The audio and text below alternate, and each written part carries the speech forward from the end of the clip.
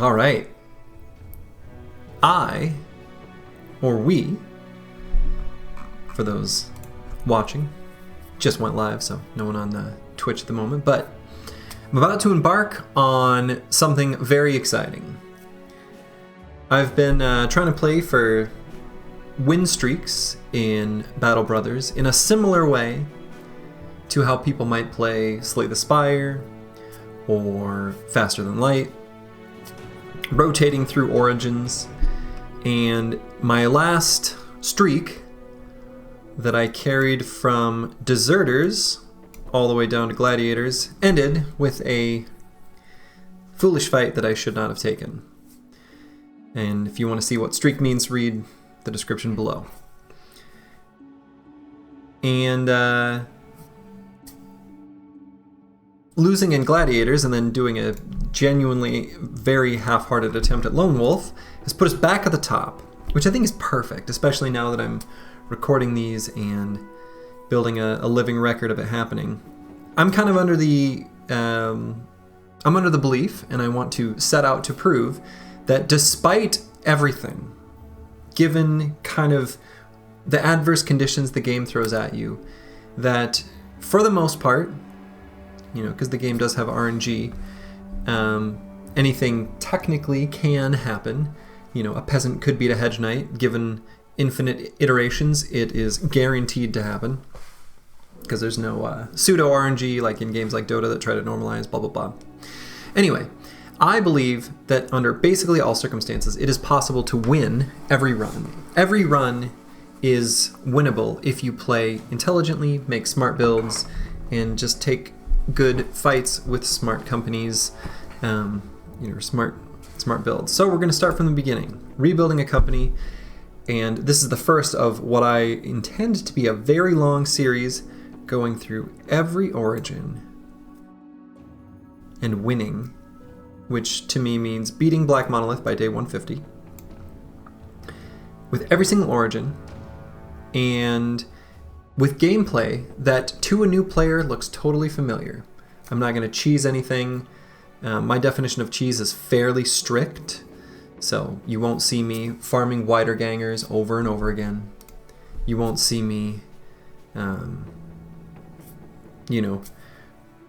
re-rolling terrain by retreating or crap like that. I think that's against the spirit of the game anyway, and I don't like it. So we're going to start with rebuilding a company tutorial, which is the sometimes referred to as the Horgart campaign.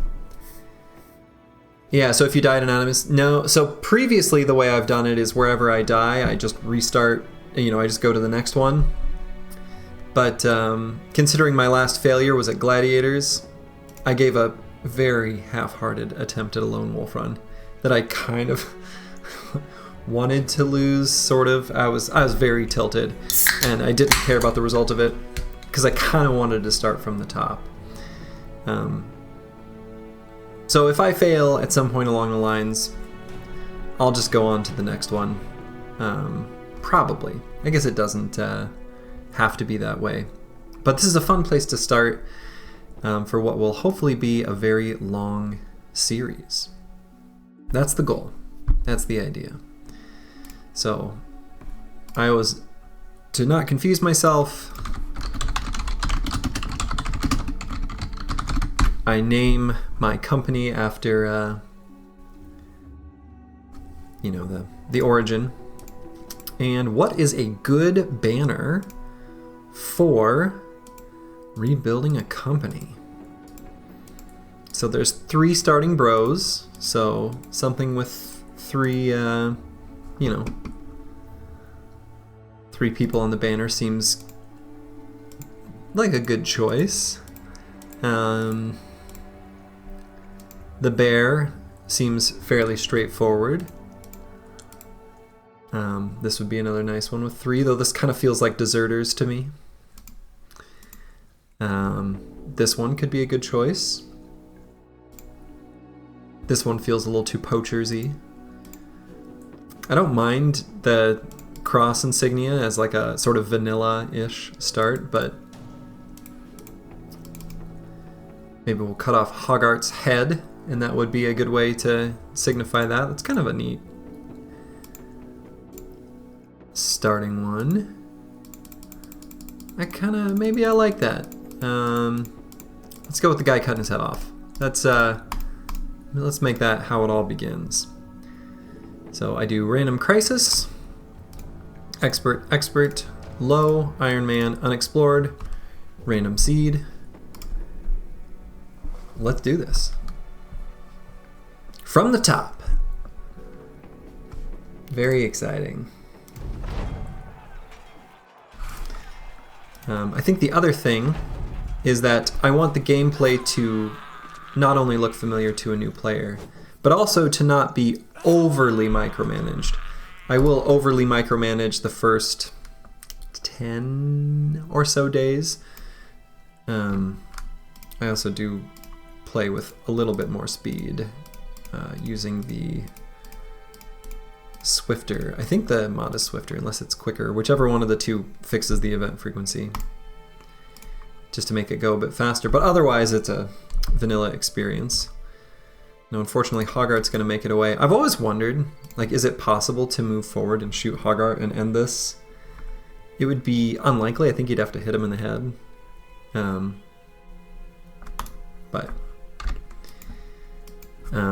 Anyway. So I'll probably retreat here with a crossbow, shoot and reload, move the battle axe, or wood axe, I guess, here, and the spear there, and we'll start from there. And I'll probably just go ahead and put the spear guy's shield in his pocket right off the bat. So looking at our enemies, quick assessment. This guy's more dangerous just because he's double gripping. Let's put the shield in the pocket. We'll take a look at their stats after this. I suppose I could leave this guy here instead of backing him up. Still 2 hexes away from everyone. Just leave him right where he is. Okay. Take a step up here, and then I will wait to get a better surround. I'll wait here because I might just get a kill. Okay.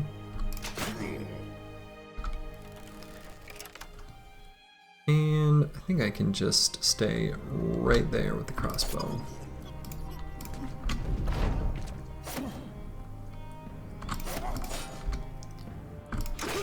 Alright. So took a little damage in that first fight, but got 2 militia spears. You love to see it. You're alive, you won. Blah blah blah. Long story short, Horgart the Weasel got away. And so we return to Berkheim to get paid. And once we get there, we'll take a look at our squad. So the tutorial always starts with this exact same beginning. Blah, blah, blah. And then, you know, of course, you can just make this like a normal run, in which case, why didn't you just select a different origin by selecting We'll Find Fortune Elsewhere? But I say we have unfinished business with Horgart. And so what that will have us do is go up to a nearby town, in this case Skandergaard, where we can buy weapons and armor for our men and recruit at least 3 more men. We'll return to Berkheim, and it'll give us a mission to slay Horgart at some encampment that will be nearby. And so first off, we'll just take a look at what is available here. Daytellers can be nice, but otherwise this is kind of unexciting. It's a cheap wild man, which wild men are okay. Basically, the way I evaluate any early game origin is that resolve is king. Because if you're taking good fights, RNG might kill a bro, but as long as you've got good resolve across your squad, you won't cause a morale cascade, causing you to lose the whole run. Which well, if you want to see that, just watch the Gladiators run that I did very recently to restart the streak. So, silver lining. So here we've got some cheap javelins, a cheap spear, and a knife. Something to just sort of make a mental note of. But otherwise I'm going to head up to Skandergaard, and then I'll strip these guys and get some new recruits. Could maybe grab the Dayteller now, but we'll see what's available at this nearby town. We'll make sure not to fight that. Another noteworthy thing is a rule I have in my runs is to not take any third-party fights unless it is natural as part of travel just along roads. So, we have a kennel here, a kennel with warhounds, and so I'm going to be honest, I feel like there's almost, like, I feel like the run is set, like I've already won, which sounds maybe crazy, but this is all you need. If you find that in your first town, especially with an origin with lots of money, you've done it. Congratulations. So what I think I'm going to do is I'll purchase the messenger and the houndmaster. We'll go back, grab the Dayteller, and possibly one or two of the peddlers, and then we'll make sure we've got the gear for them. And then we could go and kill Horgart. I'm not really interested in deserters. The resolve is just too low and too much of a liability. Messengers have fine normal resolve, and houndmasters actually have good resolve. They've got a little extra something. So we'll go ahead and pick those two guys up, and I can do my strip down now. Make everyone get in the nude, and we'll take a look at what we've got for our starting rows.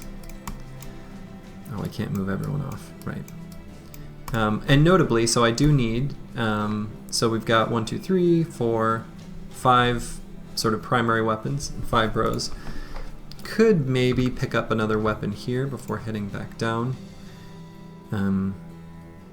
There's cheap tools here, probably buy some hounds, but we'll start out looking at these bros to sort of decide what we want to do. Wiedekind looks like rolled pretty well in basically everything.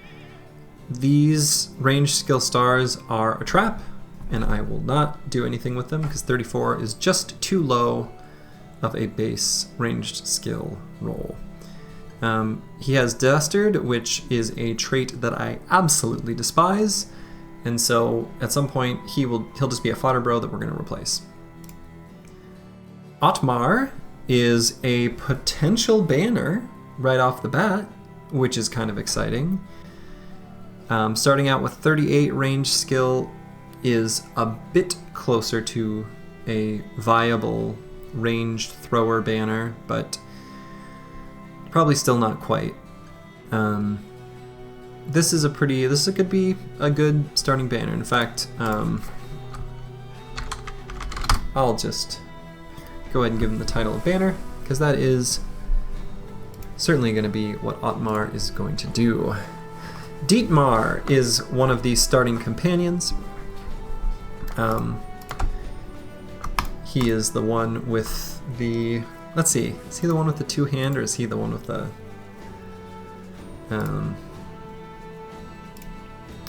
yeah, he's the spear and shield. So let's see how he rolled, because this is an origin, a background that you can only get for this origin. Rolled high in fatigue, resolve, melee attack, and and melee defense, and notably has sure footing. So this is a great bro. Given how early we've acquired him, he'll probably end up just being a nimble damage dealer of some form. Kind of a tempo build, probably dodge quick hands, but we'll see. Next we got Rollo, who also rolled pretty well in HP and actually low rolled resolve, but has brave. Swift for range defense. This bro could be potentially a dedicated spear bro, which I like to run, despite its lack of popularity. I plan on win streaking with them in probably almost every single run, and if that isn't what it takes to prove that that is a good and viable and, I believe, optimal way of building a squad, then I can't prove it to anyone if that isn't enough. But Rollo looks pretty good to me. And then we've got Siegfried, which is a fun name. This is the ranged starting companion, max rolled HP and fatigue. Kind of low rolled on the range skill, but it's a pretty narrow range anyway. Low rolled on his melee skill, so there's kind of a little bit of a tension for me in how I like to build the starting companion, the ranged companion, between some sort of like overwhelm build, because I do think that can help unlock fights against Lindworms and a few other sort of key targets a bit earlier. He will, given the strong trait, which also pseudo adds 10 to initiative. It's a little hidden, but as soon as you equip gear, instead of lowering the initiative, it just doesn't for the first 10, only because he is strong. So you can actually read this initiative as 119. So I will probably make this an overwhelm gunner, because I think that one of those is actually a pretty good build. You don't want too many, and you won't get the right hires for them. But it's a fun build when you can do it, and I think this is a good candidate to do it. So before leaving, I'm going to think about what the prices were at the other place. I want to leave about 500 gold or so to pick up another recruit.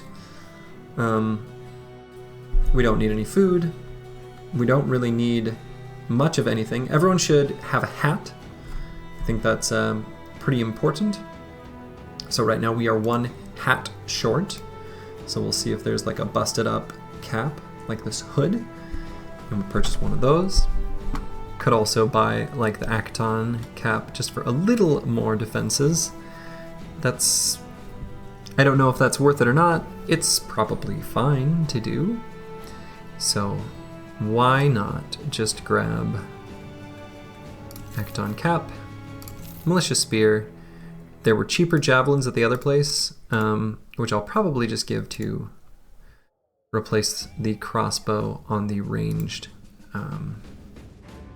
companion.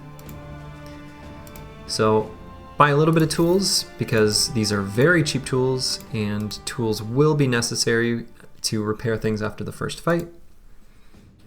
And then gonna buy just enough dogs to kind of get a good start. I might start with just 2. We will return to this place relatively soon and equip those dogs. But for now, that's good enough for here. So I'm gonna head back to Berkheim and acquire one more bro. Perfect. And we're gonna grab Ludolf the chicken, who, despite having Weasel, which is fine, and Hesitant, which kind of lowers dodge value, this is a pretty good bro. 56 melee skill is one away from the highest starting melee skill for most lowborn, who cap out at 57, and he's got 3 stars, so he'll grow nicely. We'll get rid of the chicken as his title, and can can purchase one more.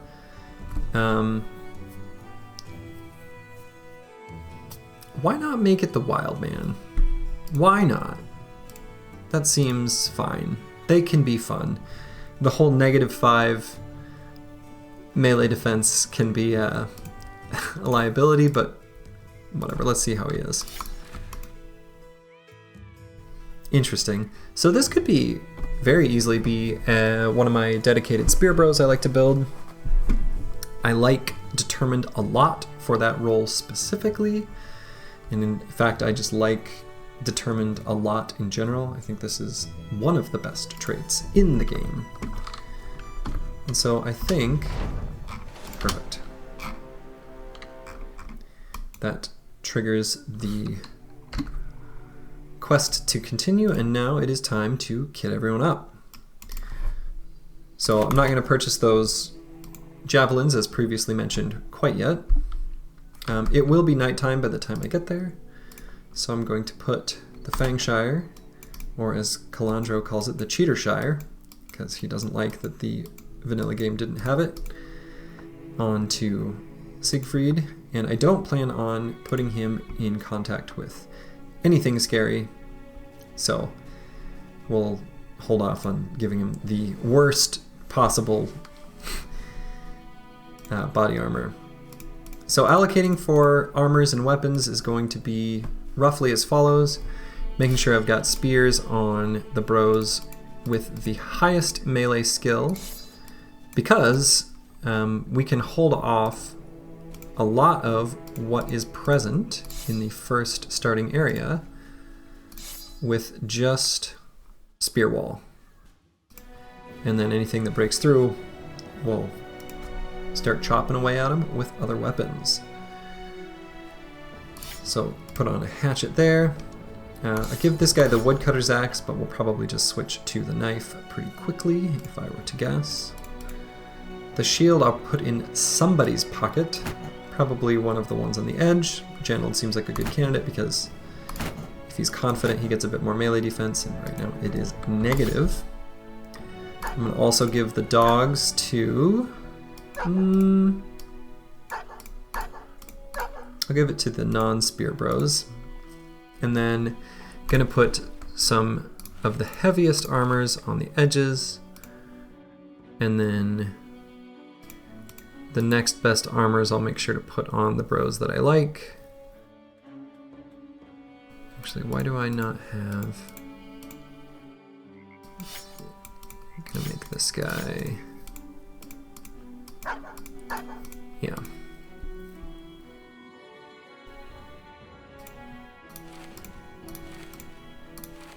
Oh, and we need a couple more hats. That's right. Can't go into battle without a hat on. That would be foolish. Let's see if we can get 2 more of those for cheap. Might not be able to. No, that should be fine. Yeah. Alright, everyone's got hats. Everyone's got a weapon. That is good enough for me. I could buy another dagger to try to dagger down Horgart. Only have to reach 1 more payday and it should be fine. So let's get another dagger. Because Horgart, I believe, always starts with a 90 durability armor. It's been a while since I've done this origin, but I'm pretty sure that's correct.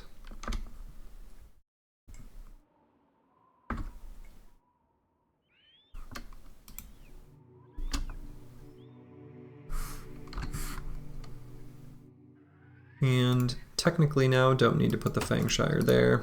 It's all good.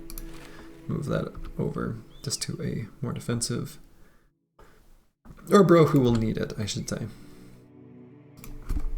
Engage! So Horgart is somewhere here, and he's got, if I remember right, no helmet and a 90 armor. I think he always carries like a arming, or a, maybe not an arming spear, or arming sword that is a falchion? Pretty sure that's a falchion. Okay, so they're going to line up here. What I can do, because this weapon is not very dangerous in melee, is spear wall up across the bottom here, run this axe here, shoot the guy there, and not really worry about taking too much damage. Otherwise, I'm just going to spear wall and have them run into me at the start of next turn. I'm going to shoot this thug. Cool. And I'm almost tempted not to swing, but it's fine to miss there. And we'll just simply hold. Because there's melee contact, they're going to not waste any time and try to make their way in, wasting most of their turn.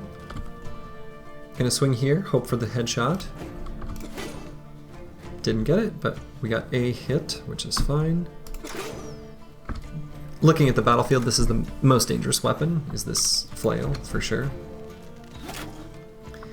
Gonna lay down the dog and swing. The early dogs give surround bonus, which is very good for obvious reasons. So Horgart would be able to attack Otmar if I go up here, which I think is fine.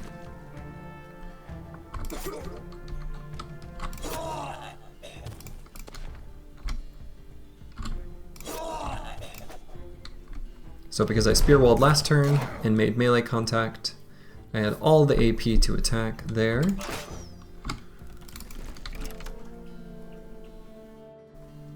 I could attack here just to hurt morale, or I could get in melee contact with this poacher. I think I want to just get in on that poacher. Okay. Nice, causing a morale break there.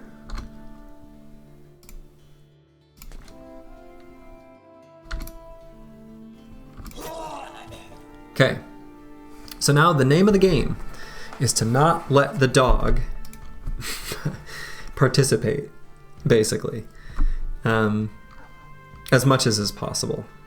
So I'm going to make the dog run around by allocating or moving the bros as follows. So Genold, let's see, does he still have a full turn?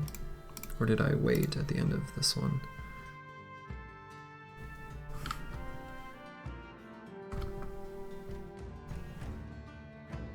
Yeah, so I'm gonna go here and here. So now the dog won't be able to quite reach that square, the hound. Or is he? Let's see. Oh, wow. So we could. Yeah, all right.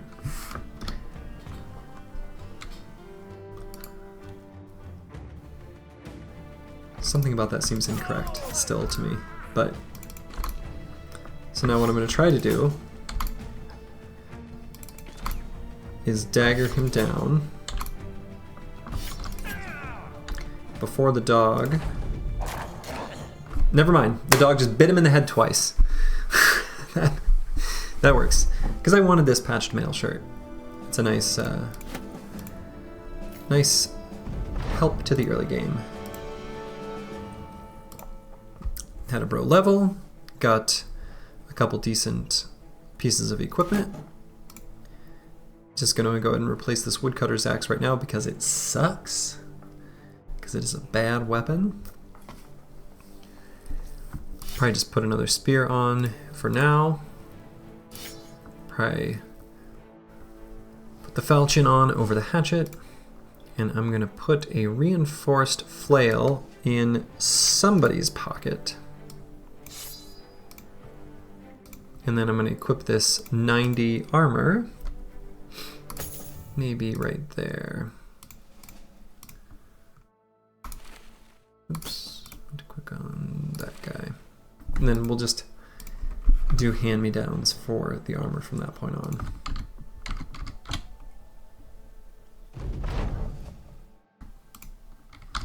That guy is just telling us to repair our gear. Scripted event at the start of the tutorial origin. As brothers! Alright. And then the game is open. And it is more or less the same as the new company origin. There's like one custom event where you can see Horgart's brother, because Horgart's a zombie or something. We'll see if that happens. I can't remember the details of it. Might buy the javelins here, because throwing weapons are a lot better than this crappy crossbow.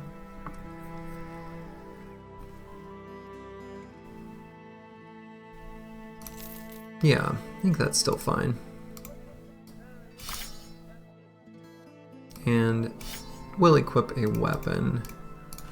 We'll put the bandages on someone, but it's kind of hard to use them. So then, curious, so it creates open relations, all right.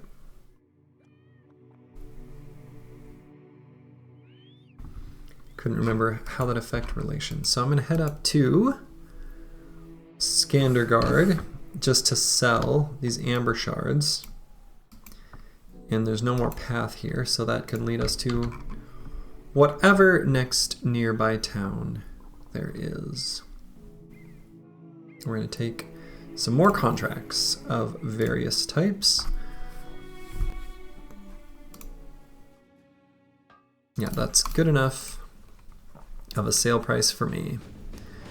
So ammunition was actually a bit cheaper at Berkheim, so maybe slight misplay to not purchase it there, but I think we'll be okay without.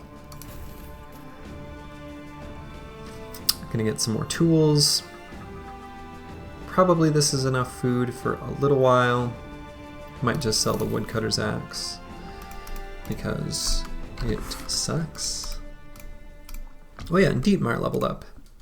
So Dietmar has very good melee defense.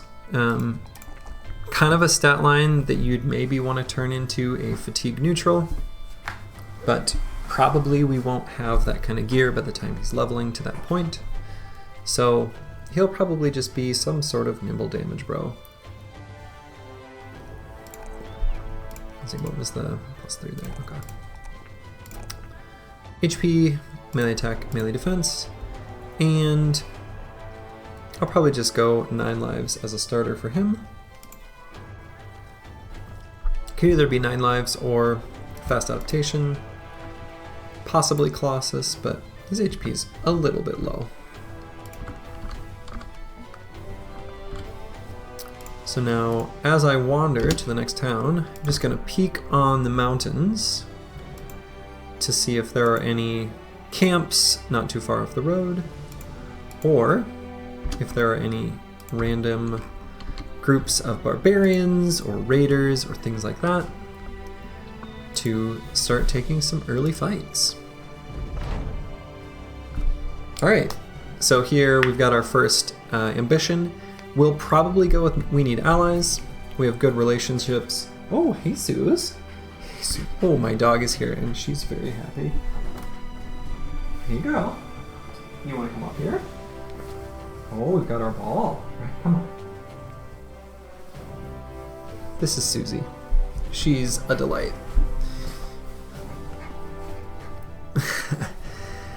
And we'll probably just go with we need allies because we've got good relationship with Berkheim and we'll probably go back there at some point.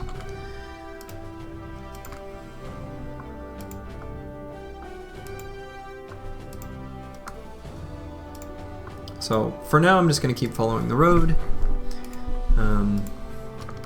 As long as I don't go through any forests or swamps, there won't be any ambushes or anything like that. So should be good on that front. Gonna take a peek onto this mountain and we see something. Let's see, boom. Bramming, which is something to just sort of make a mental note of, is it is a different noble faction. So very possibly we'll end up making an enemy out of one of them just to raid their caravans and fight their noble armies because it is fun and also very rewarding. So nothing terribly noteworthy here. Taxidermy for future reference. Alright, they want to deliver some cargo to Berkheim.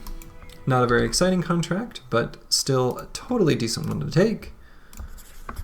So I'll take it, and on the path back, because we know this is all clear, I might head south and just sort of carve through there. Again, looking for any fights, keep fight density up as much as possible. Actually, I might start with the crossbow equipped. It is very likely when journeying off the road this early that we see fights that just simply are not feasible yet. Do you need to jump down? Okay.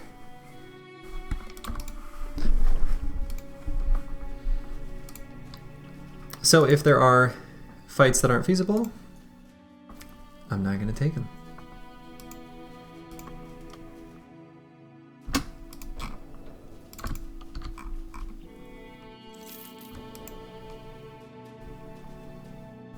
And don't have a ton of food either, enough to get to the destination, but so far not seeing any fight opportunities, which is too bad.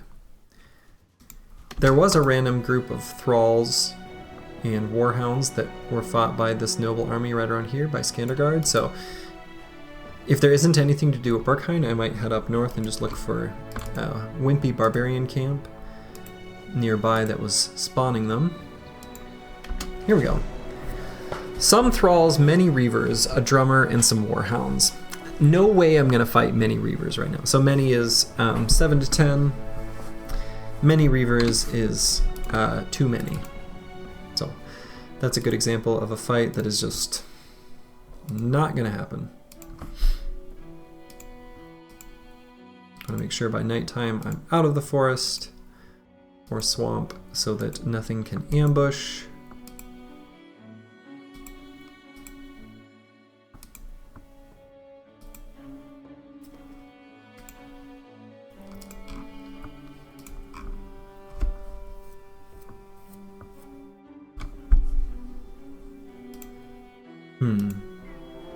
Oh, 6 webnecks. Not very exciting, but that's a totally valid fight to take. I'm being attacked. Excuse me?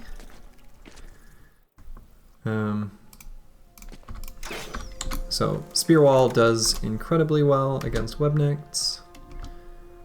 So I'll have this guy go up to here, and we'll support him on the back there and have everyone else shift down.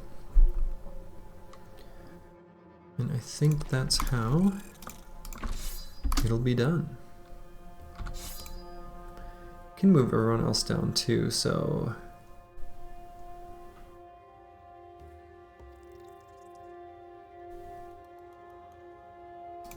yeah, the only thing is the guy starting out with wavering.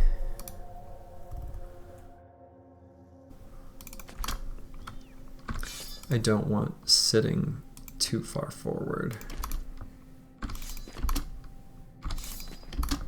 Okay, this is a great starting lineup.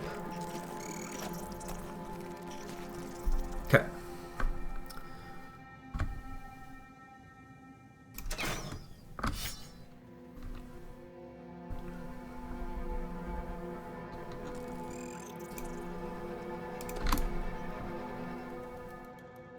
So I'm going to bring Rollo here to Spear Wall.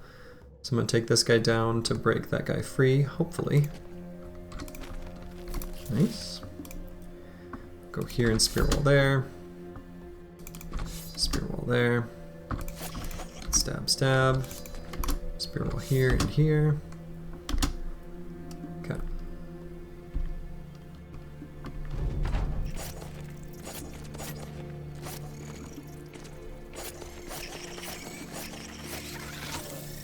Okay.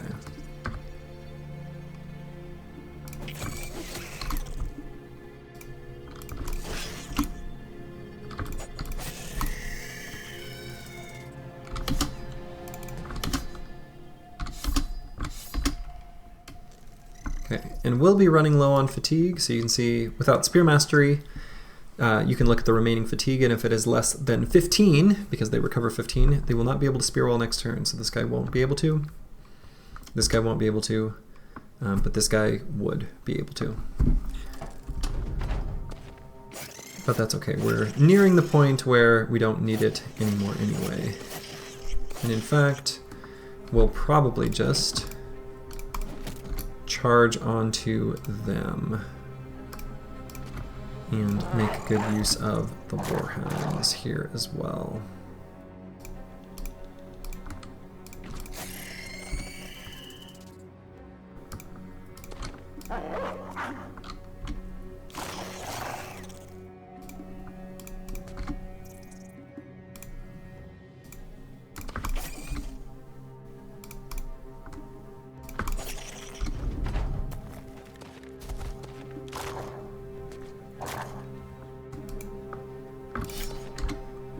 No point in wasting any more ammo there.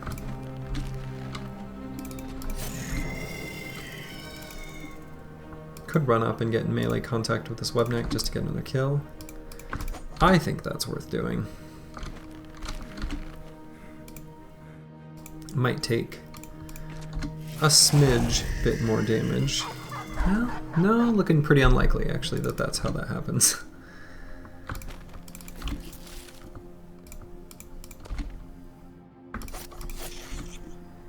Okay.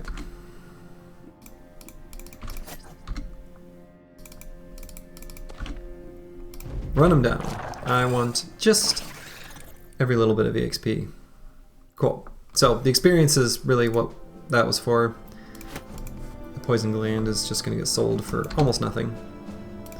But a little bit of experience on some bros, so I may as well just do it now quick. Early banner. Still faced with, I guess now is kind of the time to decide if I want to make him a thrower banner. Really won't be able to do too much else. My favorite banner is a tanky banner that you have in front and has decent range defense and takes anticipation. But I don't think this bro is quite cut out for it. I don't know, maybe.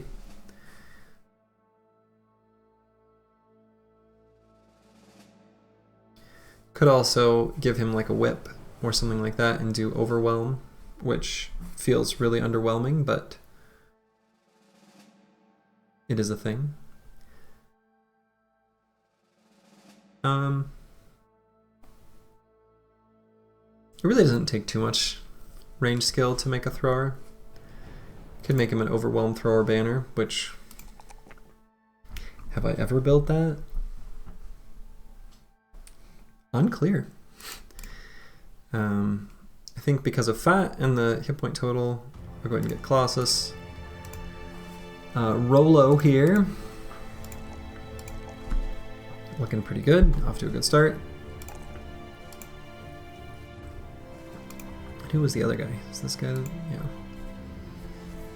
He's got a decent amount of hit points now, where maybe I could justify taking Colossus. Let's go ahead and do it, prevent some injuries. And then we've got the ranged bro, which I feel pretty good about that allocation right there. Love seeing the +4 in resolve, given he was a little low. And despite the fact that this is a good bro that we're going to carry to the end, his range skill will always be a tiny bit low, and guns only have an okay chance to hit. So fast adaptation is still probably going to provide sufficient value.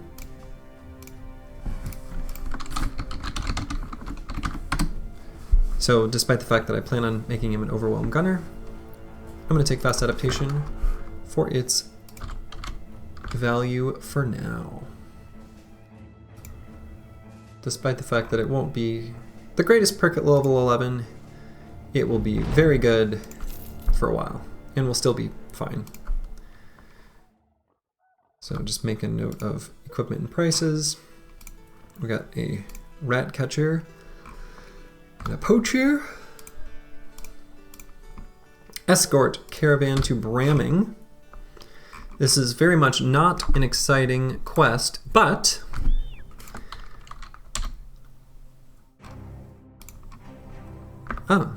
never mind. I was going to say we can get friendly relations with the faction, but we already have it. Yeah, so don't need to do this. It's an okay payout. Let's see, if Bramming is well supplied, there could be cheaper tools and food, which is fine, I guess. Probably the move here is just go up here into the wilds and see what we see. Yeah. This will help us. The Company gain renown. People are going to start out with good moods, which is excellent. If you keep the moods high by maintaining fight density and chaining ambitions, you can just skyrocket your team into various victories. And take a peek on this mountain, looking for... Aha, there it is. Some thralls and a reaver. That's totally a great fight. We'll see if we can get there before nighttime.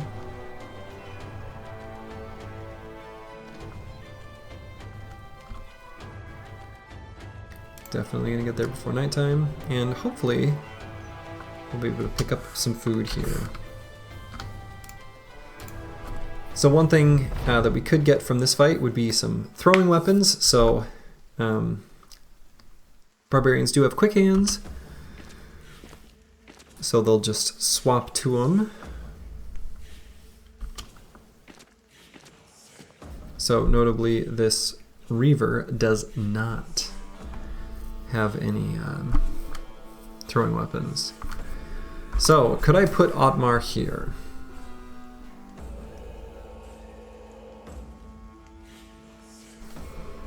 I could.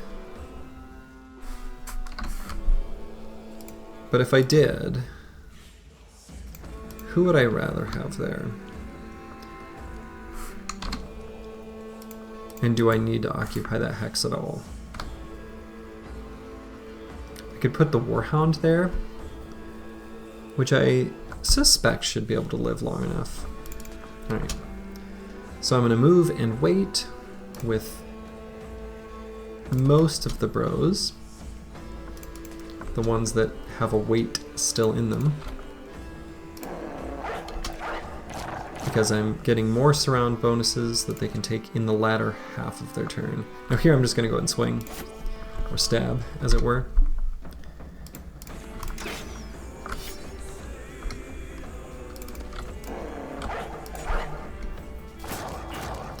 A lot of misses, but that is okay. They shouldn't be able to do too much damage at the start of their turn, but that's a lot of high hit chance misses, so unfortunately didn't get too much accomplished.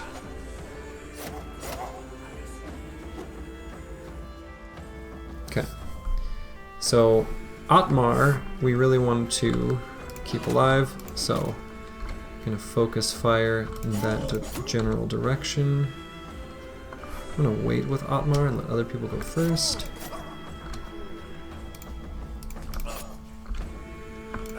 Okay.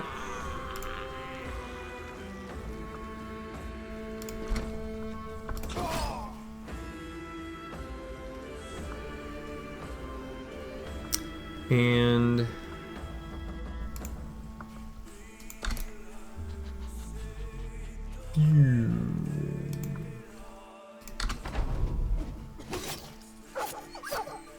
okay, definitely gonna get a human in contact with that thrall.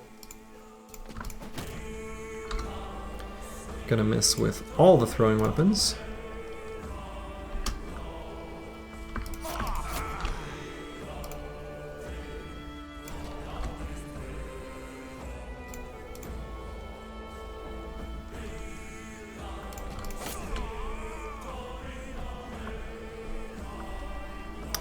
Kind of risky to put this guy in range of the thrall.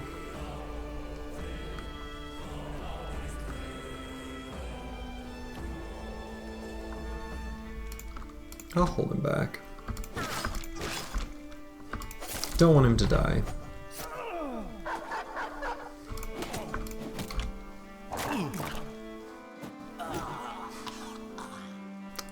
Okay. Lost a bro there.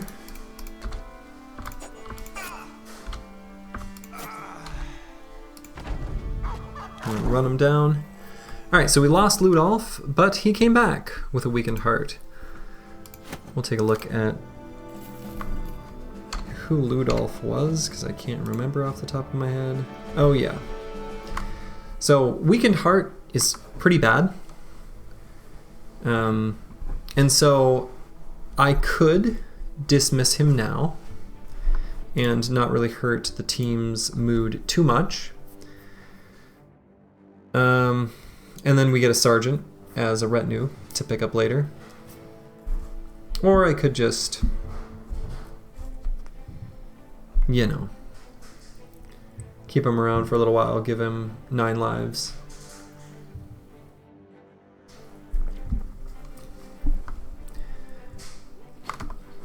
He doesn't have any other injuries costing medical supplies, so I'll keep him around for a little bit. We'll get 9 lives because 35 hit points is untenably low. Keep resolve pumped up. And here, this is definitely going to be a spear bro.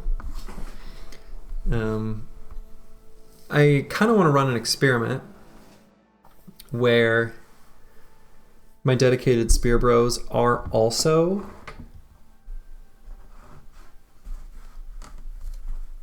like a classic nimble duelist damage dealer as sort of a secondary role if they're not going to do the spear and shield, where I kind of do a secondary role of off tank. This bro is a good example of one that would be better suited to be the duelist.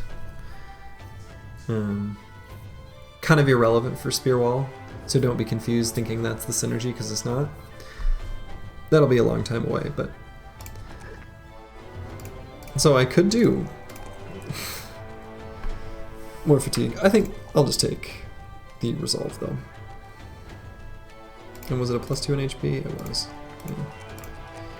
So do that, grab Colossus, pump the boy up.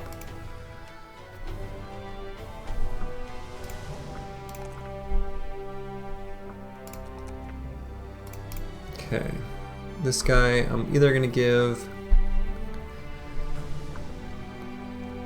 fast adaptation or 9 lives. Let's go with 9 lives. He's weak right now.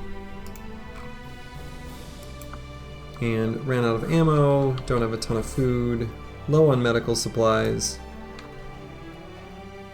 Good enough tools. Can just allocate spears to everyone. Basically every enemy that I want to fight in the early game, spears are a great weapon against them, so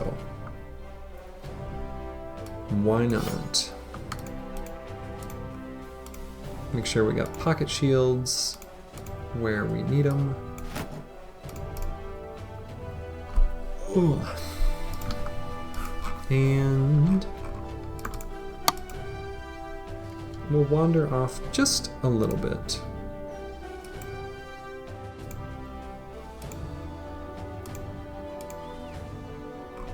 It is a bit ambitious to think that there's a fight here that would even be worth taking, but we'll see.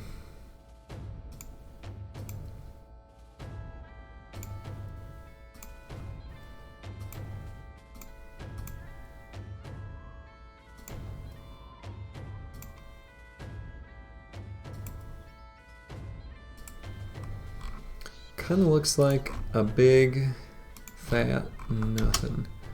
So let's return to Berkheim and make sure that there's food to put in our bellies and arrows to fill the quivers. Let's see. It's kind of a bad escort mission, but considering I have no idea what's down here in the map, I don't think I'm going to go down too far away, especially without like decent amounts of food. So I think the play will be purchase some ammo, possibly purchase like trade goods, peat bricks. If there's something up here. So I think I'll just take the caravan. And no need to purchase food now because the caravan provides that on the way. And Braming's got, what was it, pig farm and a hunter's place or whatever, so it should have some cheap food when we arrive, most likely. Okay. So battle standard is something we definitely want and want relatively soon. Wild beasts beset villages on the fringes of civilization. They sure do, and we do want to do that, but 5 takes a little bit too long. 25 trade goods is like takes way too long to complete. Getting the company to 12 men, however, is definitely something that we want to do soon. So, 12 men.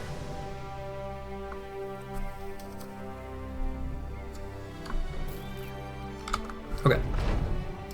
Ramming is now well supplied. It was unfortunately raided, so supplies are low, but things are cheap. Got a butcher, which is a pretty good background to hire. All right, drive off barbarians sounds great to me. And so the trade goods aren't worth much here. The food definitely is. Definitely going to buy the ground grains. We'll probably buy smoked ham or bread, but we'll see where we're at after fighting the barbarians. Probably going to buy this cheap broken knife. Oops. To help us dagger down early gear from any brigand raiders. So this should be a pretty easy fight against barbarians. Injured shoulder there.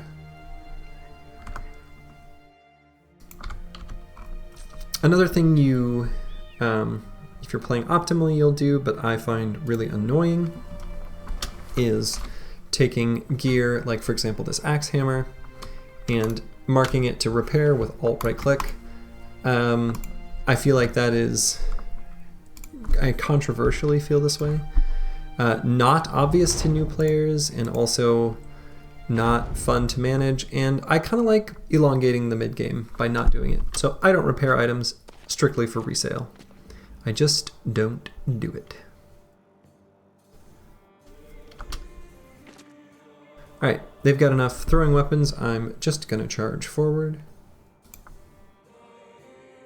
So this guy here who's wavering and a little weak, we'll put there, or possibly here.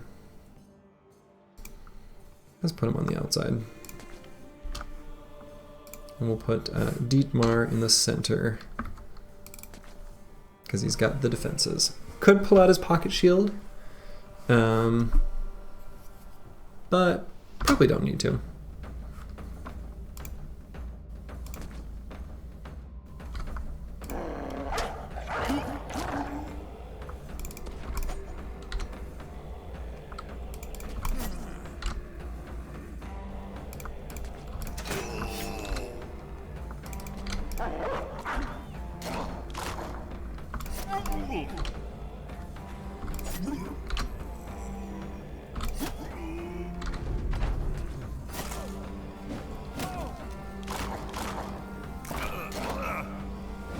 This music puts me in the mood to hunt down Chosen.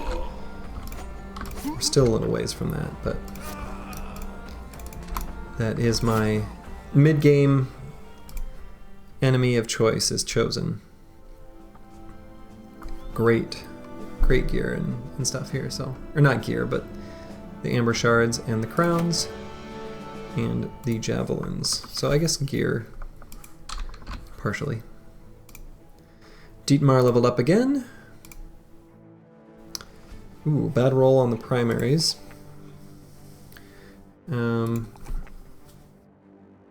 Might just level them up anyway. Could take this opportunity to patch up Resolve a little bit more. Sure, I'll do that. And I hear I could either do Gifted or Dodge. Both stand out to me as being really excellent right here. I think I might go with Dodge. She's got some really good melee defense. Dietmar is looking real good. Rolo, a delicious candy.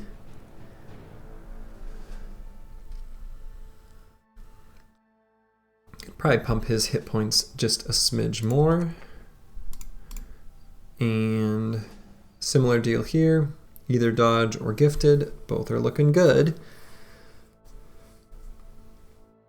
Probably just go gifted. So I'm gonna mark, actually, while I'm thinking about it. I like to do 2 dedicated spear bros, and this is definitely gonna be one of them. As for the other, it certainly could be Rolo, and if so, upon taking gifted, I would want to do fatigue here, I think.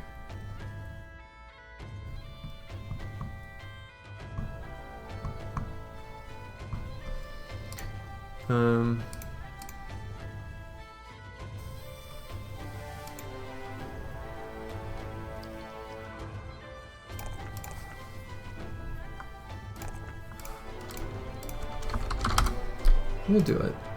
We'll put these 2 bros on the edges. We'll have them be the spear bros.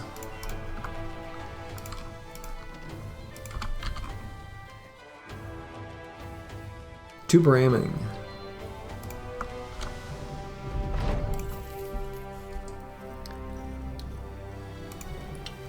Okay.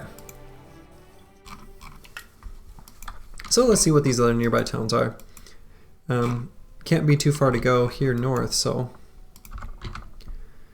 it is likely to be a dead end. Just because there's not too much map left. Oh, hello. 5 Reavers? I want to fight Reavers for their throwing weapons. 5 is probably too many.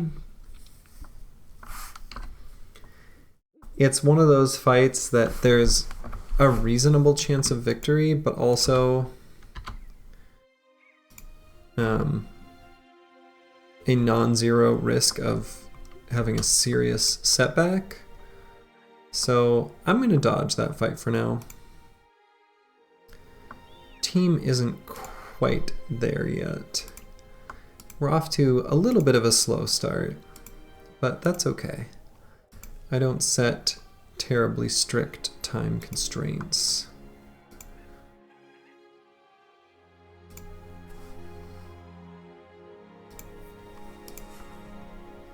So let's see what's up here. Leitersborg. They're mustering the troops, so they're buying stuff for more, which is good because we've got some stuff we would love to sell them. Taking a peek at everything. Let's see if there's anyone we'd want to recruit. Nothing too exciting. There is, if I remember right, the Horgart questline does have a special branch if you have a witch hunter in your party. And a witch hunter could be okay. This is a pretty cheap one. I don't hate witch hunters as a background. So selling these amber shards, definitely, I mean, doing that no matter what. You know, we've got a throwing weapon for them. So we'll sell all the crap we don't want. That seems pretty good. And sure, let's purchase a witch hunter. Could maybe grab a rat catcher too. Let's take a look at the witch hunter. Unfortunately, it's greedy, so it'd be a bit more expensive, but that's fine. 50 range skill. You know, it'll work. This guy is fine.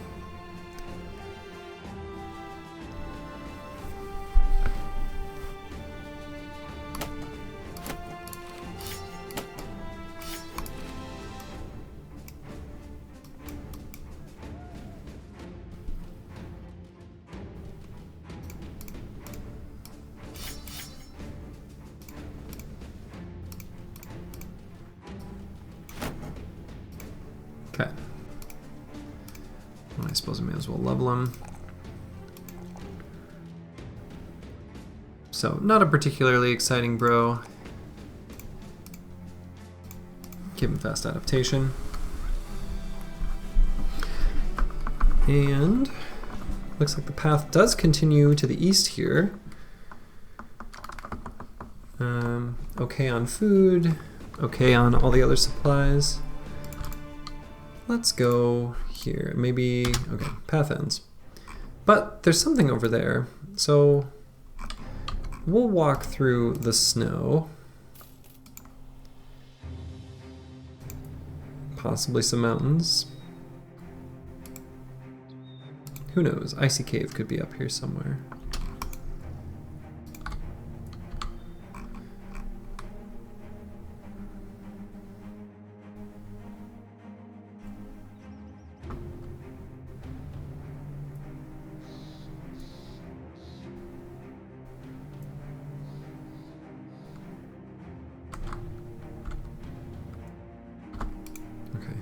I was like, where does this road go?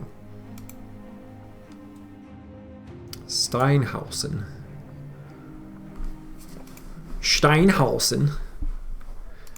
Got a cheap messenger, which is a just fine origin. Excuse me, background. Alright, so these want me to find the Lost Cottage, not far to the southeast. So that could be an opportunity to take an early, easy wiederganger fight. Which, you know, sure. This could be an opportunity to sell off this trade good that I don't really want to keep hanging on to for too long. And just sort of exchange it with a different one. Get some ammo as well. Sure. All right, so taking the contract to find the Lost Cottage, and then as soon as I find it, I might just destroy it and then tell them where I found it, which is a very funny, like, story arc to me. I think I will purchase another bro and get a messenger. I'm gonna hold off on poachers. I'm not a huge poacher fan. And okay. Interesting. That's some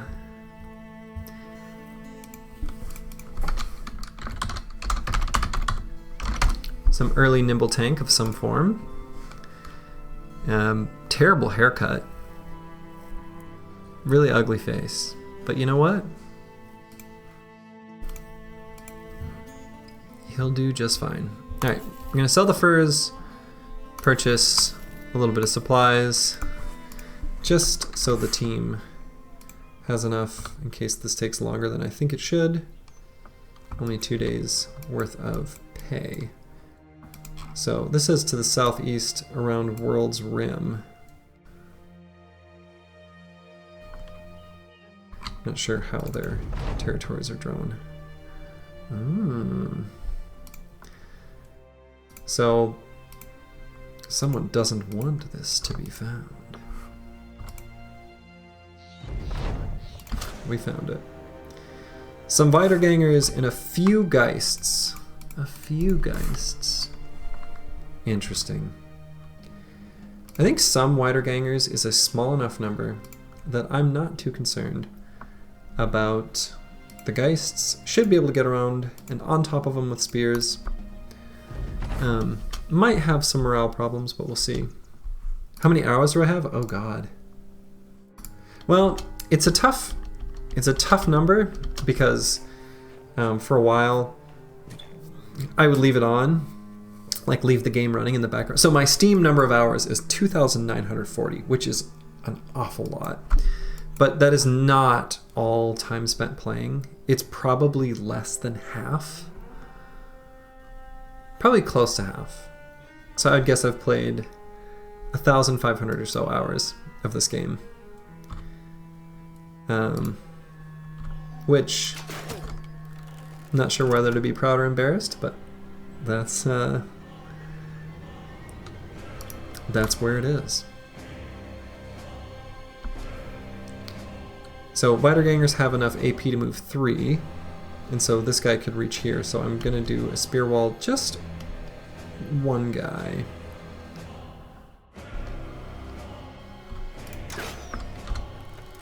which I shouldn't need to do until he's fast enough. It won't have to be till the start of his turn. Go ahead and spear wall right there. Okay. So I started playing Iron Man from the very beginning, which honestly I would not recommend to anyone. Like, that's a terrible idea because I had to restart constantly and didn't learn the game very quickly. I did it because that's how I generally like to play these types of games, but it was not smart. It was not smart at all. It was in fact very, very dumb.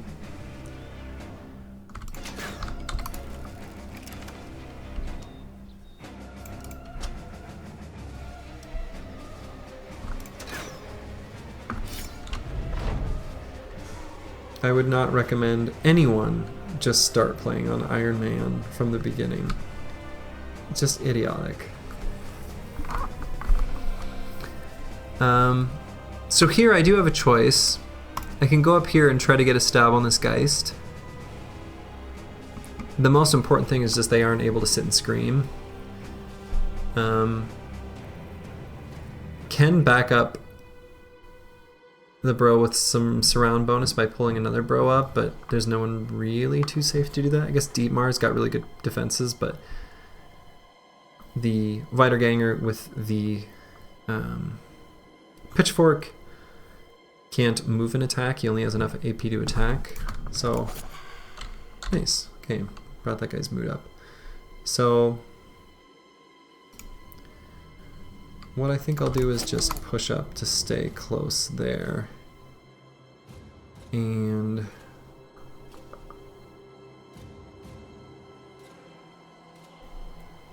we'll just wait with that guy for now.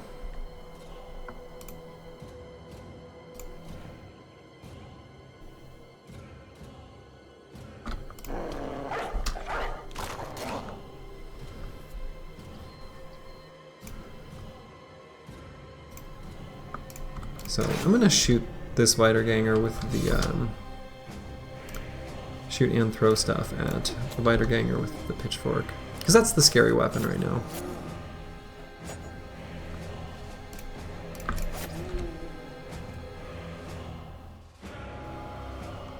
Okay, so I can pull this guy around and hopefully this dog will kill. Nice.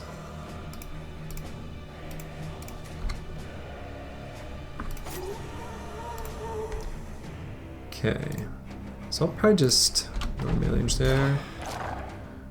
There will be some resurrections next turn, so that's something to keep in mind, future me. I'm just gonna end turn here so that this guy can get up and get an attack on the wiederganger with the pitchfork.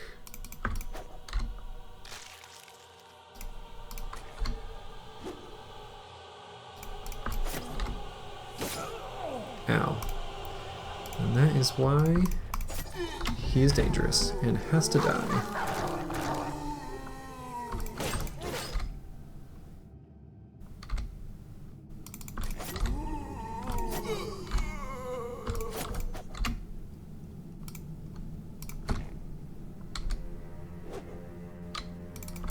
Okay.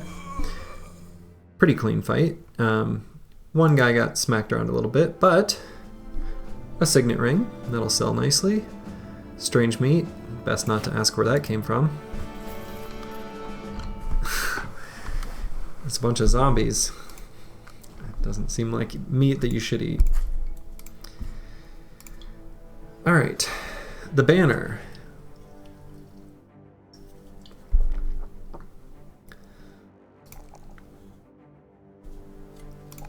Some sort of weird thrower of some form. How quickly do I think I will achieve the ambition for 12 bros to be able to get the ambition for 2,000? I'm wondering whether to take Fortified Mind now, or just to grab Dodge. Probably should just grab dodge. I think I can delay getting fort mined. Might get rally before it anyway. Yeah. Alright, this guy is going to be an overwhelm gunner of some form. Just go ahead and level him up as per his intended final form. Probably grab quick hands to swap to those javelins more quickly in fights. Tell Steinhausen about this great place we found. And so here's where I can decide whether I care about the reputation with this town. I don't think I really do. So I think, why get paid once when we can get paid twice? Definitely hurts the reputation. Steinhausen is very unhappy with this, but very possibly I'll end up turning on this noble faction. Anyway, we'll see. I kind of want to see what the map looks like. Do I use fearsome on every bro? Not every bro. I will take fearsome on most bros, though. Once you've got fearsome on a good chunk of your squad, it allows you to just mow down goblins and orcs and other living enemies so efficiently. Noble armies, southern armies. It's a good perk. I have come around to not taking it on fatigue neutrals that use any weapon other than an axe, because I want to get more value from other defensive perks. But I'm going to take fearsome on most bros. There's a few that, like, you know, don't attack like a tank. I'm not going to take fearsome on that bro. I'm not going to take fearsome on a banner, most likely, because there's just other things I want to do with them, despite the fact that the fearsome bonus is huge. If I do like a gunner banner, then I will. But okay, 8 thralls. That's a good fight. Go ahead and take that.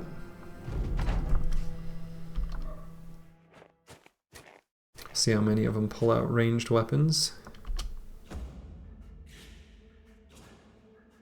We've got like this one cute little spot of light snow, which will let us get in melee range with 4 AP remaining, which is nice.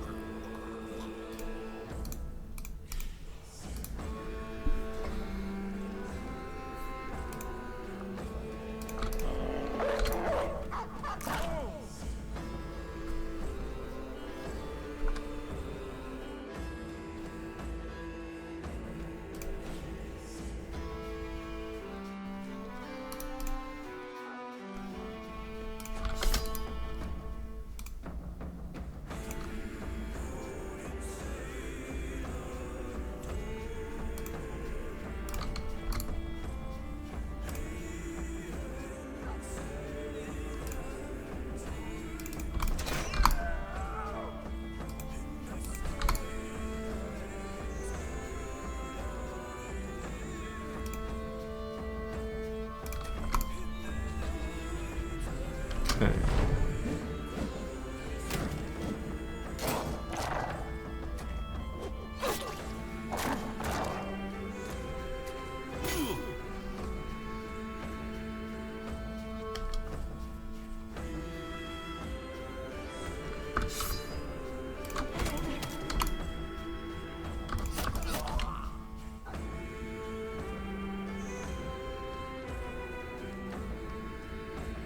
It's a little bit of a risky hex to put that guy. Might let this other bro take that hex. Maybe this guy?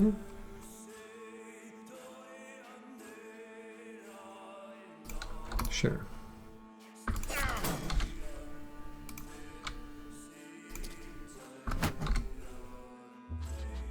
I don't know how these guys are fighting like naked. Aren't they cold?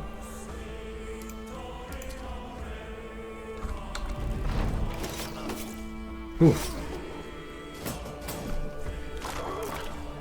That was rough.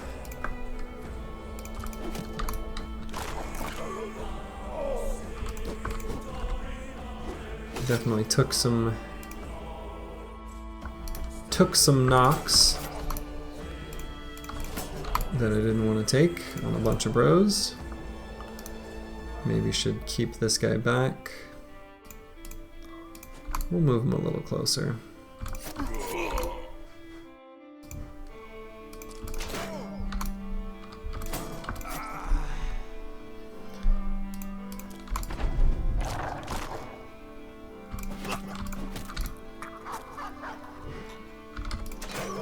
Okay. Definitely took some damage there that I didn't want to take, but still a good fight overall.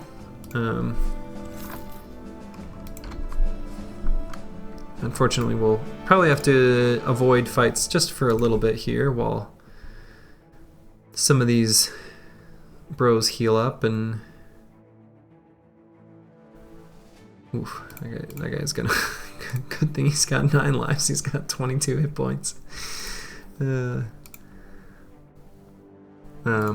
Okay, so wiederganger, wiederganger, I don't know, however that's pronounced. I suppose here I could grab either fast adaptation or gifted. Let's get gifted. And this guy.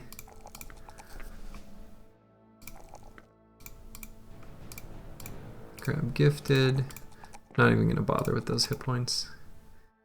We're just gonna accept that 9 lives will proc, and that's his life.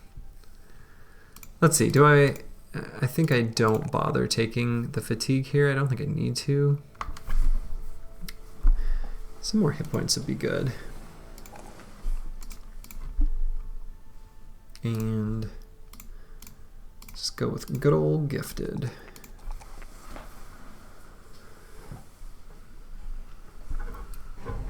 And more hit points, sure.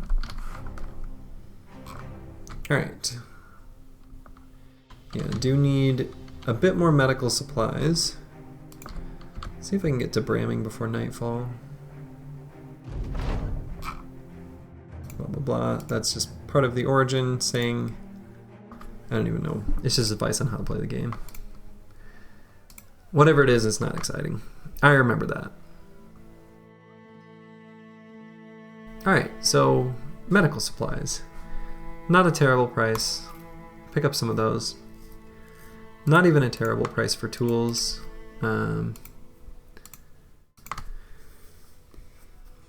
Could maybe pick up this butcher. Want to get up to 12 bros as per the ambition, and butchers are a pretty good background. So let's pick up the butcher. And this butcher is not great. Huge amount of HP, but kind of whatever. I'm gonna go ahead and give this guy some throwing weapons and put the butcher on the front lines with a spear.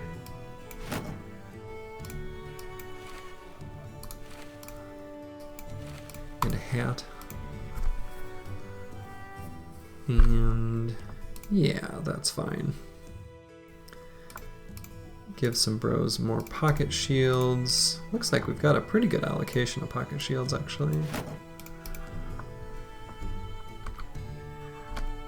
Okay. Wow, those are some incredibly cheap javelins. I think I don't need them, but still. I don't know that I've ever seen javelins lower than...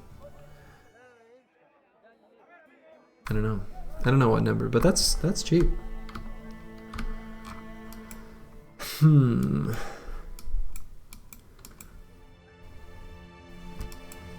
enough money for 2 days. So I guess that's probably enough to venture off. So let's see what else there is along this path.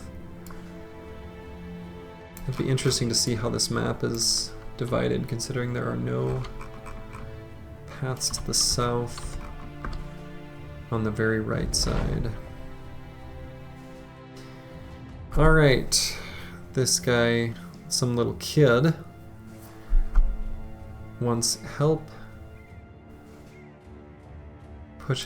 getting a sword. Sure. Great, and some stuff was repaired. We helped a kid. Look at us go. See, we're the good guys. We are the good guys. Just gonna keep telling myself as I mercilessly turn on my employer at some point in the future just to loot them for a little bit of tools. We're the good guys. Alright, some thralls and a few reavers. Now the team's pretty scuffed. Healing up a bit. Slightly more outfitted than they were previously. So some caps out at 6 and a few caps out at 3. So this could be up to 9 enemies, up to 3 of which being reavers. Definitely want some heavy throwing weapons. What stats does a good level 11 spearbro have? You know, there's several different ways to build a spearbro.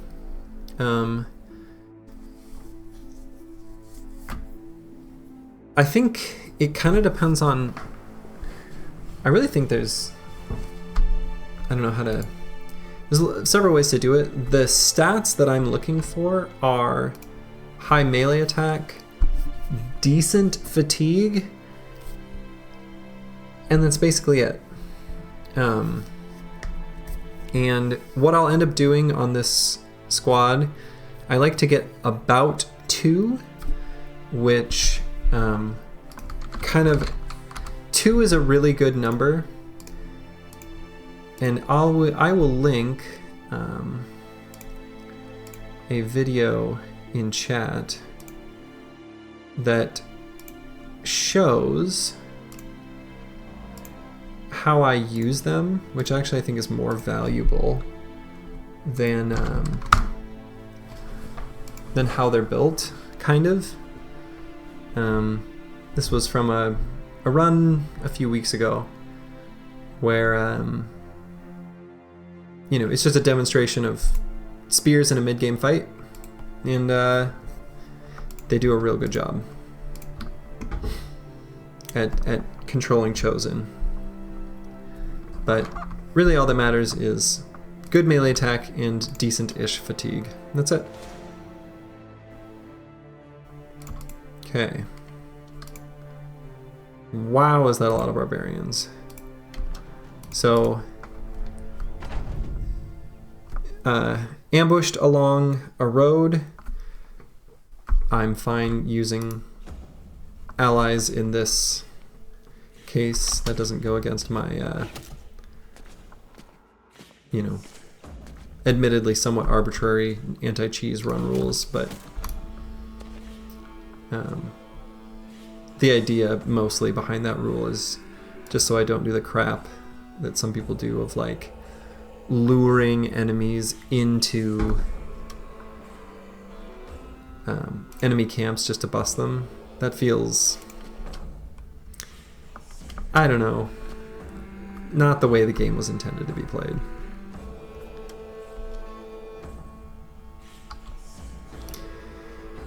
So once a Reaver or any enemy pulls out a throwing weapon, if you let them attack with it, then when they put it away later, it can still be in the drop pool.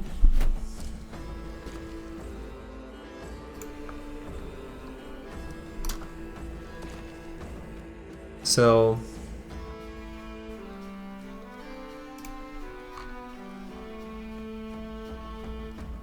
that's kind of annoying. That guy swapped me back.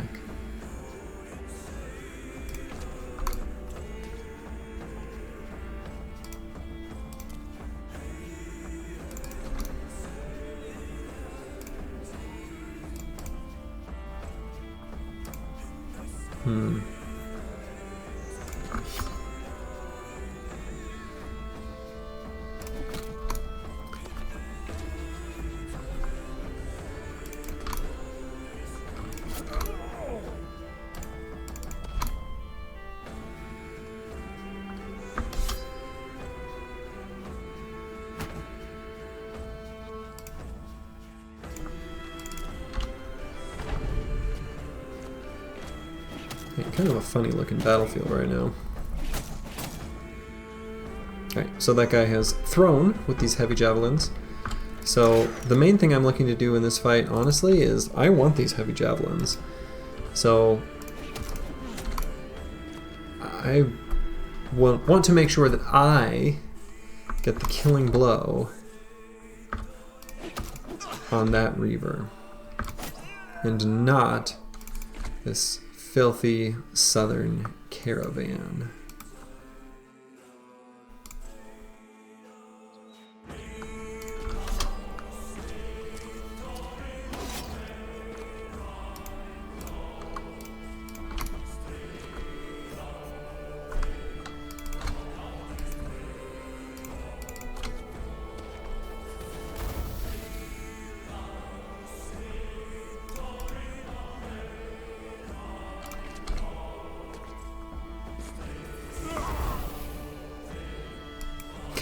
First, for some reason, I thought that was where the Reaver was. I was like, no!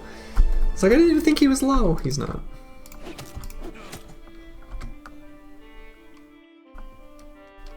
I don't want him to run out of ammo, though. So there is that.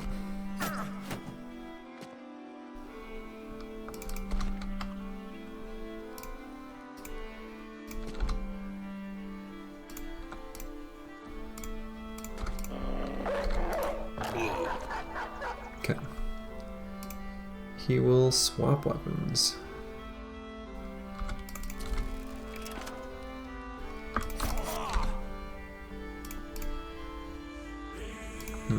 Maybe I don't want to stand right there, though. Despite Dietmar having good melee defense. No point in subjecting him to too much punishment.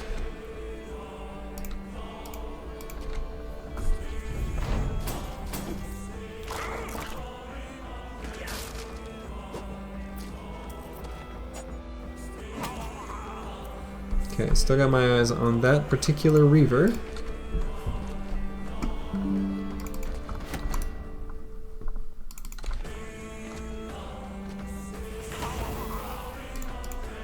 I want him dead. I'm gonna let this... yeah.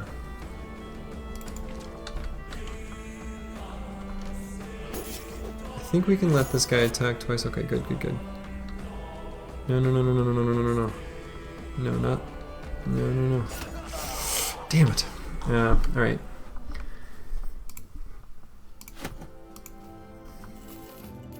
Well, didn't get the heavy throwing javelins. Heavy throwing javelins are so good. Alright, is this early nimble tank or whatever this bro is? It doesn't even have to be early nimble tank. This could just be like tank. He's like, that's, you know, 7 melee defense with 3 stars is pretty damn good.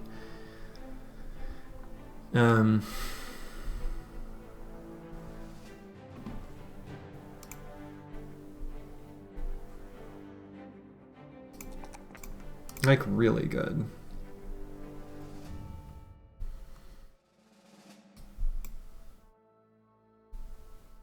Do I need to take 9 lives just to make sure he doesn't die in the short term? Let's greed a bit. Just take Colossus. I don't usually like taking 9 lives on my tanks.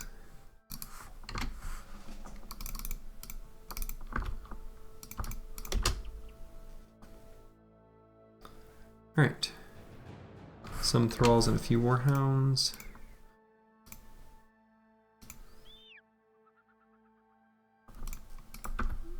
Definitely want to take these fights. Oh boy, that's both of them.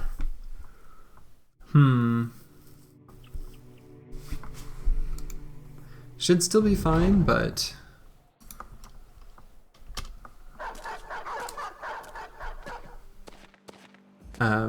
apparently I was still in range for my southern allies to join, I guess.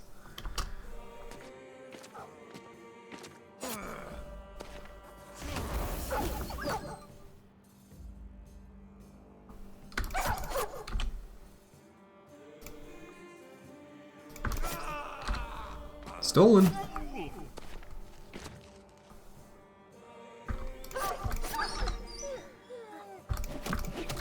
Wish the dogs didn't sound so sad when they died.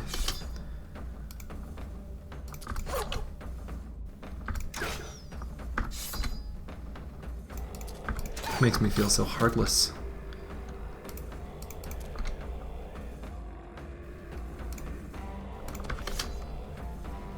So now the only hex that guy could occupy without going into a spear wall is... well, I guess he could just run way up there too.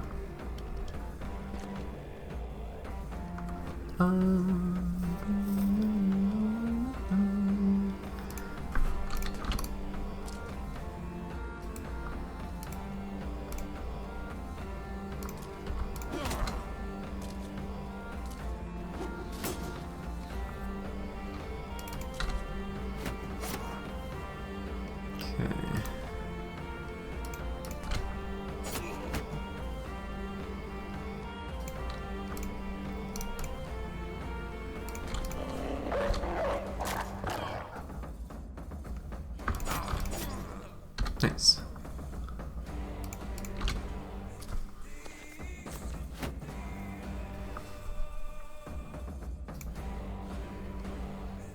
Yeah, get the other dog involved.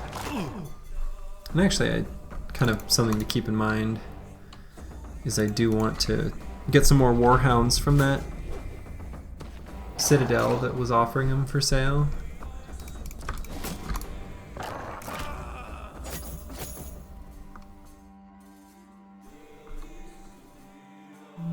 Let's get in there and attack. Hey! Toastig, lopping off heads. Look at this guy. Look at him go. Unstoppable.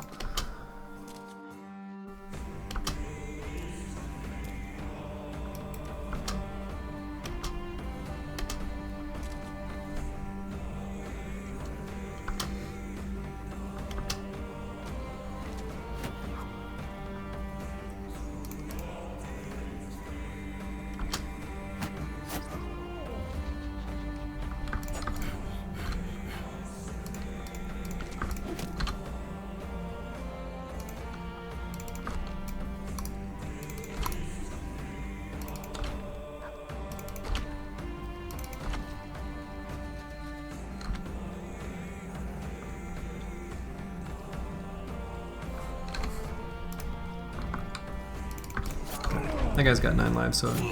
oh, okay. Okay.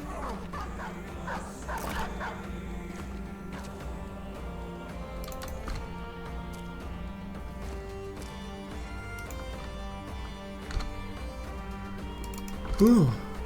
Apologize for the yawns. Just a little low on sleep.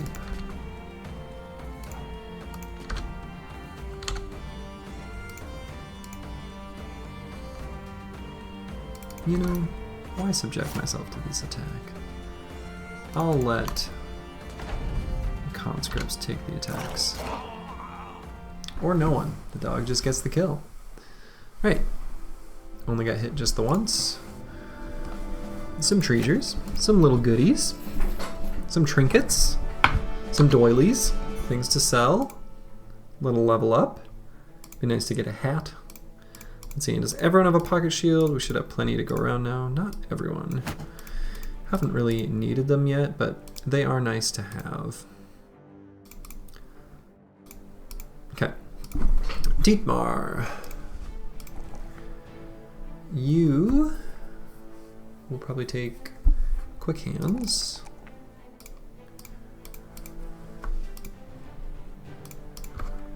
And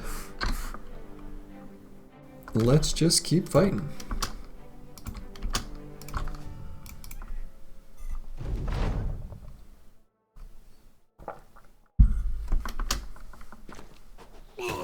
Ow.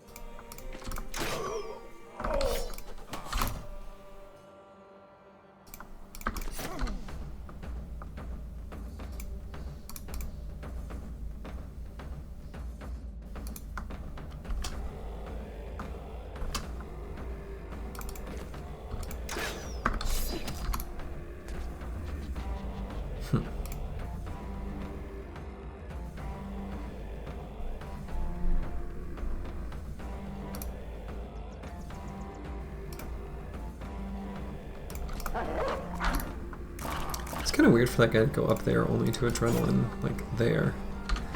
Felt weird. It's a weird thing that Barbarian did. Hey, it is Blackfire. Hello, hello. How are you this fine Wednesday? Wednesday.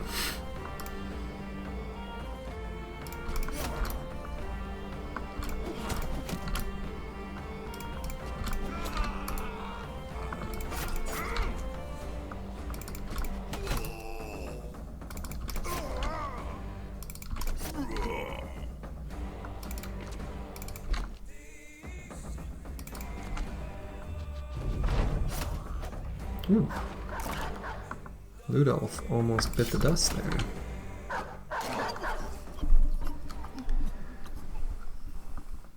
Alright, well that was a nice string of fights. Nice. That's always a good thing. Get to relax, enjoy things like steak burritos and such.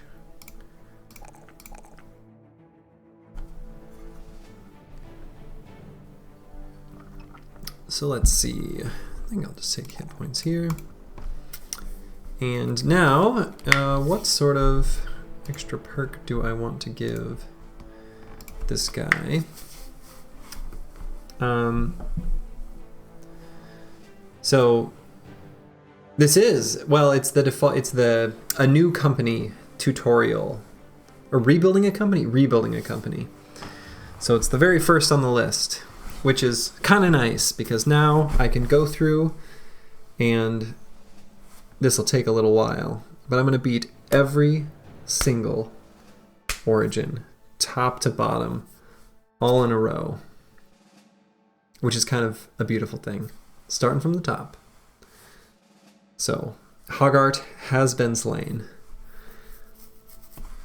We are yet to see any reference to a zombie Horgart, which we'll see if that happens. That's a potential event in this origin.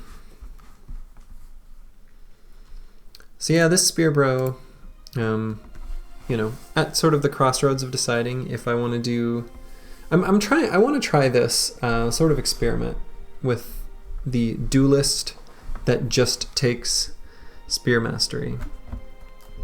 And so for that, I'm either going to take Pathfinder or Dodge or 9 Lives. I think I get enough value out of Dodge here that I think I will take Dodge. The seed is fine. It was a really slow start, which wasn't exactly the seed's fault. Like, the map might be good, but this starting area was pretty just lacking in enemies generally. But it does have, right at the start, a kennel, which I didn't get to spend too much money at. I've only got 2 warhounds, but an early kennel is like pretty clutch because dogs are very good. All right, this guy who's gonna be overwhelm gunner might be an opportunity to give him just a little more fatigue to work with, so why not?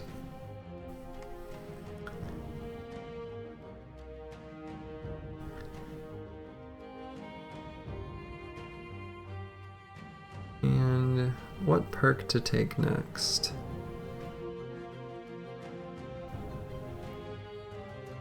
Could just be Colossus. Yep, Gunner. Yeah, that is in fact, that is when I first talked about building him. I said that specific thing. Helps you take Lindworms a little ahead of schedule. And I think it's, you know, it's useful in other fights too. Even though Overwhelm in a lot of other fights is underwhelming. I laugh at my own jokes. But yeah, it's good. It's definitely good for Lindworms. Yeah. I mean, it'll work. Will it be good? I don't know. But it's sort of a fun build. It's fun to be able to do the quirky things like that.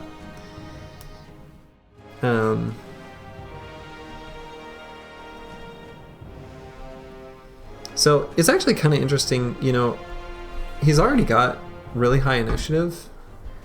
And I actually think even right now, it's like kind of nice to be able to take a Relentless, wait as enemies come up, and then get 2 turns of attacks of throws. I think I can just take Relentless right now. Why not? Why not? Fast Adaptation is just tempo perk. It's not exactly what I would want on him at level 11. Yeah, just a tempo perk. But it also won't be bad, right? I mean, guns have only okay accuracy, so it's nice to have, I think.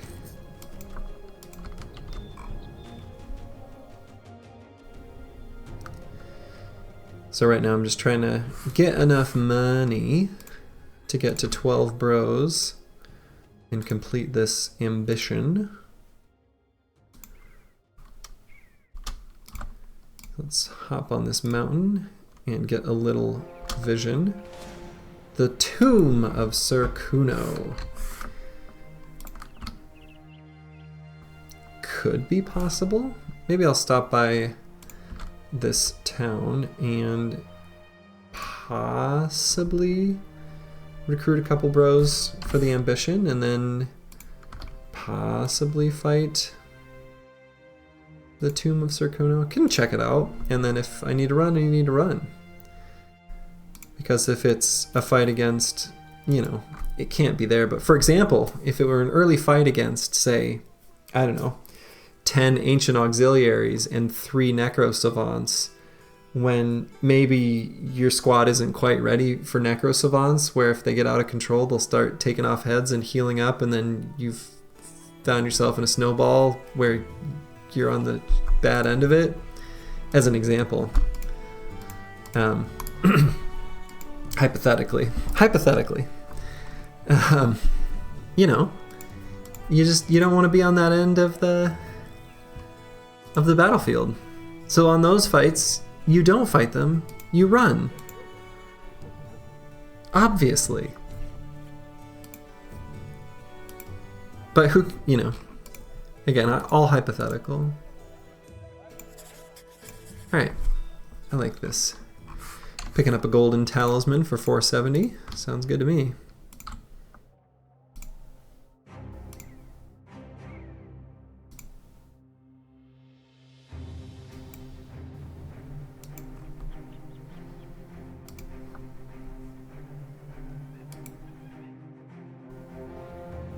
Some raiders. Okay. So, we have a potentially spooky fight on our hands. Let's get this guy with the falchion right in the center. And I'm going to put a couple ranged bros that make him the target if they've got throwing weapons.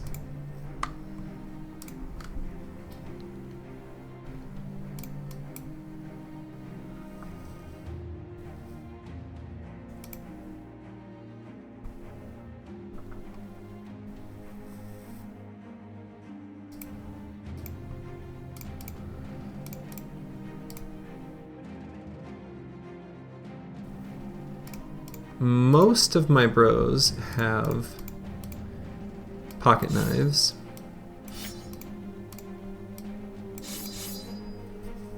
So that's good. I should probably have the pocket knife on a bro that will actually engage. So this is an opportunity for some raider gear, which would be quite welcome.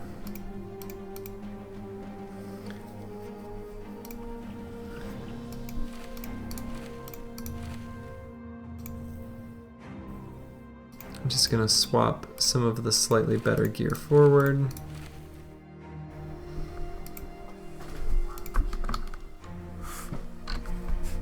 Six raiders is quite a bit for this squad right now. I don't really have,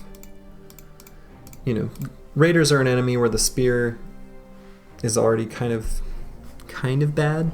It's okay as far as just like direct head-to-head combat, but I don't really have any other good options, so the javelins are going to be the real damage dealers. But yeah, six raiders is a little spooky.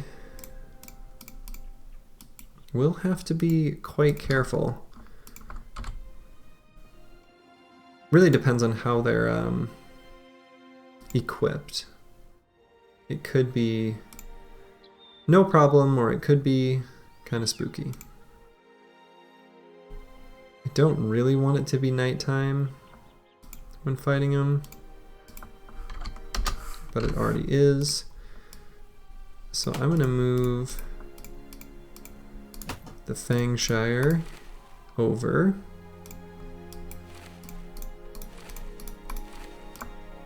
To my best ranged bro. And we'll see what this looks like.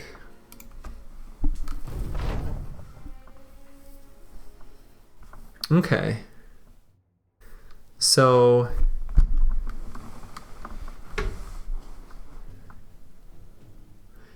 we've got an arming sword with a shield, so no double grip. That's not too bad. We got a falchion double gripped, but no helmet, so that guy's going to be a prime target. And a wooden mallet, which is a very spooky weapon, despite the fact that it looks like a whack-a-mole mallet, but it's actually does really good damage. And then a boar spear that I'm hoping we get. Probably won't have much opportunity to dagger down enemies, but we'll see. We'll see how this goes. Gonna let them move forward and see if any of them pull out javelins. Okay. They have not. So what I'm going to do is back up 2. Probably not. Actually, what I'll do, I'm going to wait across the board because they're going to be faster than basically all my bros. Not spear wall. Let them push forward. Charge into them. And we'll see how that goes. That's kind of what I'm thinking.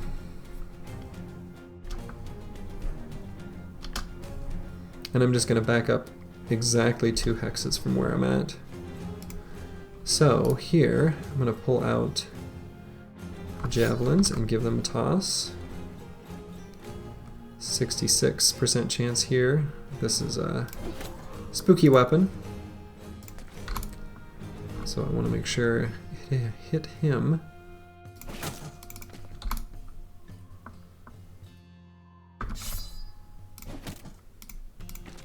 Okay, and I've still got loaded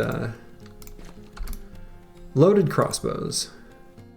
Do I want to pull shields out on anyone? Should have thought about that on that guy.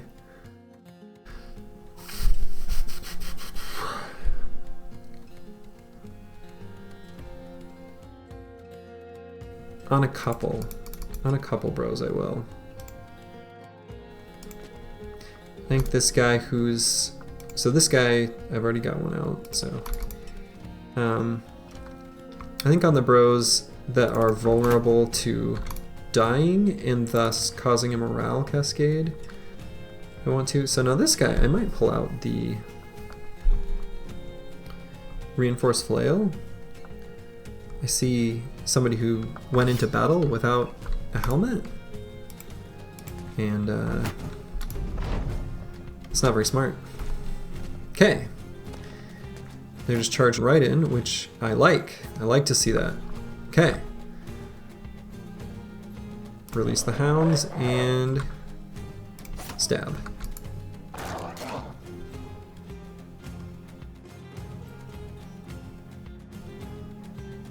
So, could move this guy forward and shield wall here, so I can wait on these melee bros. I also want to let the throwers throw there. So, just gonna wait there and there. Probably throw here.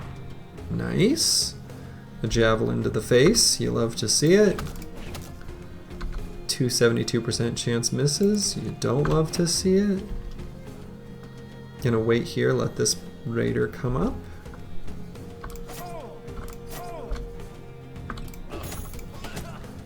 Here we go. Now we can stab. Good. So this guy could go here and shield wall. He's got really good melee defense and he's confident, so I'm not too worried about what that spear is able to do. This guy could pull out the dog. Alright, bite that guy in the head. Shield's close enough. And send this guy here. Let's see. Is it worth trying to go for the head here? Quite a bit lower hit chance, but chance of just killing him in one hit, I think it seems worth.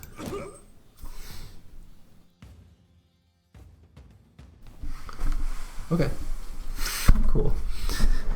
All right, a 25% chance to hit the head after a 31% hit chance. We take those. Easy, easy. Alright, still have a loaded crossbow, so this is the run. We are blessed.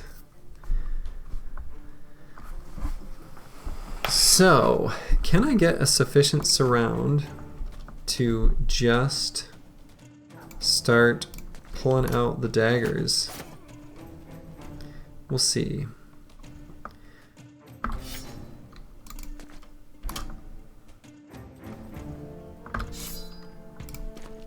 Hey, there we go, there's the break.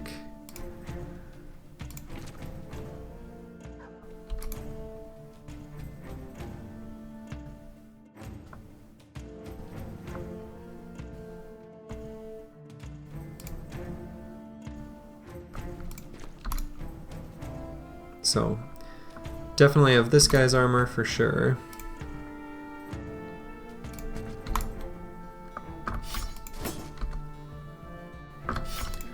Can I secure the other one? We'll see. Run him down.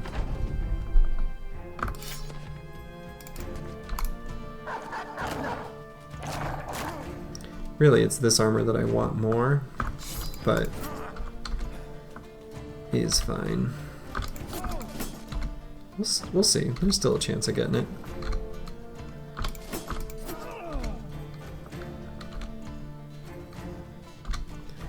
Just don't have enough butter knives on the battlefield.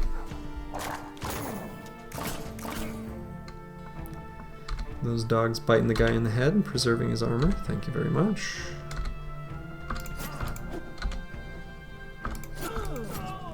Okay. Alright. Got that top one. And we'll see if we can get the bottom armor as well.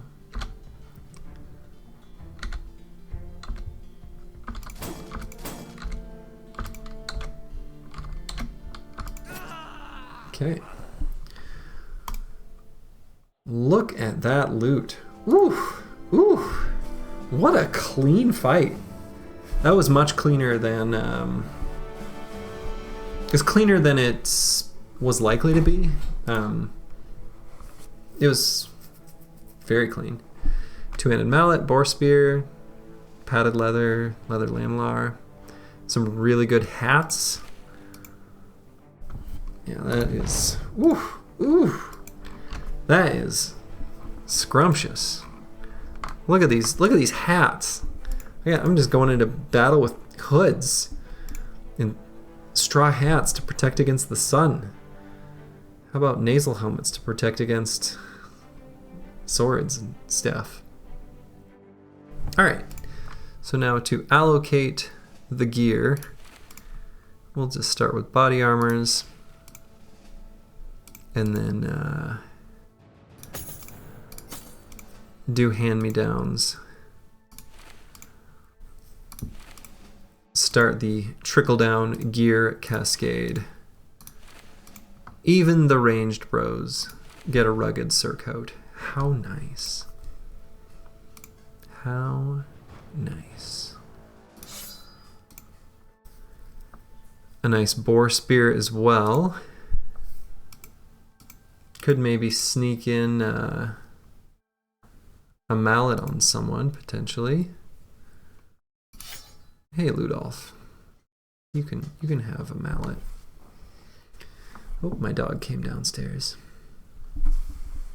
Jesus. Oh, we're just gonna lay down? Okay. You can do that. She's a good girl. Alright, now helmets.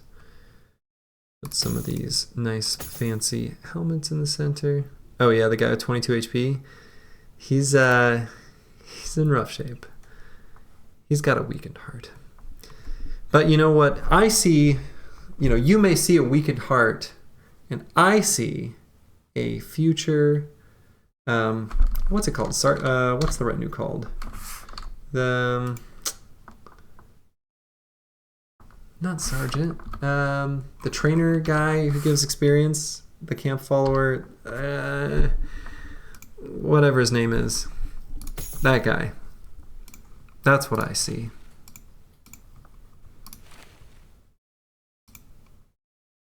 Well, not a future runner.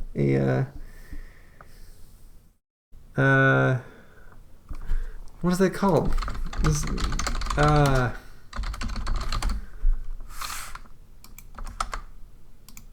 The retinue, he's called the drill sergeant. So he does have sergeant in the name. Okay, I could only think of sergeant. Drill sergeant. The guy who makes your men gain 20% more experience at level 1 with 2% less at each further level. I see a future drill sergeant. Maybe. I see at least unlocking that option. Alright, so Dietmar is probably just going to be some sort of nimble tempo of sorts. But a very good one. I do not use 9 lives on all my brothers. I have 9 lives on quite a few now. Obviously the ones that I've got with throwing weapons I don't. And the ones that started out with like really good hit point rolls, I did not. But then, poor Ludolf here got his weakened heart and then I gave him 9 lives so that he could be, you know, useful in a future battle and not just like immediately die to the little bits of armor penetrating damage. And he has since received another injury. So 9 lives is kind of like, I feel like 9 lives' value is sort of bimodal as far as like if the x-axis is time. And by that what I mean is 9 lives is super good as a tempo perk right at the beginning when you've got bros with super low hit points and you're just trying to not die as much as possible to just early brigands and raiders. And then it kind of circles back and has a ton of value again on like fatigue neutrals and builds like that where you are usually pretty tanky and you've got really good resolve, but you know, you take a couple crossbow bolts to the face or an orc berserker's chain to the head or something like that, and it, you know, prevents that sort of worst case scenario. So I don't take it on all my bros. But I do like it as a perk. I think it's good. And we'll see if this guy ends up being a nimble tank or just like a forge tank. If I can get my first forge set on him. He's got potential. Because he rolled still pretty well in fatigue, and he's gotten a bunch of pretty good rolls so far, despite not having the talent stars. So we'll see. This guy, he could be a forge tank if I get like an early fallen hero that I dagger down.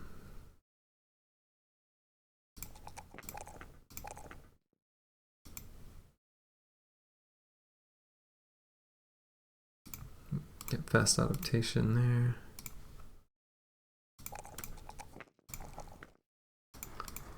Let's see, probably pretty close to getting 12 men on the roster.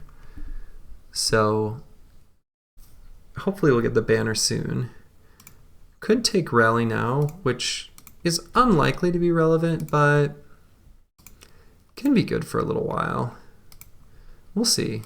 As a stopgap, kind of a emergency rally in case it ends up being necessary. I think the rugged surcoat and straw hat is kind of an underrated fashion setup. He looks like, you know, he's ready for lounging in a catamaran. What is that? What is that type of chair? A catamaran ramekin? Adirondack chair? I think that's the name of that chair. He could relax on an Adirondack chair or be present on the battlefield. All right, back to Varda. 470 crowns for completion. Oh, hello.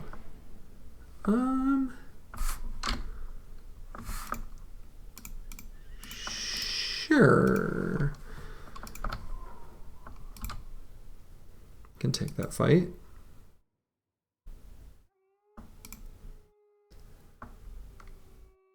And then there should be, I think there's 2 bros that I wanted to recruit or considered viable to recruit. I'm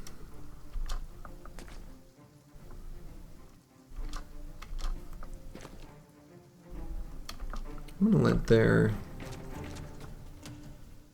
let's see. So there's 2 poachers.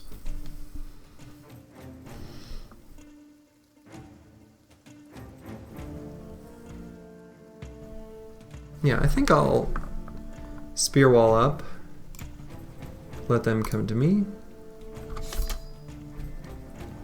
Just right here, except a few of my bros moving up just a smidge. Alright, yeah, he's a wimp.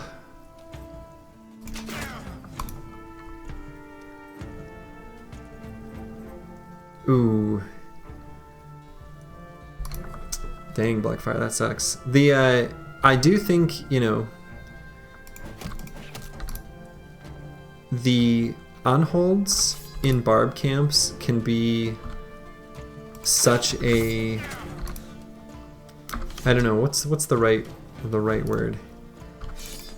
They're challenging, but that's not exactly the word I'm going for. They're like they're such a wild card. Like if they charge in at the wrong spot and decide to throw your bro into an alley-oop right into a chosen pack with like maces and axes, it's a sad deal. Yeah, lost your best hybrid. Yeah, it sucks. Or they do like the orc treatment of just like charging through.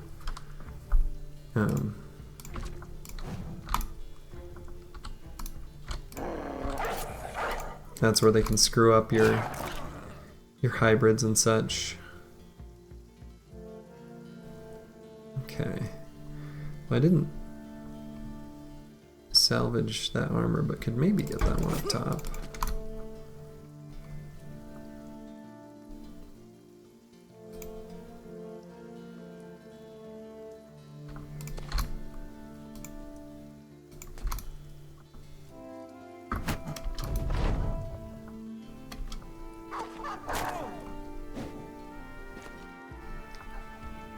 Yeah, Battle Brothers is it can be brutal. That's for sure.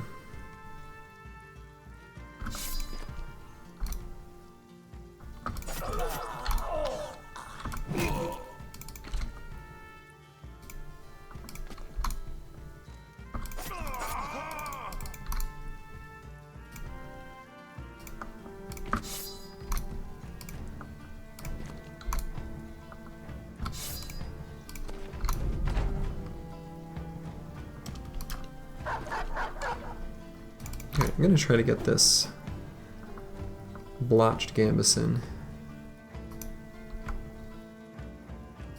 Yeah, dude. Hammers smacking people in the dome. Very satisfying. Let's see. What's remaining to go? Him, and cool. Okay, that'll work. Alright, got a better dagger for someone, got a blotched Gambison, and didn't take much damage, so that's kind of nice.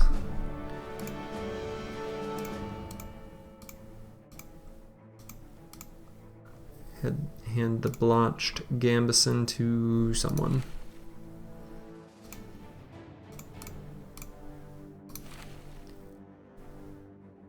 And an Acton cap. I'll give it here. Fashion Bros. Make him have his matching pajama set. And I'll probably put the good dagger here on the spear bro.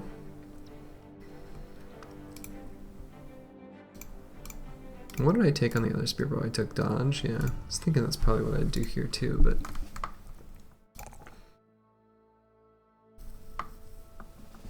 maybe not on this guy. I might do something different.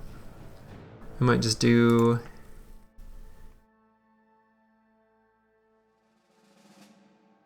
nine lives.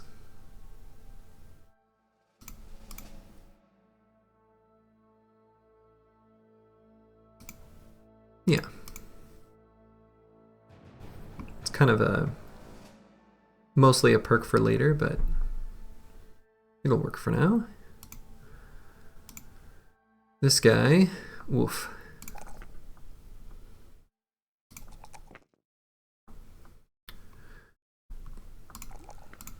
For having a Dastard, we've given this guy a bunch of resolve. I think I'll probably go with dodge here.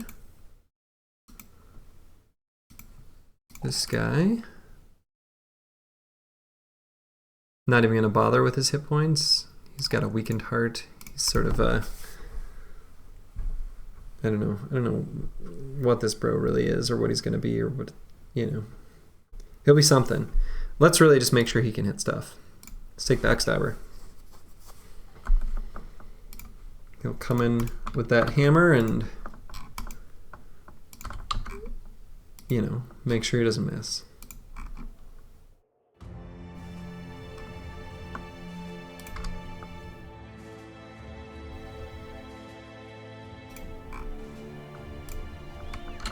All right. Back to Varda.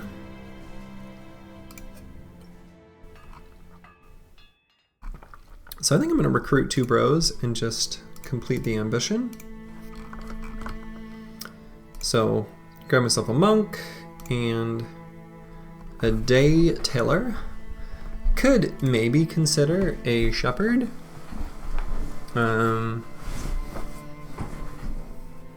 If I didn't already have like a decent banner, the monk would be a good choice. But considering I do, it doesn't quite seem worth. So maybe the shepherd and the day tailor. Sure. Let's see how they are. Strip them down to their skivvies. Shepherd's decent. Be a nice hybrid or tempo thrower. Love seeing determined. What a great trait that is. And he's already nicely kitted out. I suppose I can give him a shield because he doesn't have a crossbow or anything of the sort. This guy, however, is not so good, and he's pretty poopy. Pretty bad. So, give him a nice sun hat though. And that's it there.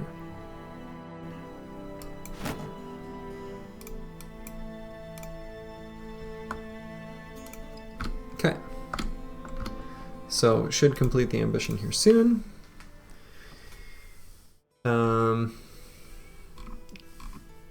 Kind of locked myself out of buying these super cheap tools. Oh, maybe. Let's see. 1 payday, get back and sell stuff at like the large citadel. I guess that's not bad. Yeah. I can't resist cheap tools. And I could honestly maybe sell some of the super cheap equipment here, just to make sure the inventory doesn't fill out in case somehow there's weirdly good fight density. I can maybe try this Tomb of Circuno on the way up to Leitersborg as well.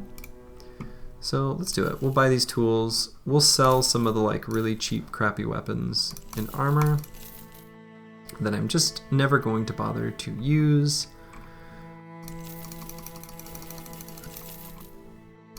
All this stuff that's like basically 10 gold. I don't really need to worry about like a good sale price.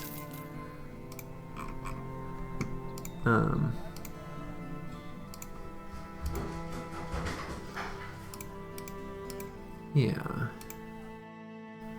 Oh, and I think my dog needs to be let outside, so I will be back in 1 moment. Hey, bud. All right, 1 moment.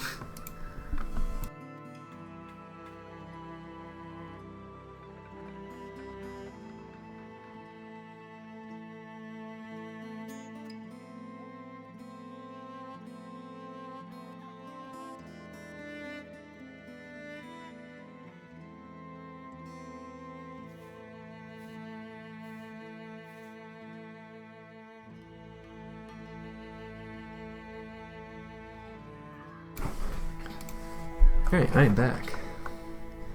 I have no idea if the camera's resolution is good enough, but there are dogs back there sniffing around. Or if there's too much glare and whatever on the windows. Or there's the picture's too small. Alright, so I've got 12 men and got the tools, got enough food, got medical supplies, got enough ammo for now. Even though it's kind of an ammo-hungry squad at the moment, but... So maybe I pick up 1 more. Yeah, I can make it. I can make it a little longer. So, gonna go to the Tomb of Circuno. And, see what happens. Even though we don't have a banner yet, we do have a bro with rally. So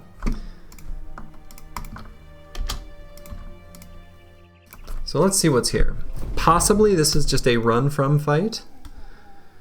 So looking at these 3 hidden opponents tells me there are 3 Geists.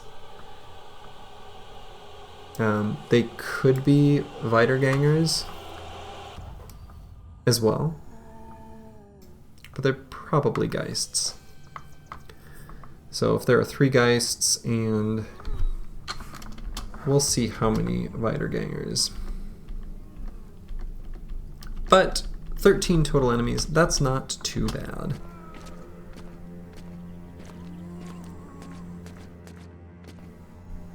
They are basically all armored wiedergangers. So 9 of them here. 3, 4, 5, 6, 7, 8, 9. And there are 3. Is there a necro here?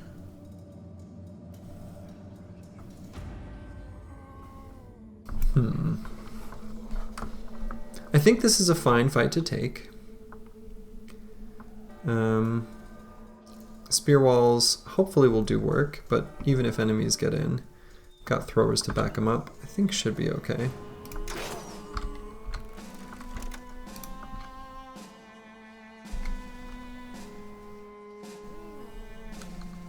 They are slow enough that I don't believe I need to worry about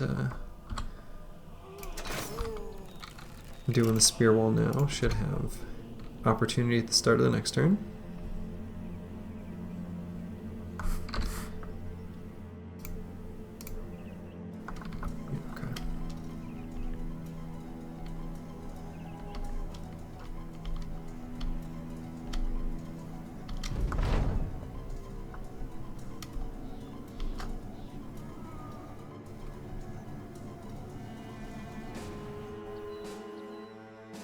I'm counting 12 enemies, so I'm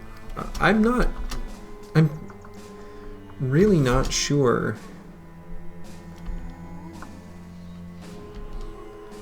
where the heck.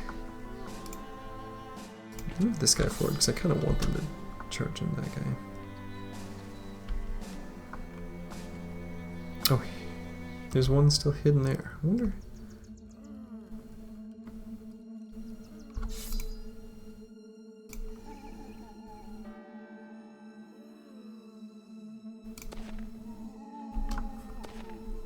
Okay.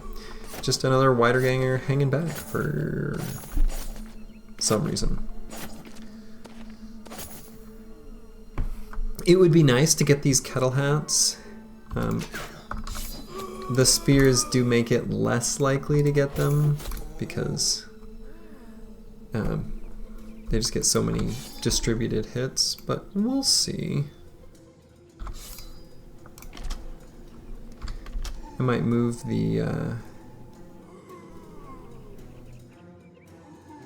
hammer up and get absolutely no value out of Backstabber, but only 1 hex is vulnerable.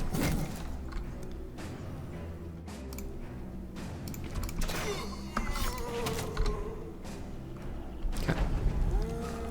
So far, everything's looking nice and clean. Okay.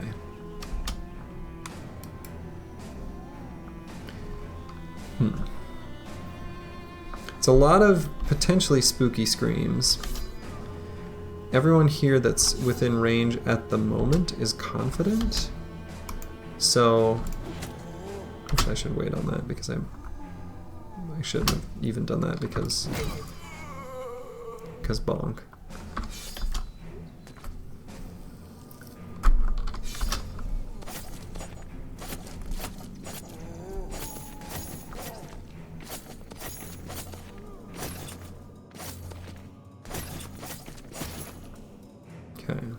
Gonna keep spear walling here to protect that bro's southern flank.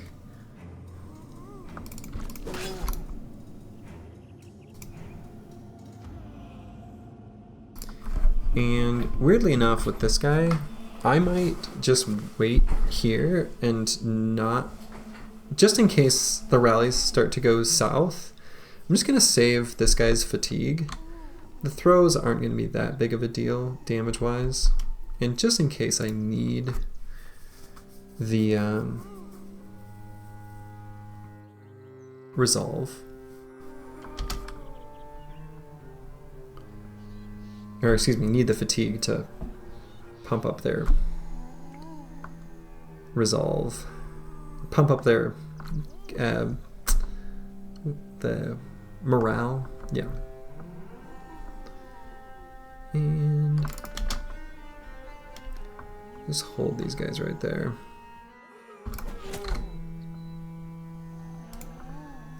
Move this guy up to help with that Scramasax.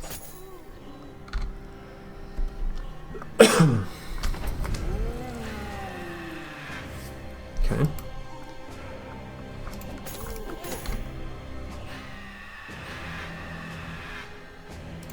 Okay.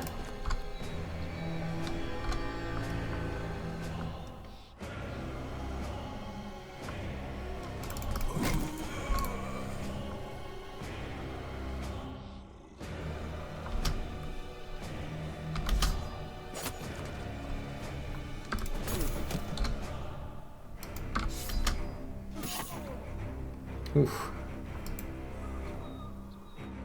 Bonked him right in the head. Okay.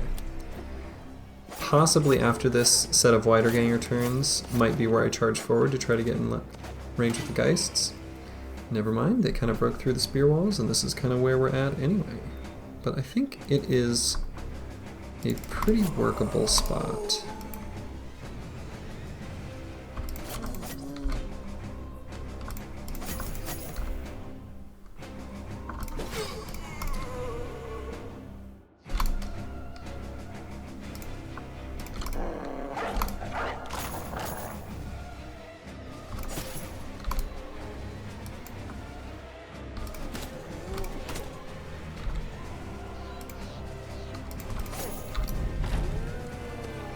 Okay, hopefully these screams aren't too bad. Alright, don't love this situation down there, but... Oh, uh-oh. Well, that rally didn't work.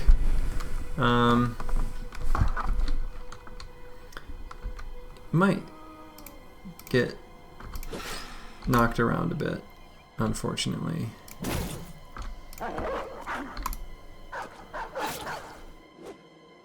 Okay, I'm kind of glad that dog went there, actually.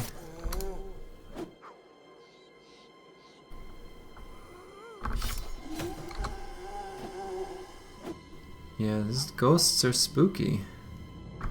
Spooky ghosts. Okay. Well, the nice thing about killing that guy with the axe is it'll be this spear that probably hits Janold as he's running away. So that'll do a bit less damage. Yeah.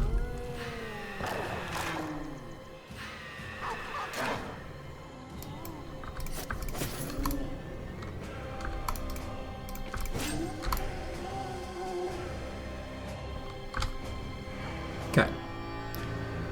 Still gonna hold on throwing just to keep the fatigue for rally.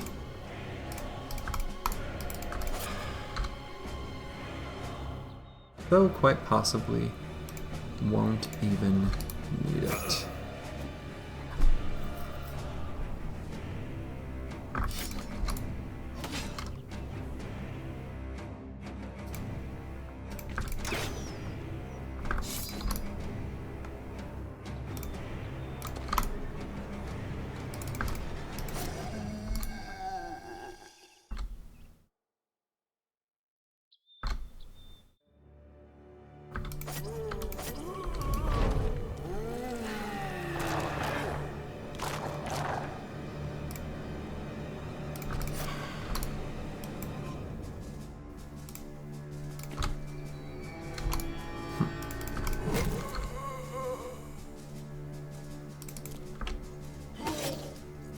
Oof.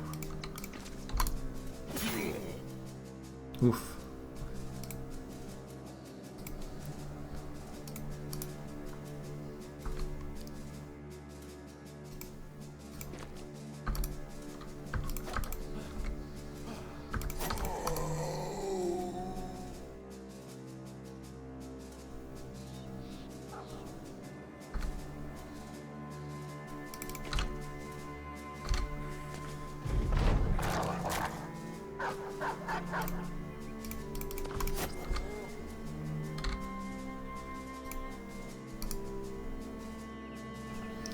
Not enough to rally, but it doesn't matter.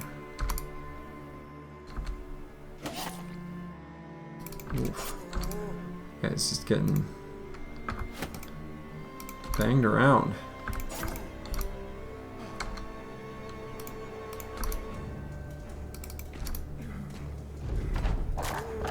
Okay. That actually went pretty well. Did get a kettle hat and an ornate tome, and some good experience. Had a few bros get knocked around pretty hard, but you know, not too bad. And guess what, Janold? Maybe now you won't run so much, because you've got a nicer hat on.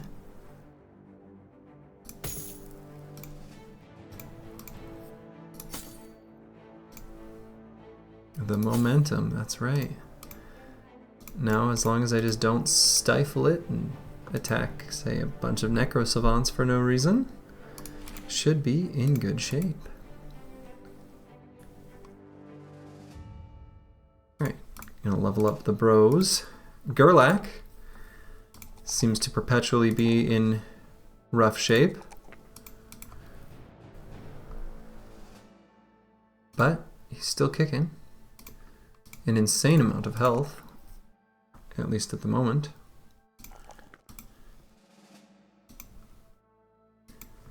Dietmar.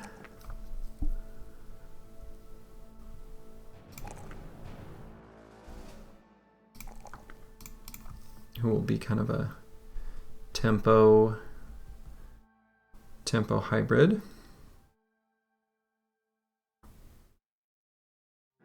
Might give him Pathfinder and follow up with like Throwing Mastery. Alright, I'm going to use the restroom quick and let my dogs back in. I'll be back in one moment.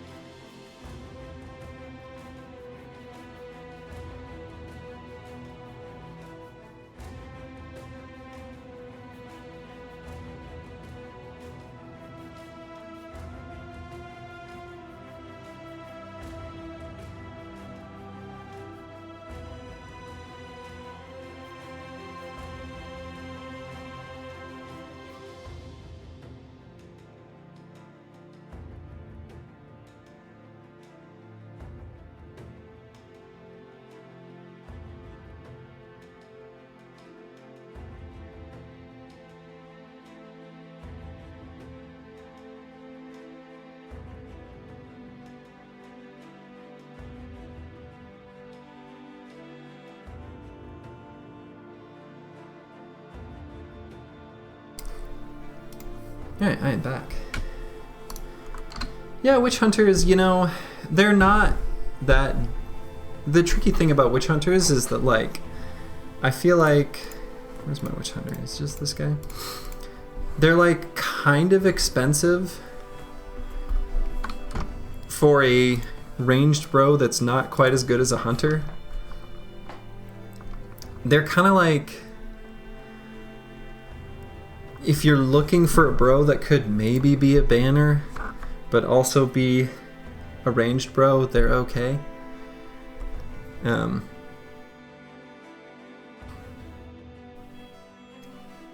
You know, they're fine.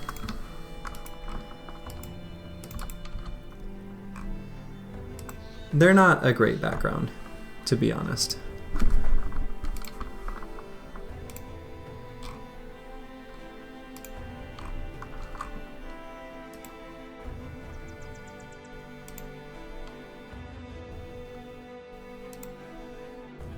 I think if you played the game where you never picked up a single witch hunter, you'd be fine.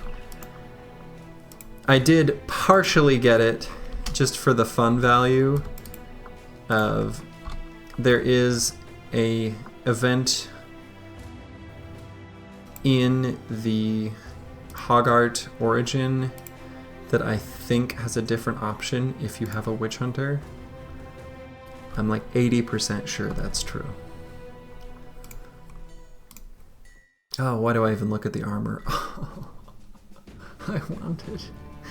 And I can't have it. But I want it.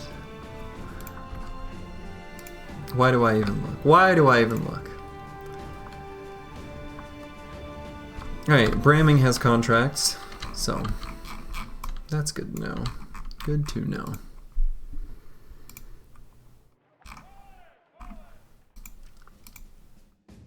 Anyone I want to recruit here? Nah.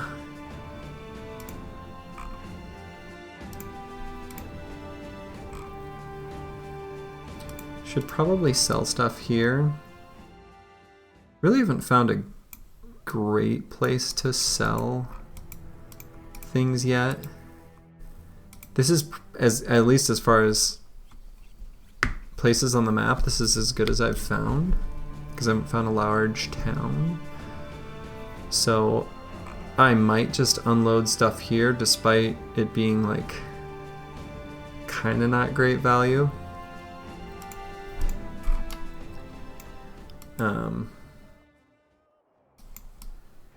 Yeah, it's the best on the map, and I'm not going to leave the north quite yet because I want to get some warhounds and then take those warhounds south into the desert. That's kind of big picture how I'm sort of thinking this could go. So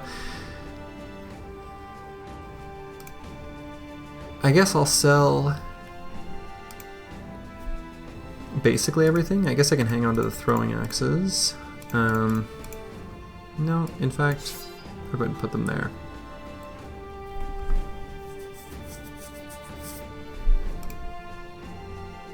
And gonna sell the bandages.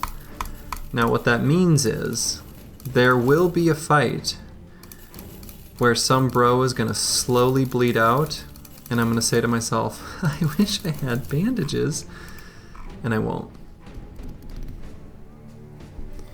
Let's see, can I avoid getting ammo for now and just get it like here? They did say Bramming has a contract, which means there could be some sort of condition there that makes it so it won't have ammo at all. But I'll risk it. I might buy some food though. Got like 4 days of food. Probably I can avoid tools and just get them somewhere else. These are pretty good places to buy tools from. Alright, and I'm hoping that the ambition dialogue pops up here soon.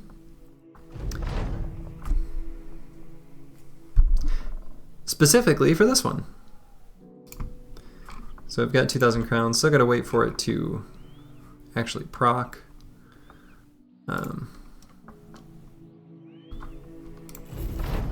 Hey, men, these are our colors now. Banner bro, hello.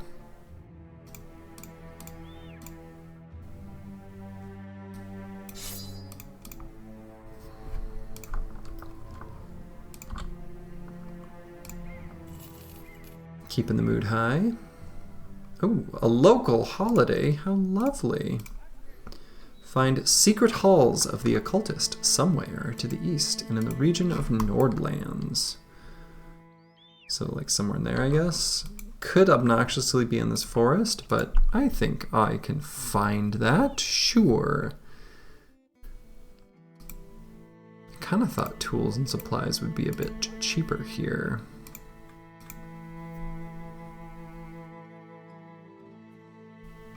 The ammo's a decent price. Alright, so I'll accept this contract. 4 days of food should be plenty. Could pick up 1 more ground grains, just in case this is a real wild goose chase. Maybe 1 thing of tools, just in case it's a fight I want to take. And I'm just going to buy all the ammo. Because got a lot of throwers, and throwers use an obnoxious amount of ammunition. They just do. They just do.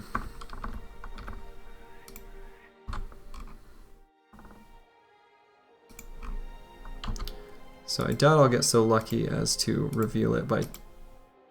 Yeah, okay. A boy can hope.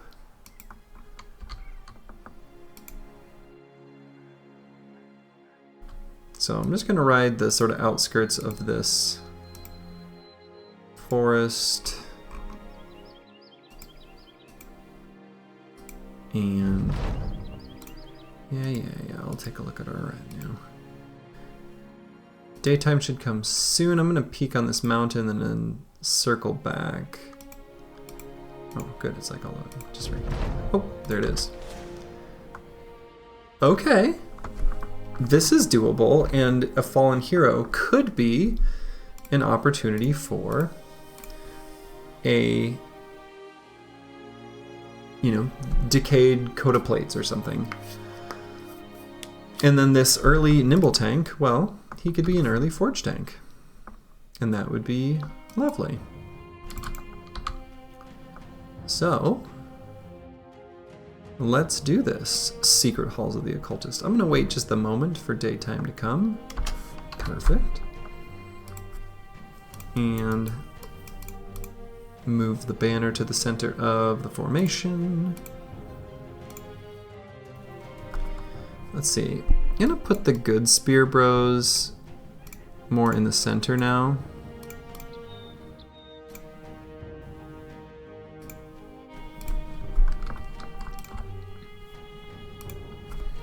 To hold off the wiedergangers. Alright, so a decayed coat of plates with a not scary setup. Just a morning star and a shield, so no double grip. Absolutely, this I want to dagger down. The other nice thing is I can even hold him off with a shield wall for like a couple turns, and it's got enough durability, and shields do such crappy damage to armor that, unless he's possessed and shield walls and gets in anyway, might be an opportunity to get some real damage on the wiedergangers, maybe even get in contact with the necromancer while he's still hanging out outside the spear wall. We'll see. That's a little idyllic? Is that a word? Idealized? Whatever. Okay, so considering this is the necromancer, if I go up with like one of these other bros, their logic is, I don't know the exact AI behavior for possessing a unit, but it seems to be somehow related to the distance that they are. Oh, he's already, well.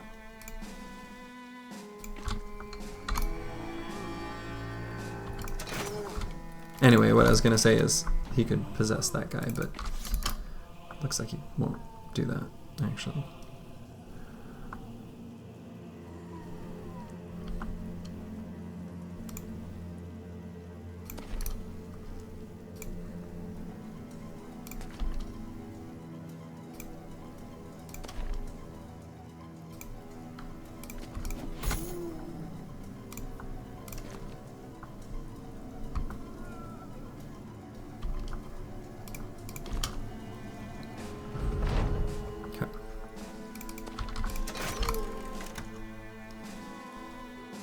Yeah, yeah.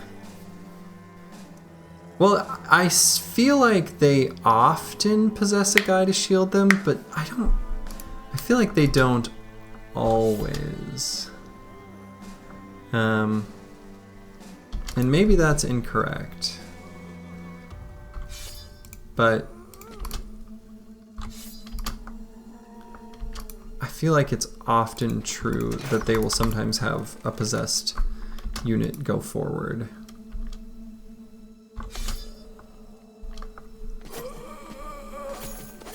Okay, nice gain of confidence there. Killing that weakened zombie. Oh, okay, the fallen hero is in a kind of obnoxious spot, if we're being honest. Don't love that.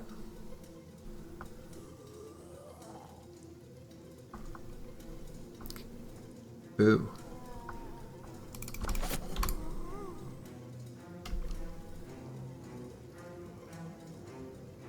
Boo.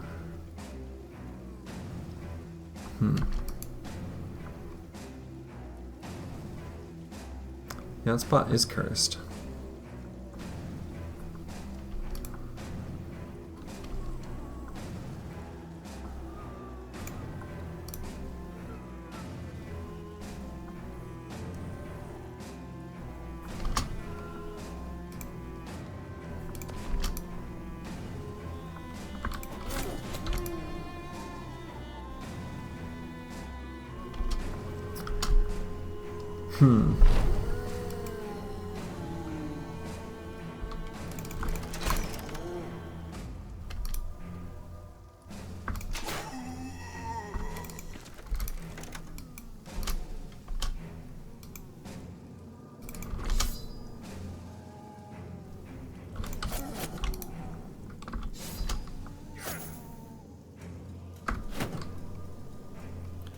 What is the chance? Not a bad chance of bash or knockback to push him down, but I guess the play here is just to shield wall. So we'll see if he gets any hits in through that. He might not be able to. Okay, just one. That's not bad. Not loving the mood hits there. Let's see.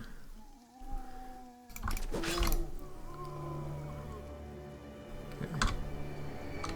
Alright. Bringing that guy to get a better spot. Love staggering that guy.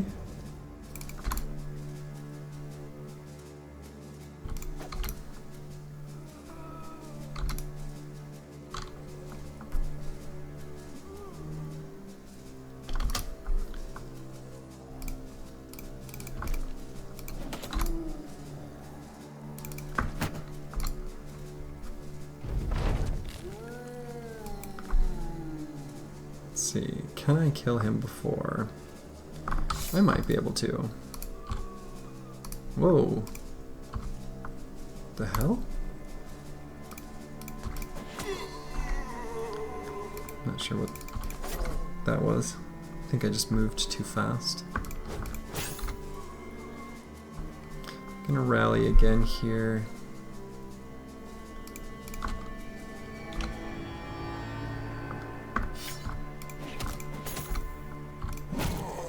Boom. Got him.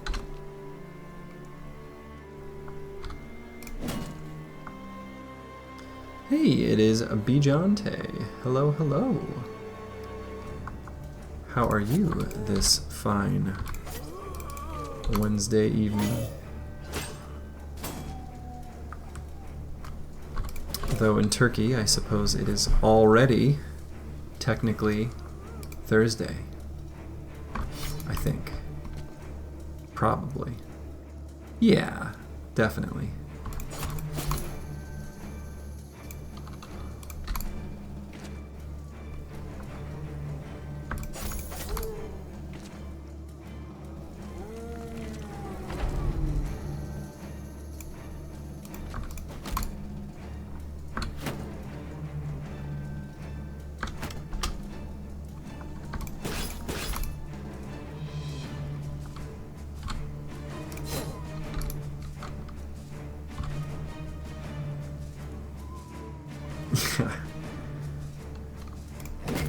Yeah, the that zombie. Pretty happy with that zombie and his assistance to the company. What am I doing? I should attack that one.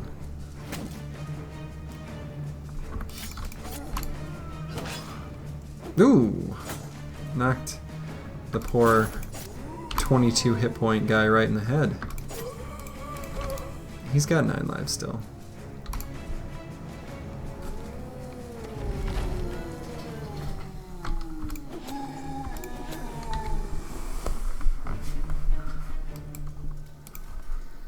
Suppose I can go here and add to the shield wall. Make it a bit stronger. As long as I get someone in melee range of this necromancer, I should be able to get this armor.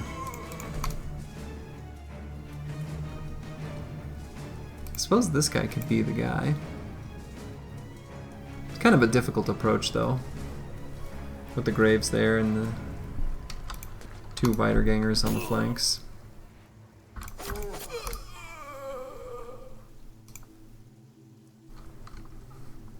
Oh damn, good luck.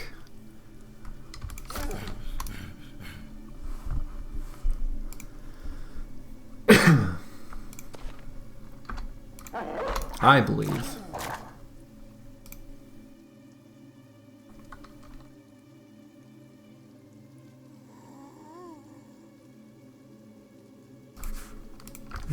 Give you a thumbs up.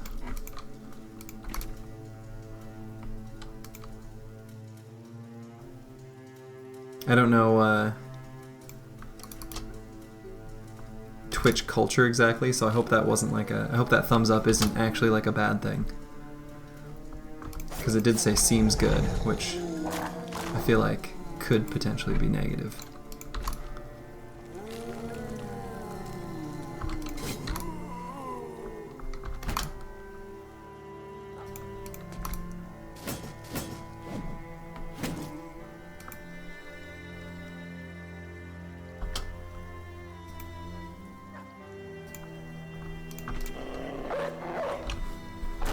Hopefully those dogs don't turn around and ruin my daggering.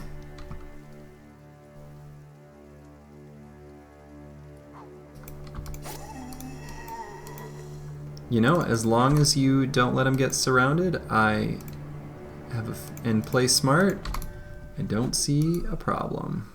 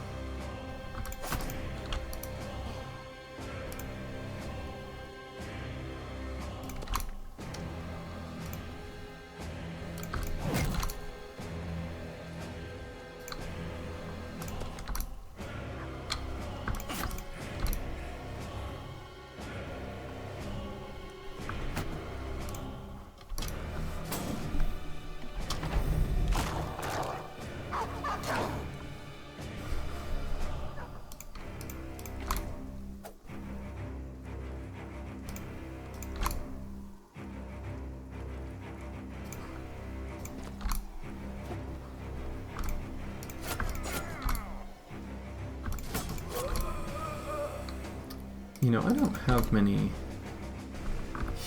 spare daggers around. It's gonna be a tough fallen hero to dagger down.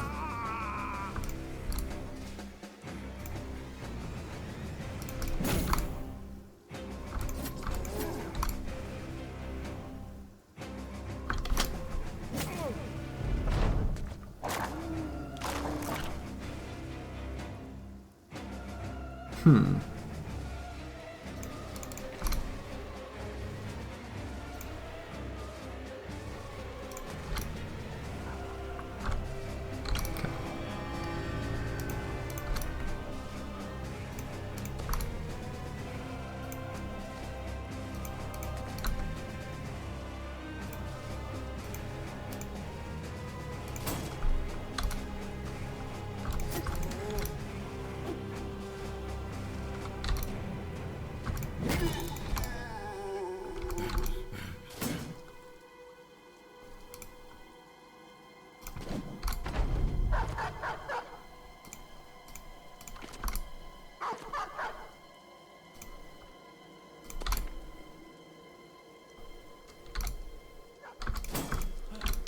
That was a cute little zigzaggy thing I just did to let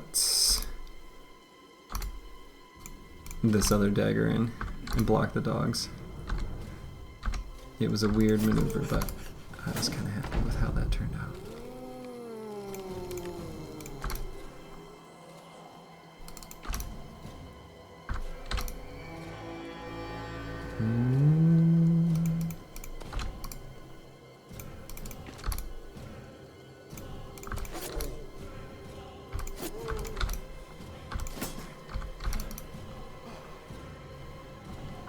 Oh damn, cell sort of huge and sure footing.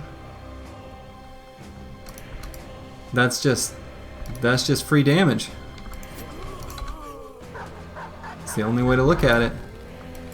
Just free damage.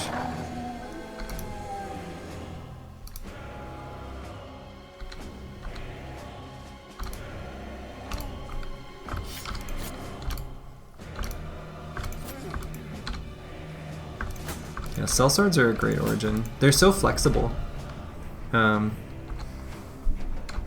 There's just so many like roles they can fill.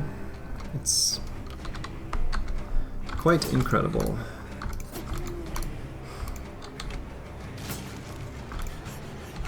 Oh, this guy lost his mace. That's funny.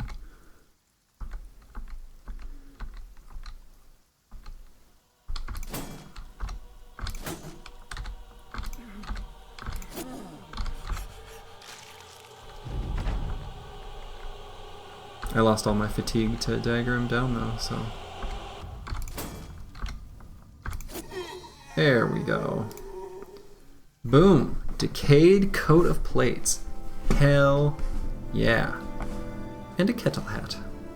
Some ancient gold coins. Great.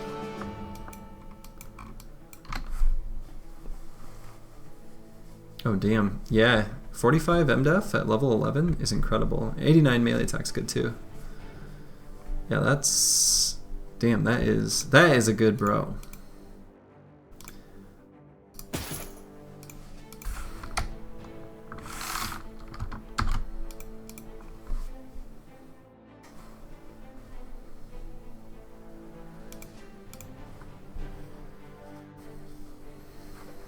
You know, the beautiful thing is he may have no need for fames, but think of how good he would be with a famed item.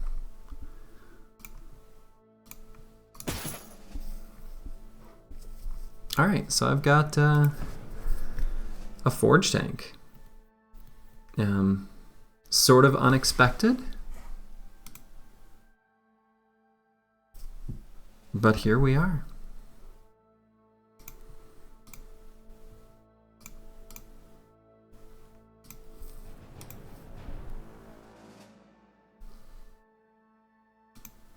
Yeah, I think killing Frenzy on a fatigue neutral is like, it's okay.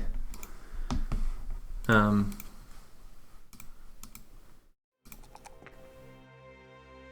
don't do it very often, but I feel like a bro with huge, if you do huge fatigue neutral, I can see it. Seems valid.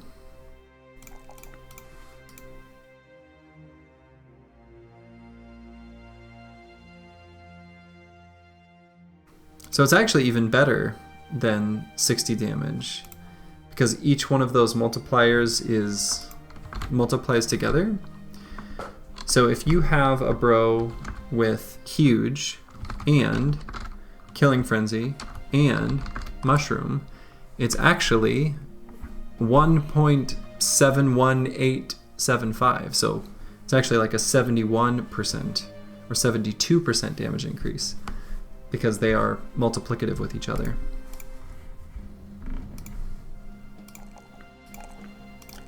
Which, for obvious reasons, is very good.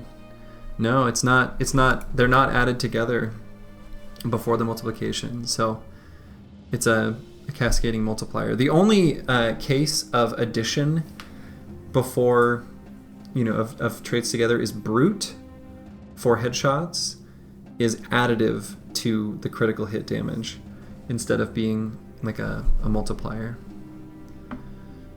But yeah, all the like damage multipliers in this game are multiplicative with each other.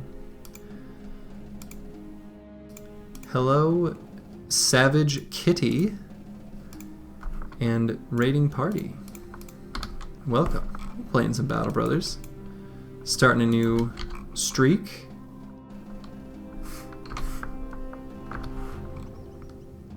Hello, hello.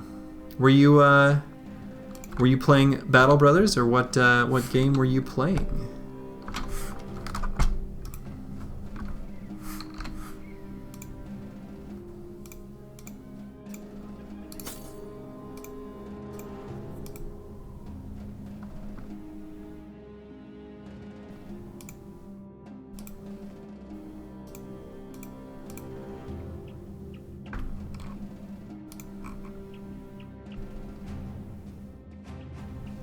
I just had 2 nights ago my standing win streak end, but starting it back up again. Oh man, Medieval 2 Total War.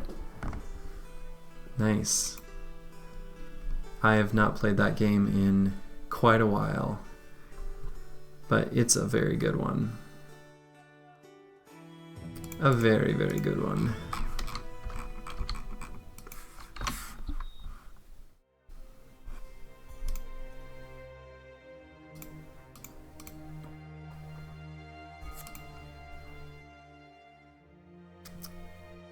I'm trying to decide if I should even equip the patched mail shirt to start the cascading hand-me-downs, or if it's worth repairing the 90 durability on it in tools cost.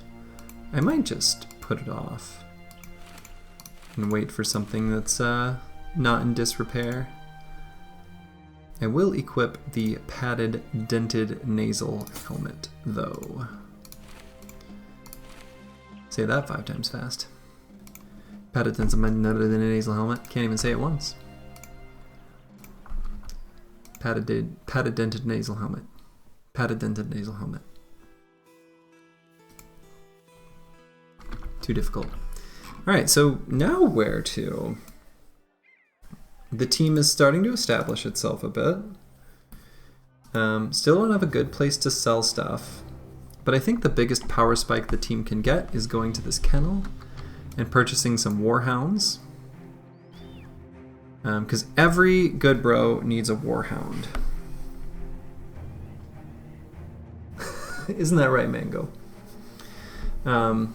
So...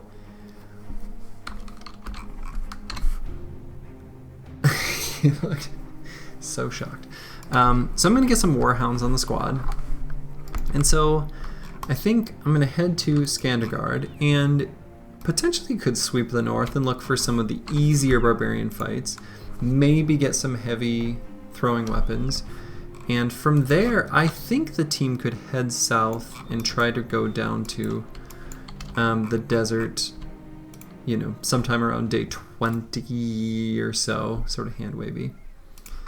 Yeah, Mango is he's a fierce boy. He is yeah,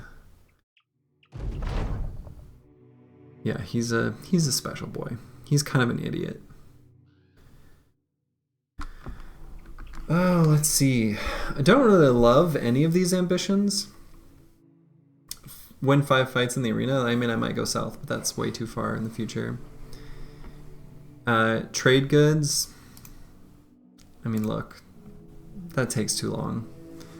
Visiting each village, city, fortification, and castle. Ugh. Takes a while. 8 contracts is quite a bit. This is probably the one I can do fastest. And chaining ambitions is just so good.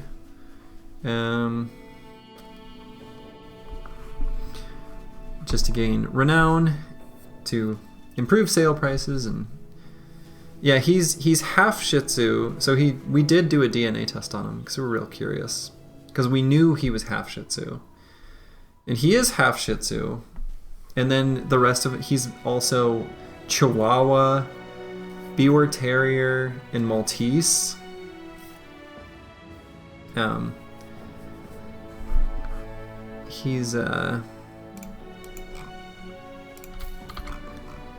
He's just a mutt, but he's a good boy. He's kind of an idiot.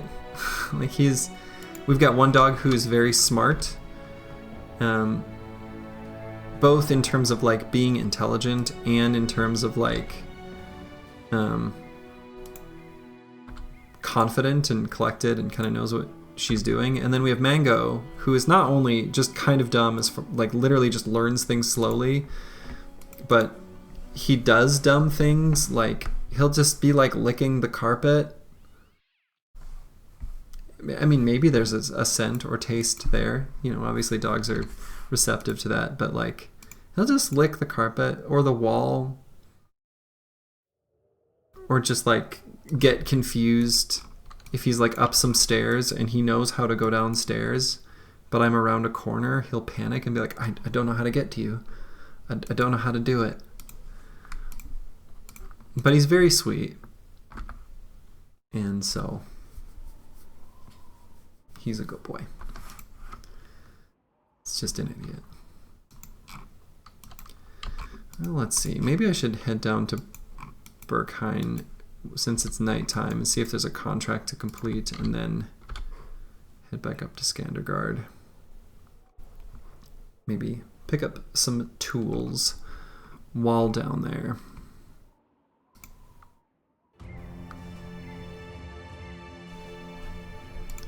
So let's see. Nothing too exciting there. Let's see what this contract is. Follow tracks for a demonic statuette. Those are pretty good. Still looking to do those, and since I gotta do 8 contracts for the ambition, that's a pretty good one to do. And so, I'm gonna do it.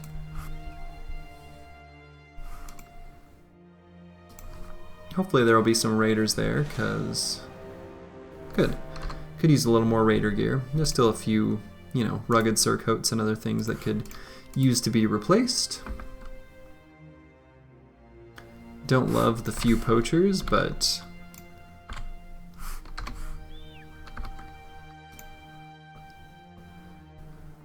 considering it is some and few, some bottoms out at 4, so we know this is 4 raiders and 2 poachers exactly. There's no other combination of those 2 descriptive words. It still hurts my brain that few doesn't mean 1 to 3, and then pack and lots and zounds and the other descriptors from the Heroes of Might and Magic games, which actually, now that I say it out loud, I think I realize I don't know all of them. Hey, Mango. I don't remember them all off the top of my head, and I used to.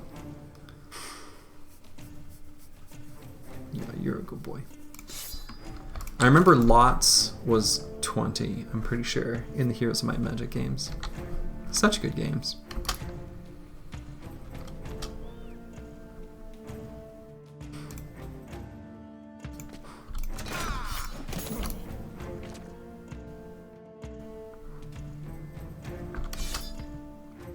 So what I'm going to do is just sort of wall up here.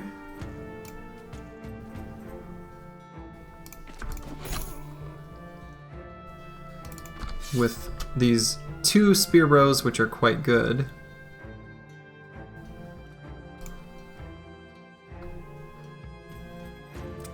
Boy, if this guy gets hit by the hammer. It'd proc 9 lives, so he wouldn't die, but he'd be well on his way to dying.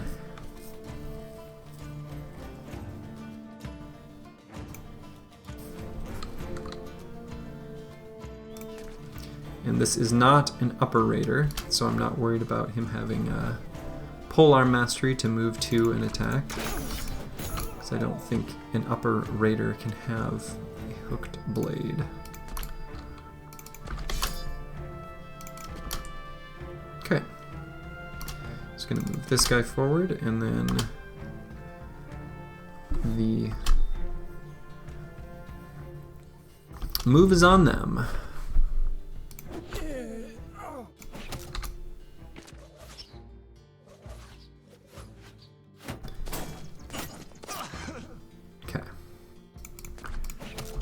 Felt pretty good about that. We'll probably just, ow, charge forward.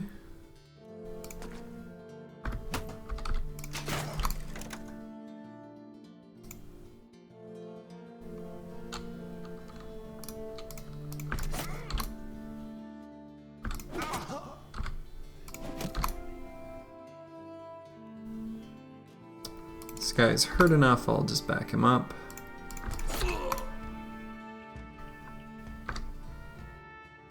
This guy's backstabber, so I'm gonna wait for other people to join the surround there. Like this guy.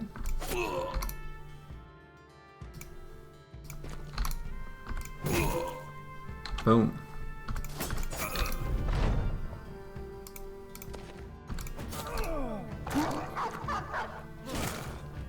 Ow. I think he just stabbed that guy in the head. Head stabber.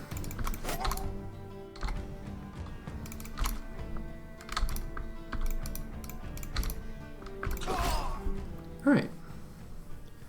Pretty clean. Got a padded leather. Mango is happy.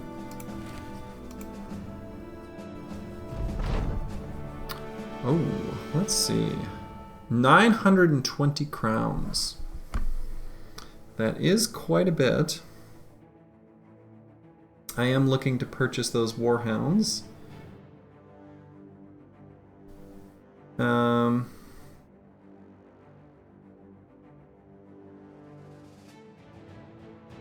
It will hurt my rep with the faction, which I don't quite want.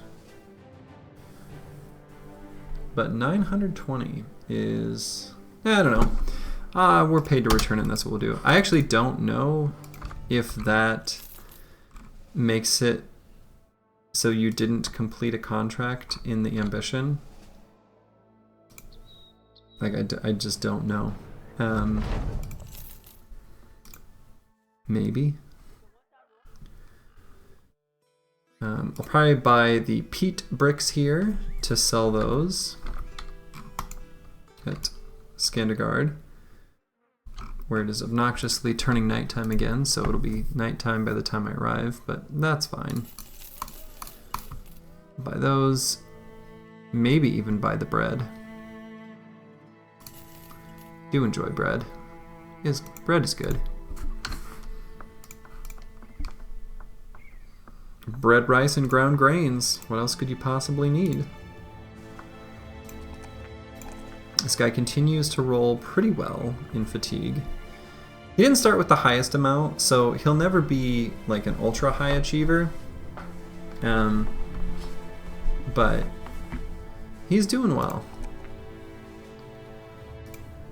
Take probably just shield mastery next. Or shield expert, not shield mastery. Kind of a missed opportunity. All the weapons are called mastery. Shield's just an expert. And I suppose that's probably all to do there. And I guess I'll go up to Scanner Guard, despite the fact that it will be night.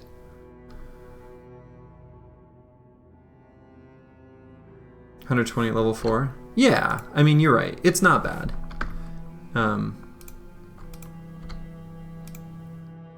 It's not bad. I shouldn't knock it. I mean, I plan on having this guy be the tank that I take to Monolith. I think he's good enough. He started out with 7 melee defense, which is max roll for a messenger, and with 3 talent stars, that's pretty good. So it's just that for a forge tank, the upper limit on fatigue is like no amount is too much. Like they'll take as much as they can get. So, but still, I shouldn't complain. It is actually really good. So let's see. I'm a simple boy. I see a brawler, and I check him out. He's fine. He's better than some of my bros, that's for sure. Could cycle him in while people are recovering from injuries. Always nice to have a little backup in these origins that let you have more than 12 bros.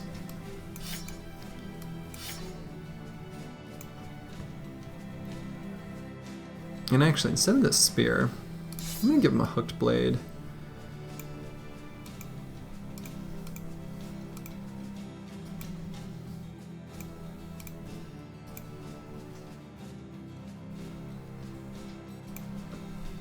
Yeah. I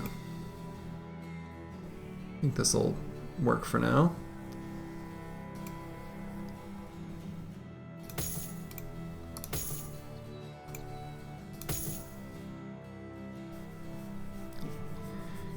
My dog is laying on his belly, getting some chest rubs.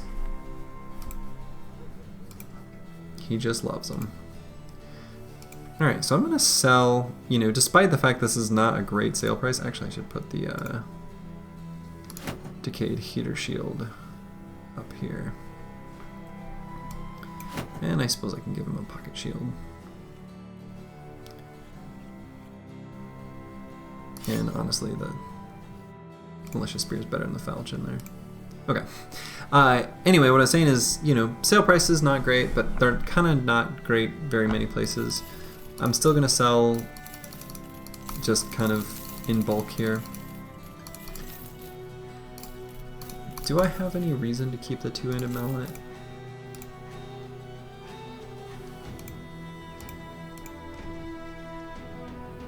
Maybe. Maybe I do.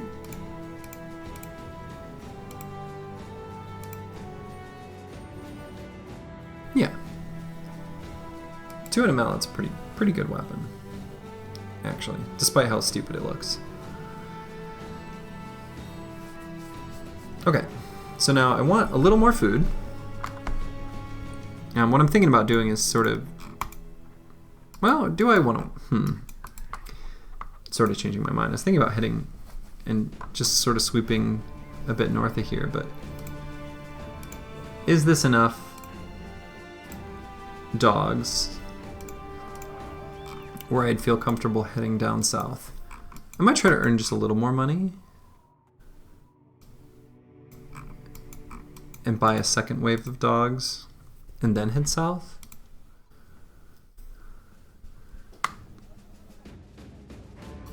Yeah. So, definitely gonna buy the tools. Gonna buy some roots and berries. 4 days of food. That's probably enough. That's probably enough. So I'm gonna pick up some warhounds, and I definitely eventually want them all to have armor, but let's just be real about the situation. I don't have that much money, so I'm gonna buy them without for now, at least partially. And maybe one more. So 2 days worth of crowns, though it is almost 3 days. I think that'll be good enough for now. So let's equip these warhounds on all the frontline and bros. And that could help bust some barbarians too. So I'm just gonna sort of wander into this top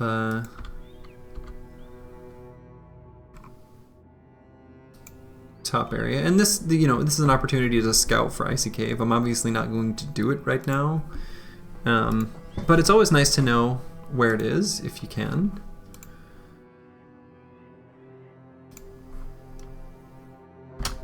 Okay, we got tilted stones, the old titled stones. So we'll go ahead and do this camp here. Clear this once proud fortress, now lying in ruins. Zombies with some nachos.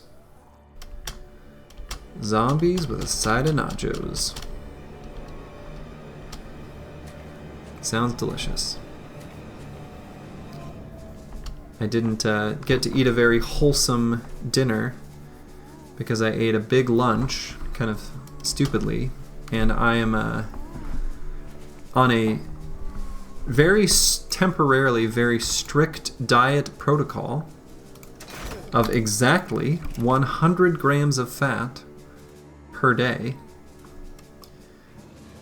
because I'm going to cover your ears if you're sensitive. I'm going to be pooping in a little cup, a little bowl, for a few days here soon, because I have had chronic GI problems for many, many years that I'm finally making an attempt to resolve.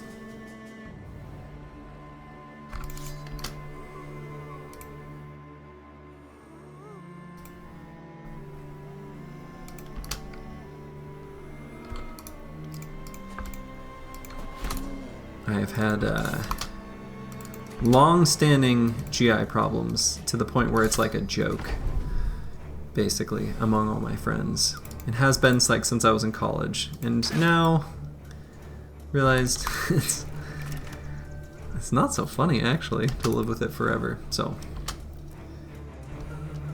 I finally bucked up and saw a doctor. Got referred to a GI specialist. Yeah. Yeah, it's, you know, I'm just looking forward to potentially having some answers. So if that means they've got to collect all of my poop for 2 days and analyze it for its lipid contents and whatever, then so be it.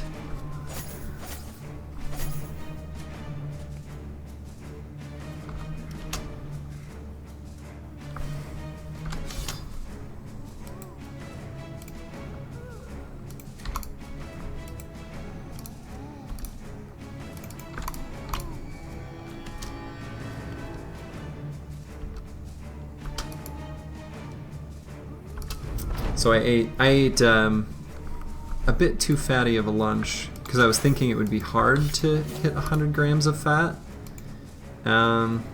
It's not that hard.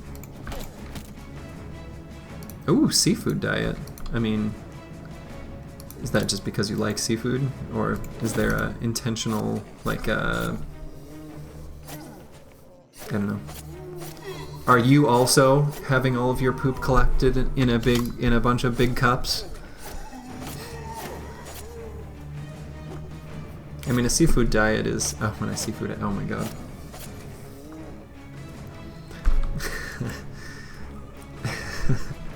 I feel stupid.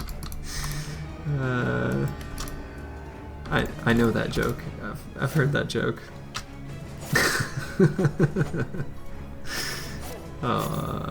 Okay. Yep.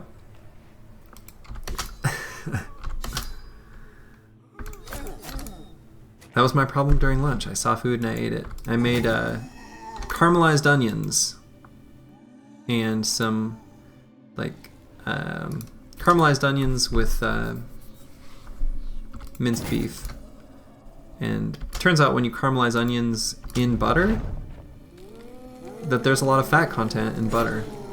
Who possibly could have predicted this?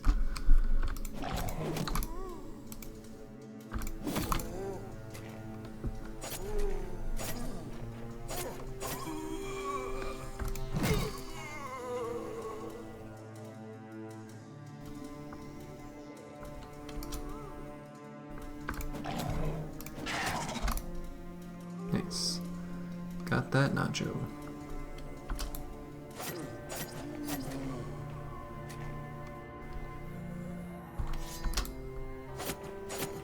Nice. Yeah. If you're trying to gain weight and you're doing it successfully, that is awesome.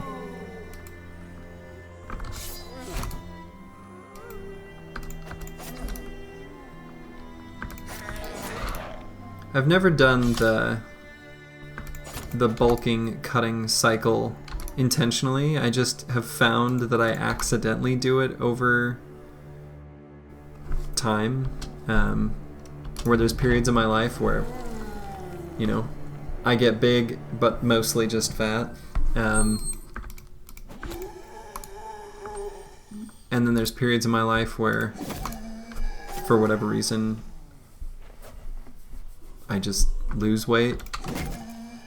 Probably because I'm too obsessed with some video game that I like sort of forget to eat sometimes.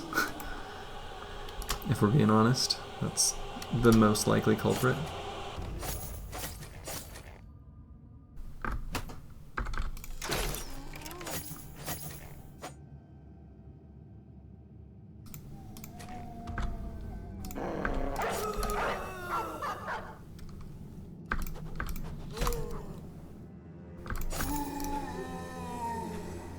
But yeah, it's a funny thing. There was a period when I was in high school where I got really big because I was playing football, like American football. And, you know, was lifting weights constantly and just generally becoming a bit of a beefcake. And then I had like terrible sores and mouth ulcers for a period, and then lost a ton of weight, and then went to college, and all the food at the dining hall was, you know, essentially already paid for, like it was all you could eat then. And so I went on the seafood diet where I saw food and I ate it, and then gained a bunch of weight then, and then lost it as soon as I was living in an apartment, because then I had to buy my own food, and I'm cheap and I'm poor. At least I was at the time.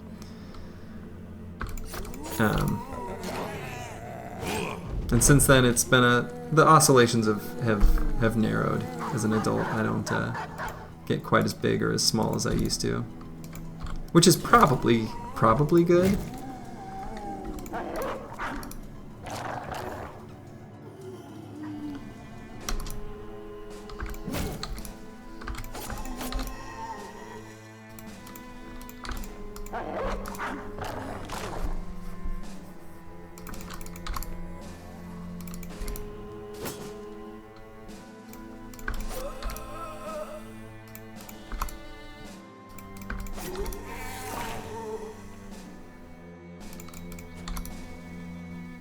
Alright, I'll let that one nacho go. Alright, got leather shoulder guards and some very expensive things to sell. And another padded kettle hat. The padded kettle hats are low-key kind of one of the real benefits to fighting the undead camps. Because they're like a genuinely nice piece. Like they work in a nimble set. But yeah. But yeah, it's good loot. I could either throw the leather shoulder guards on the decayed plate of scales, or coat of plates, decayed coat of plates. But realistically, this tank probably won't be in terribly dangerous positions for a while. So I might throw it on like a leather lamellar armor. Oh. My wife must be home. The dogs heard a sound. And so, probably throw the shoulder guards on the leather lamellar.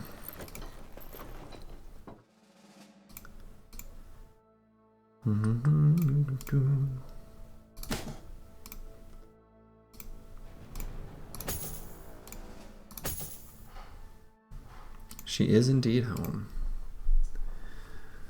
All right.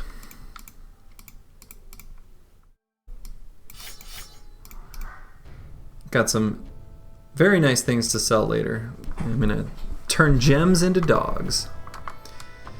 Boy, this guy sucks. What perk? Okay, I've got fast adaptation.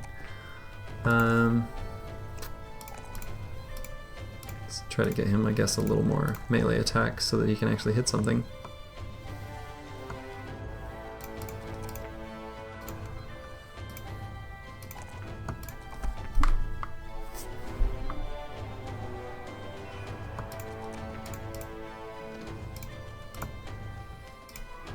Okay. I think I can venture up a little bit more. Maybe take a little hop on a mountain for some vision. Barbarian camp. Some barbarian chosen. The squad is not ready for chosen yet. We will have to pass on that. Some is a more manageable number.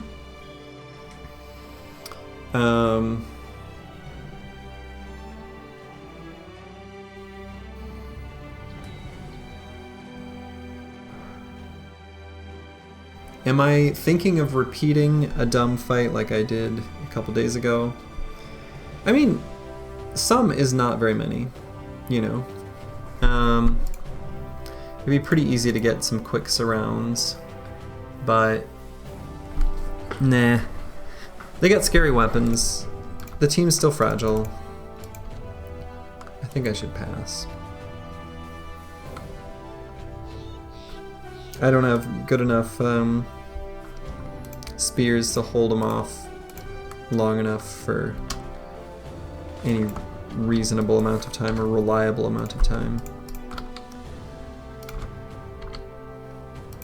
So I'm going to pass on the chosen for now.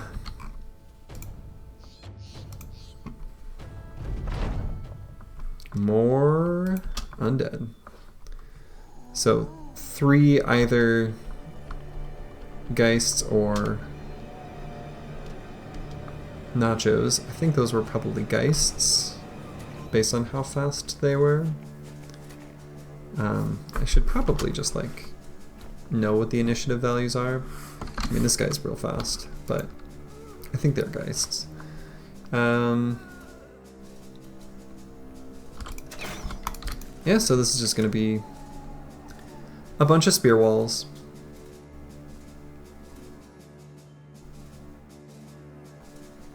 I'll put the good spears forward just a bit. So not this guy, though he is confident, which is nice. So I'll move this guy up so we can hit a few more. Because this guy could go and actually hit something. And this guy here. And yeah.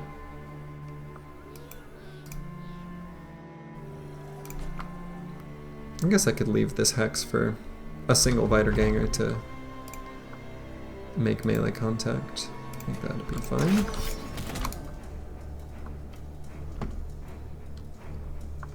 I'm going to go up here and rally just to get rid of the dastards starting combat wavering crap.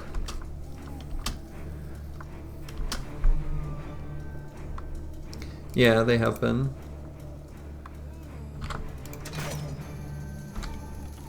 Spear walls they're good for the wiedergangers.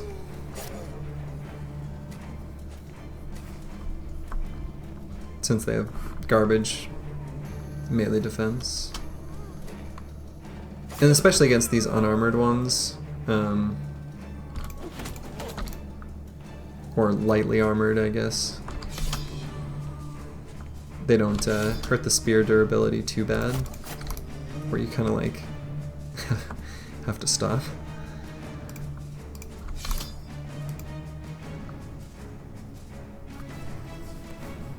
Yeah, they're just a good weapon. They are very, very useful and very, very underrated.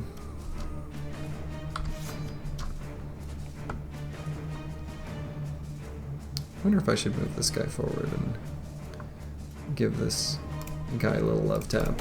Because the nice thing about spears too is the like, even against fights where the enemies are intelligent, like humans or whatever, you can set them up in positions like these three on the bottom, and there's only exactly one hex where this guy can get hit without having enemies needing to go through the spear wall. And like, that is so incredibly powerful to be able to limit the surrounds that are possible against your team. Like, do the spears do tons of damage? No. Does your banner do tons of damage? No. Does that make them not useful? Of course not. That's ridiculous. Obviously the spears do tons of damage in this fight, but you know, I'm talking about the scarier fights in the game. Though I suppose scary is relative, because, you know, if the squad were weaker, this would be scarier, right?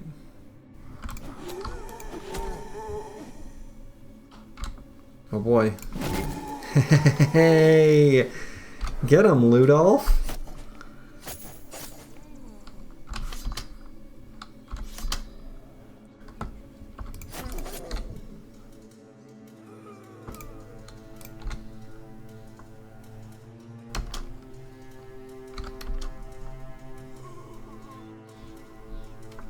Yeah, exactly. You know, I did, I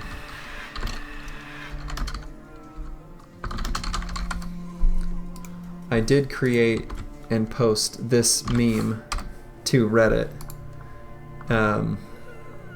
with exactly that arc.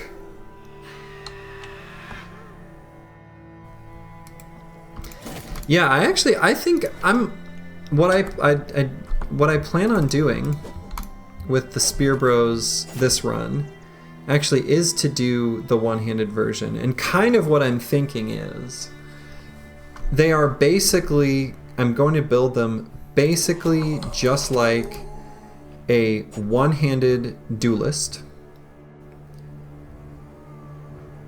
Like nimble damage dealer type build. With the only difference being I'm going to take one perk away from that I would have allocated to whatever, something, and replacing it with Spear Mastery. And that is basically the build. And I think it'll be good.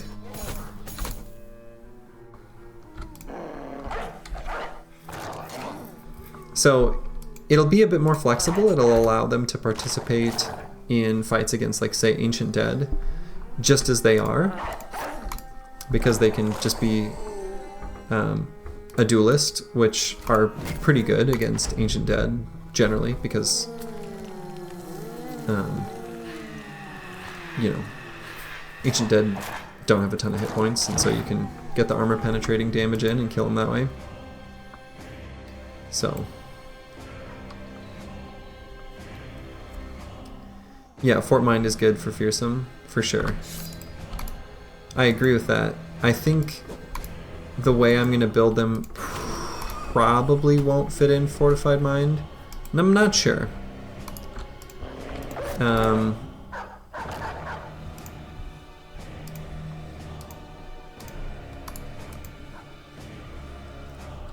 of depends.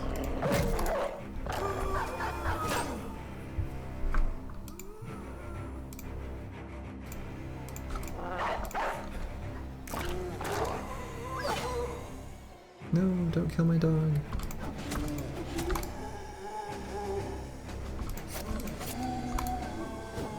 This battlefield is such a mess.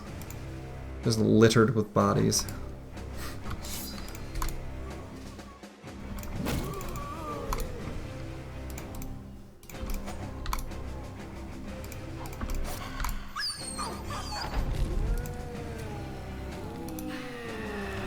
Yeah, that's a pretty... So, I think basically exactly what you've got there, Bijante, is what I'm thinking then is the last flex perk is just some other weapon mastery that they carry in their, you know, in their pocket. And it makes them a little more flexible. It gives them, I don't know, I think it'll play out well. But it'll be something like that. I like it.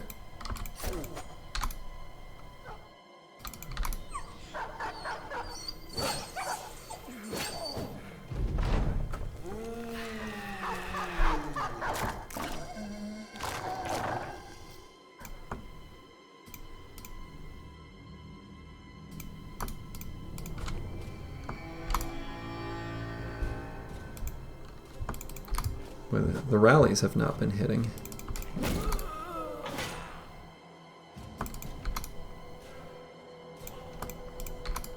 But yeah, I like that build, Bijante. I think that's pretty solid. I like it a lot. That's probably how I'll do it too. Most likely. Oh, I lost one of my doggies.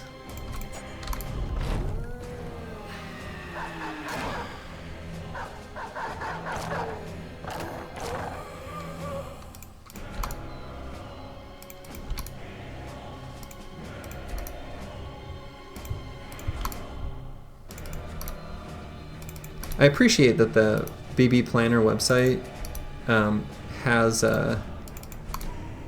like sufficiently low complexity that they can build the like perks into the URL just dynamically as you're clicking around. It's kind of nice. It's really good. There's some like some games like Grim Dawn or Last Epoch that are kind of unfeasible to create the full thing in a URL. So you have to like generate it and then they have to like hold it in their database and blah blah blah. Oh my goodness, a named item. And hey, people hate on named shields, and even though this is not exciting, that's a good item.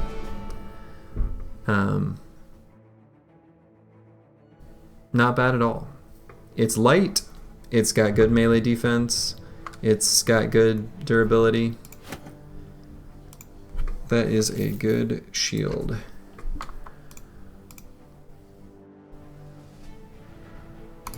So we'll go ahead and equip it. It is a classic. Like, is this exciting? No. Like, I'm not gonna pretend like I'm happy about this. But it looks nice. If you look closely, there's like a griffin doing its griffin thing. You know? A classic.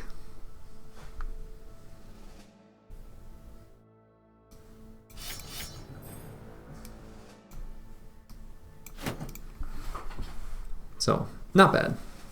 Not bad at all.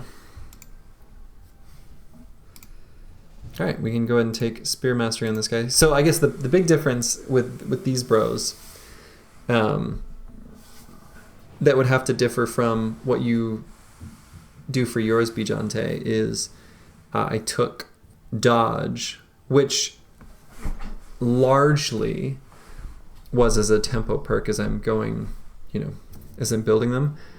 I might not take Pathfinder So essentially do what you've got outlined, but replacing Pathfinder with dodge.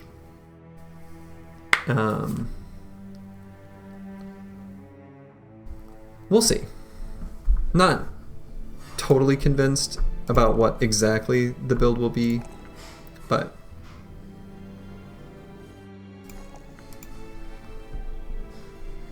does it have 9? Well, sure, but I do want to fit in a secondary mastery, just for making them a more potent backup duelist with some specific secondary weapon. Maybe not necessary, but I don't know. Yeah, I don't know. Maybe not. Maybe don't need the secondary weapon mastery. It kind of depends. If I'm able to find a famed with minus fatigue cost, then definitely don't need to. But I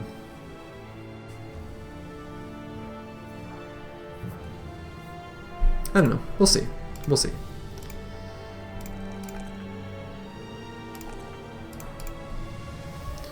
And so, even though all I've got is the light crossbow right now, which kind of sucks, I'll still take crossbow mastery. He'll be the first to get a better crossbow.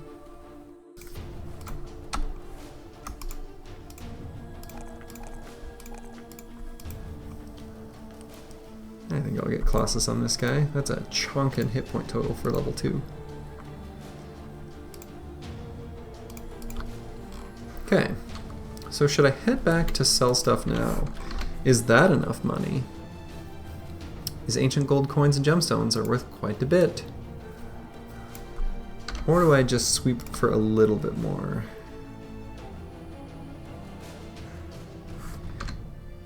I've got enough tools, at least for now.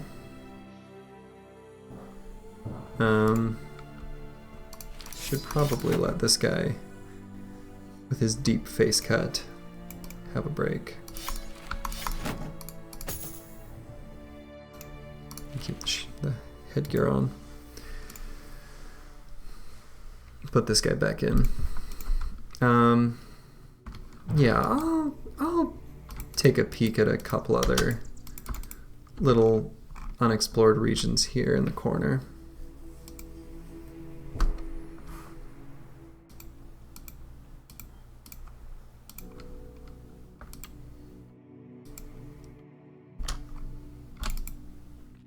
Just to make sure I don't accidentally leave the icy cave unexplored if it's up here. Because it would be nice to know where it is, if indeed it is up here, which it's got to be somewhere in the north.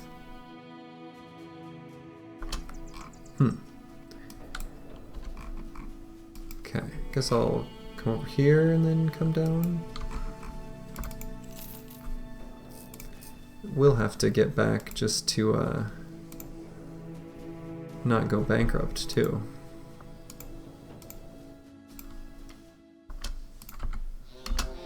Okay, lots of chosen. Team's not quite ready for that.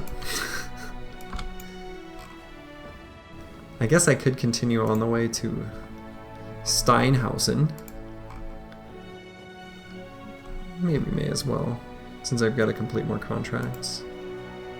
Yeah, just not quite ready for those. But Crypt of the Hound, just about daytime, so I'm going to walk over it and boom. We'll clear this. You know, despite all the chosen camps, there's also been a lot of ancient, not ancient dead. What would these be called? The zombies, the necromantic dead, which are so nice to find early because they're just a bit easier.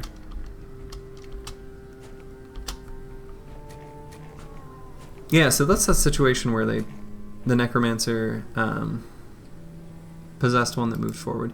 Okay, so this fallen hero, again, not too scary if I can just lock him down with the tank. He's got this silly arming sword, which I want, but, you know, we'll try to dagger down this armor. Mostly I want to dagger him down for his fancy hat, which will be nice, nice for now. And look at all this, you know, chaining fights. Look how many of my bros are confident. How lovely.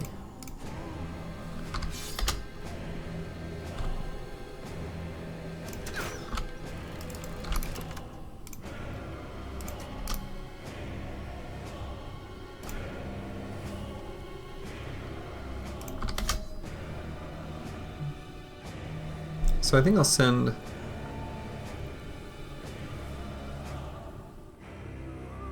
each of the two. Well,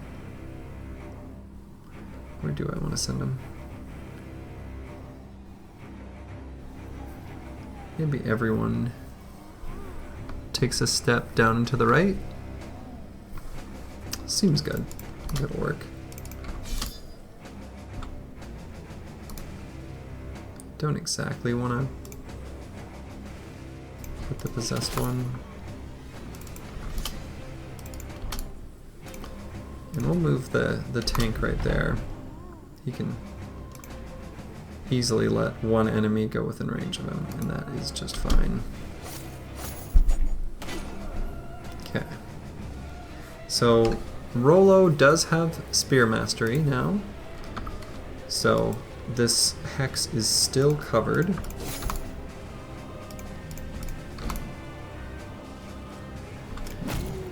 Still gonna give that guy a bonk.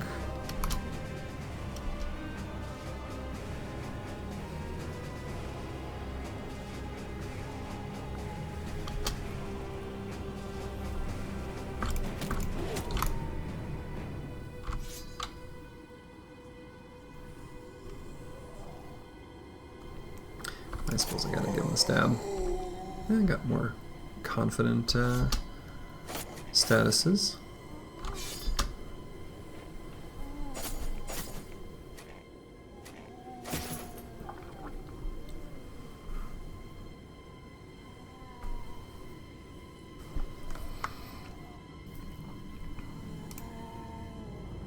We're gonna move this guy up a little bit like he's a proper lone wolf tank, but you know, this guy with the sword is gonna do nothing to that decayed coat of plates. So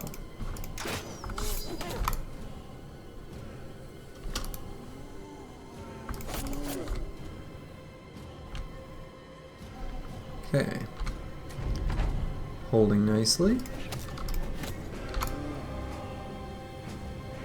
Nice, Geist wasting a turn. You love to see it.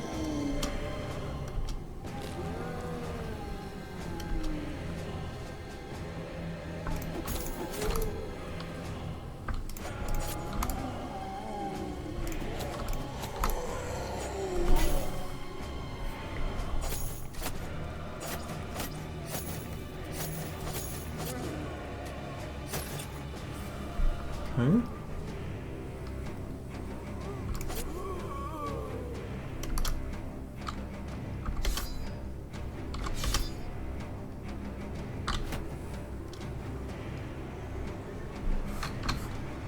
.78 melee defense at level 4. Pretty good.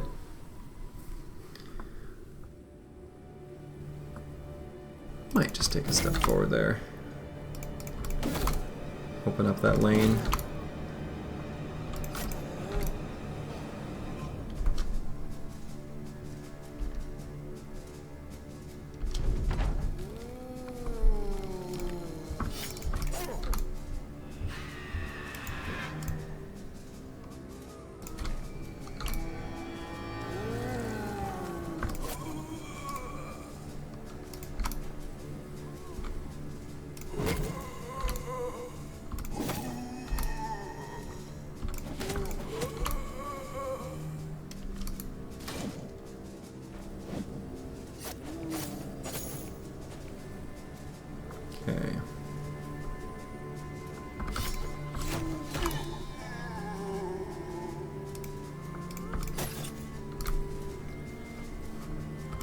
I'm gonna avoid putting dogs out.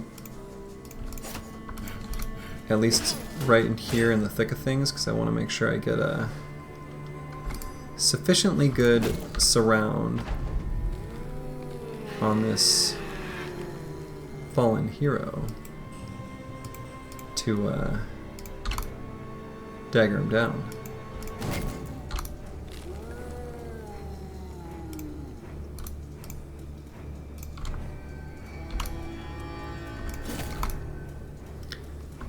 Really need fortified mind on my banner.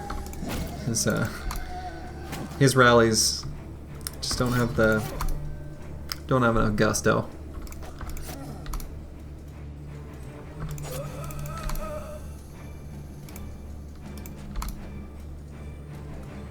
So Bijante, how did your Black Monolith fight go? You said you were gonna do it. That was a little while ago. Did it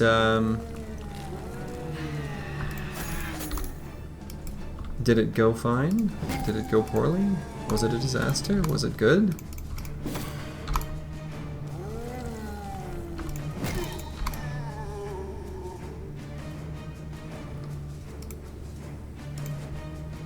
Success? Nice.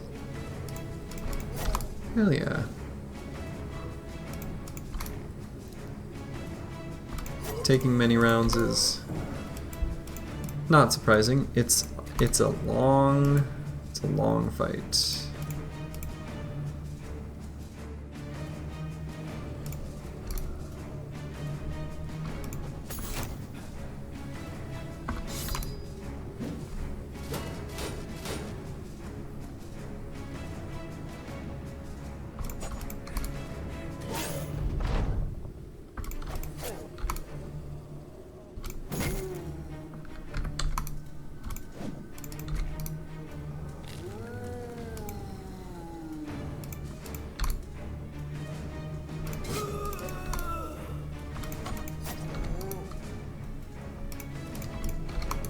Oops, meant to attack there.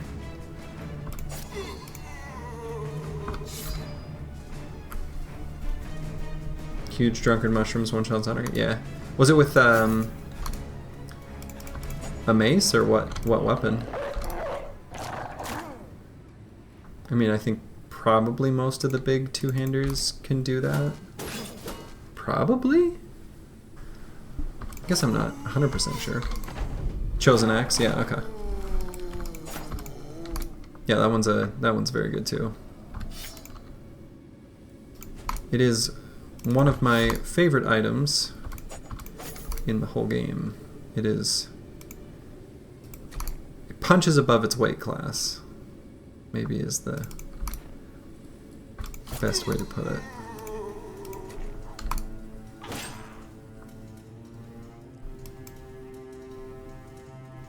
Exactly. That is as you should.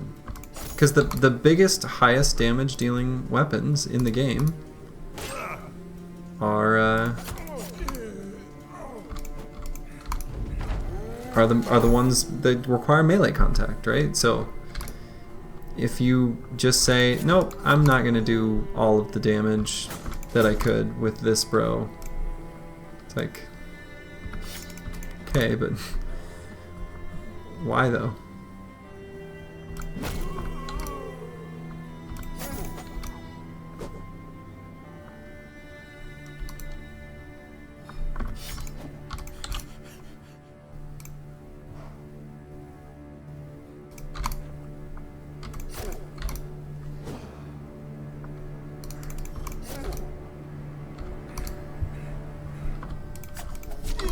Alright, now I play the slow dagger game.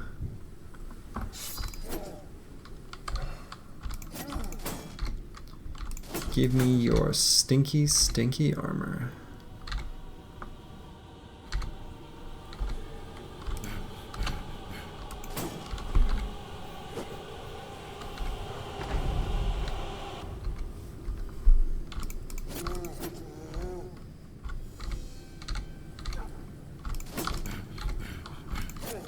Give me your stinky, stinky armor.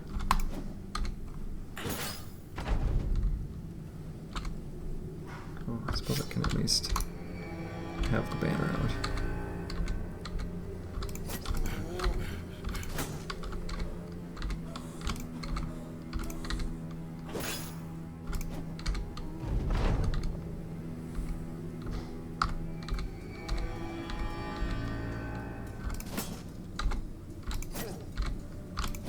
There we go. Yeah, the Chosen Axe is going to be better than the Great Axe by a little bit against most enemies. The Great Axe is better against unarmored enemies, but the Chosen Axe will be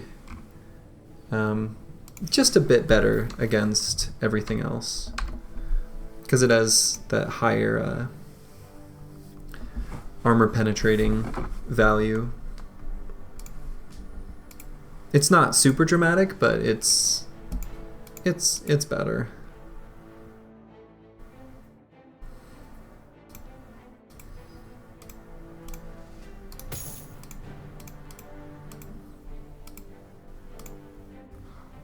The note writing is very cute. Endearing.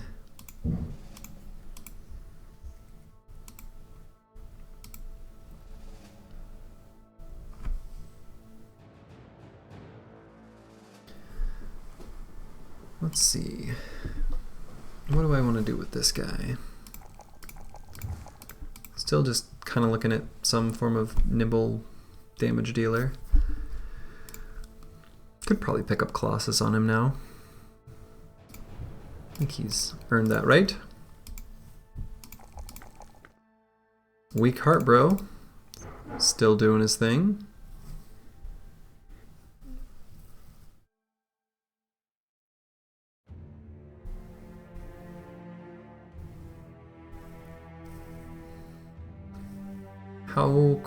How soon will I get reach weapons where I could take quick hands?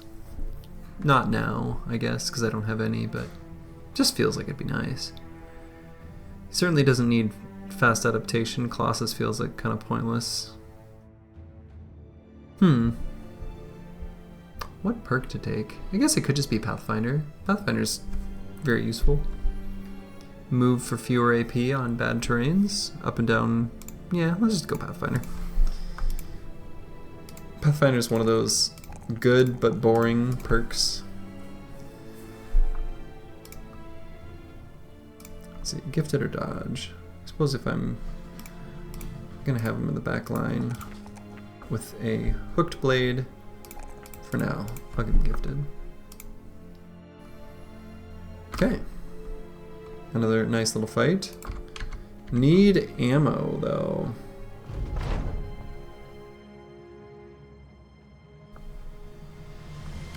Okay.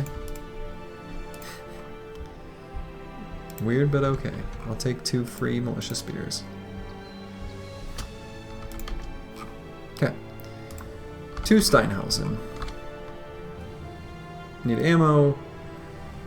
Need tools. Kinda need food. Deliver cargo to Bramming. Great. That I can do.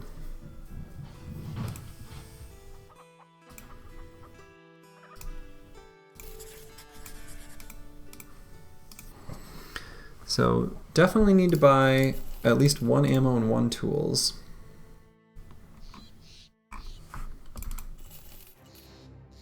Okay, there's the payday tick.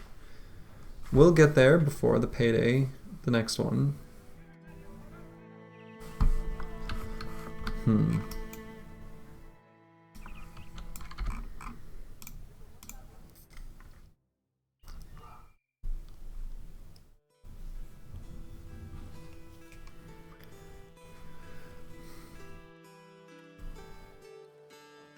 It's pretty cheap ammo.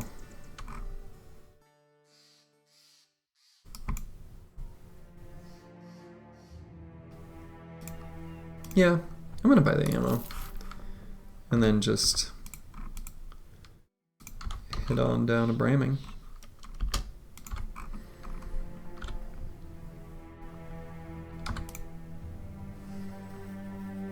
And from here, where to? That's the real question.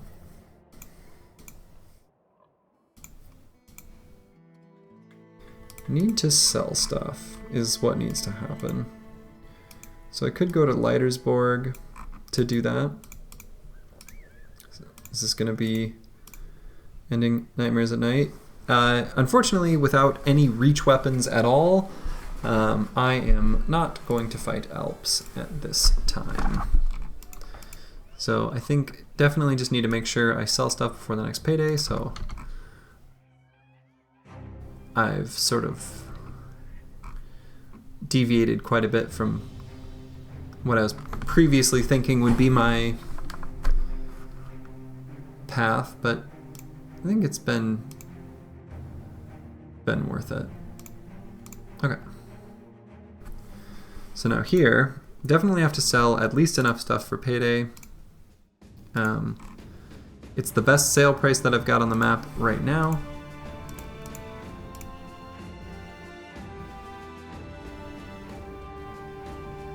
Wow, that's a cool rumor. I've never read that.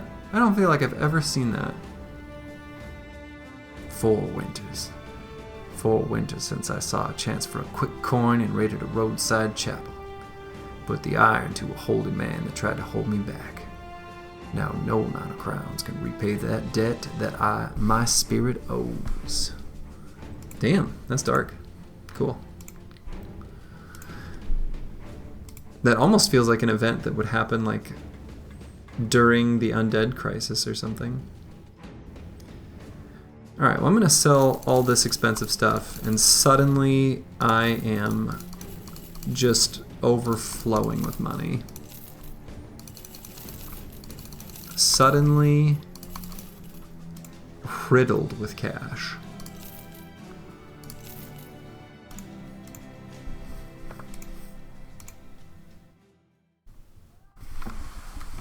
That is a bizarrely cheap adventurous noble. I don't mind adventurous nobles.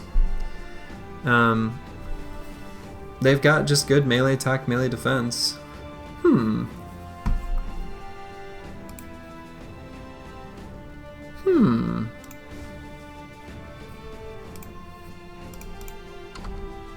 The other option, of course, is I've got a free seat. Yeah, banners and forge tanks. Yep. They can also make just really good fatigue neutrals. They're just good. Adventurous nobles are good. So let's see. I could get the lookout. I want to buy those dogs. And I want to buy the adventurous noble. What's the best allocation of funds?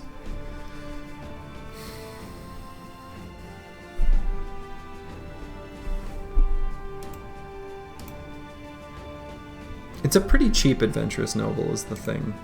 You can't get them for that cheap very easily. And they're a good background. I don't really need a banner, and I don't really need a forge tank. They're not my favorite for forge tanks, even despite their really good melee defense, just because of the okay fatigue that they've got. I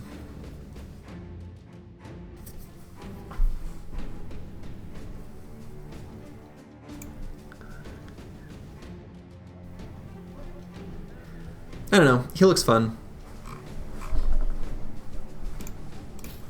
Let's see how he is. Okay. Interesting.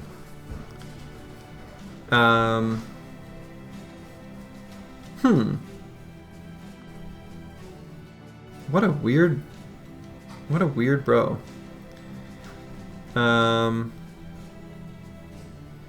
So definitely not like forge tank material because he doesn't have enough fatigue. Yeah, exactly. He rolled 64 melee attack, which is really good. Yep, Babe is right on the money there. Just 3 away from max. I mean, to me he looks like pretty natural fatigue neutral. He might end up being dodge fatigue neutral, kind of like sometimes to do with oath takers. It's not the most high value, but it kind of, melee defense, the more you stack, the better it is. Yeah, he's a very good frontline. Could even do, honestly, I don't have a problem with doing flail fatigue neutral. Make use of brute. I don't hate flails on a fatigue neutral.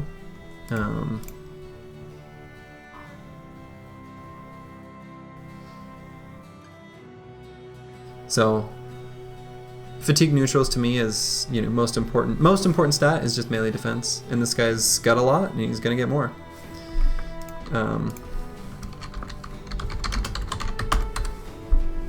So flail fatigue neutral. And notably, you know, in some of the conversations that I was having when I first started the stream up with Caesar7277, if he's still here, this would be a good example of a fatigue neutral that there are so many other like perk choices that would be good that I'm definitely not going to take fearsome on him, despite the fact that fearsome is insane. So, you know, yeah, you sure can. And in fact, do you want to keep Sir? Or would you rather I eliminate the Sir? You let me know.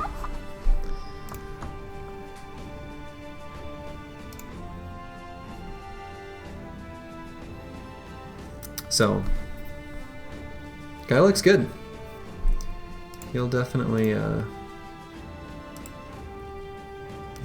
perform.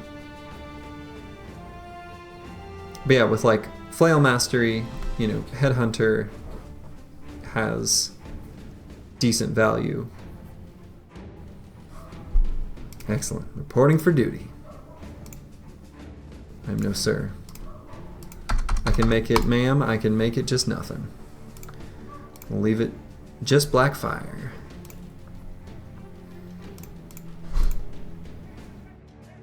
Yeah, they're good in Monolith. They're good against, you know, good against anything with shields. They're good. In the huge damage range of a flail, they can one-shot things you wouldn't expect as long as they get the higher higher roll in the damage. So anyway, excellent. And you know, it came with a basic mail shirt, which is really good. So I'm gonna cycle someone out for him. Gerlach is pretty bad and might just have to be kicked to the curb even as a backup. I don't think I need him.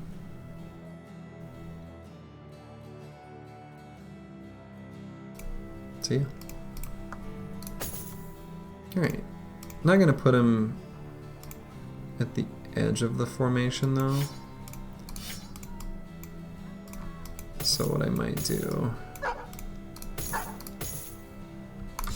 is put him in the center.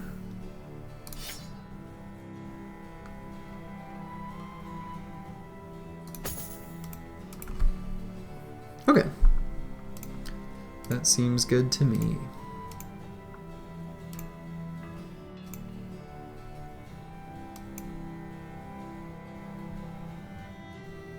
Okay. Very nice.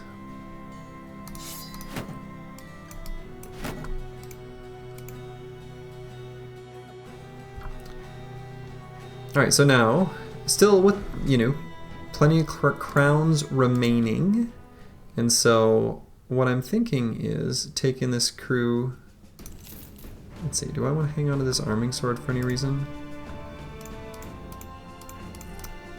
It's probably a better backup weapon for some of the hybrids compared to the malicious spear. So I'll replace that, and I don't think I need this many malicious spears. I've got quite a few. Want more tools, but maybe can pick up a few more.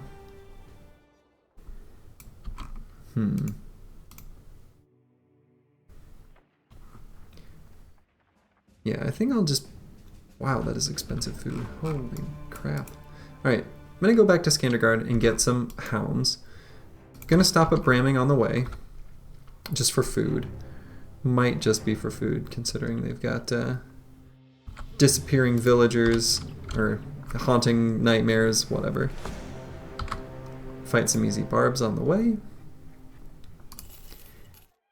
Grab some pretty inexpensive food. And pretty inexpensive ammo as well. I think given how much the team goes through ammo, I might just purchase all of it. Fight these barbarians.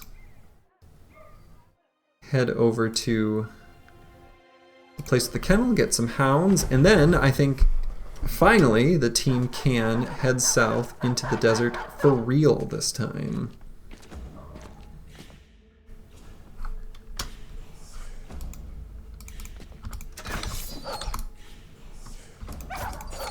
I'm sure there will be something distracting on the way.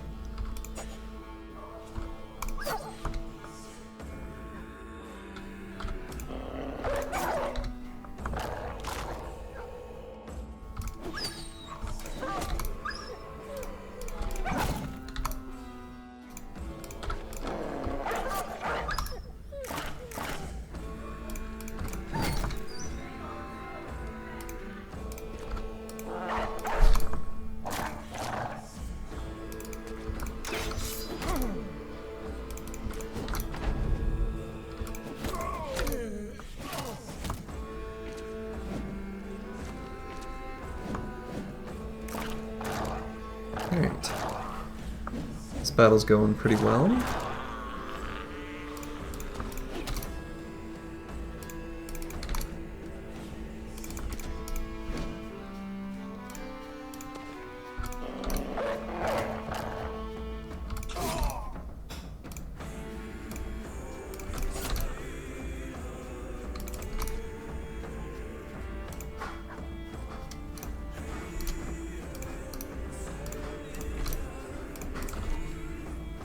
Oh, not enough fatigue.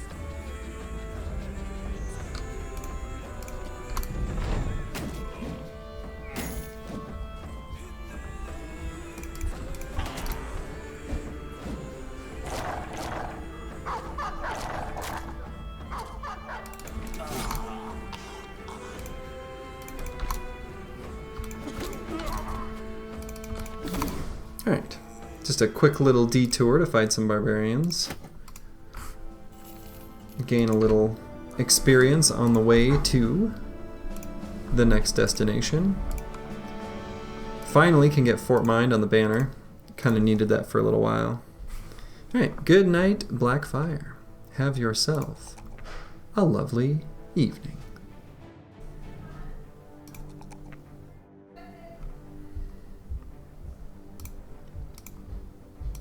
I keep leveling. Alright. I keep leveling range skill, which is kind of funny to me, but...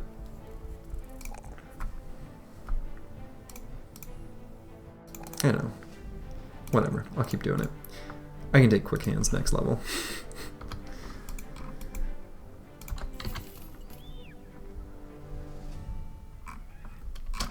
And... yeah. I'm gonna think, too, if there's any noble house that I want to turn on and suddenly make my enemy and raid their caravans. I don't know enough about the map at this exact moment to know if I want to bother doing that. I usually do like doing it. Fighting noble armies is fun and profitable. Let's see, they believe they have ranged advantage, and nope, they're moving up.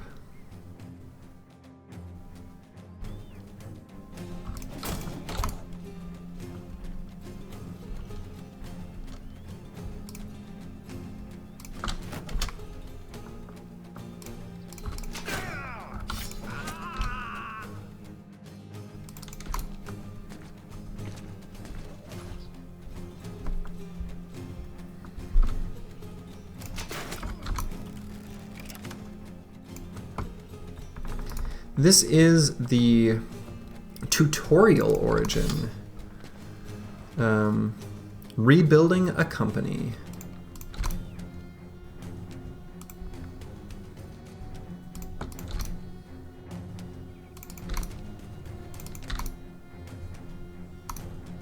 Yeah, you're welcome.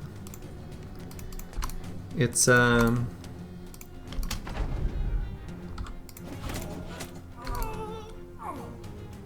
basically the exact same as a new company, but with a cute little quest at the beginning, or like I don't know, predetermined contract thing.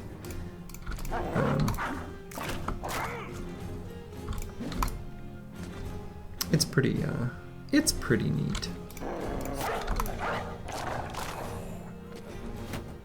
Holy buckets.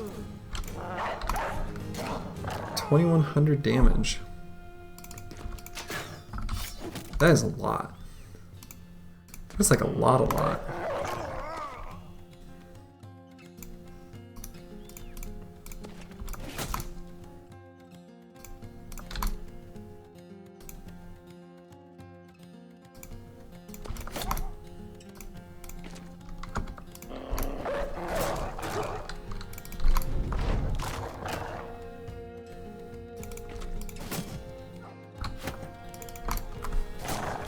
Dang. That's crazy. That's some good damage.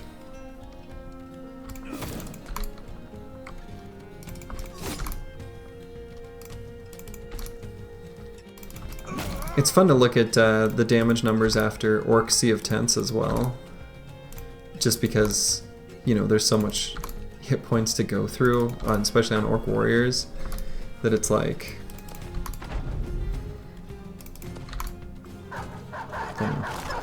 just seems crazy. But it adds up over the course of a battle, especially when you don't even have to swing every round. They just run away and do the damage for you. Alright, Helmer, who is kind of hot garbage here.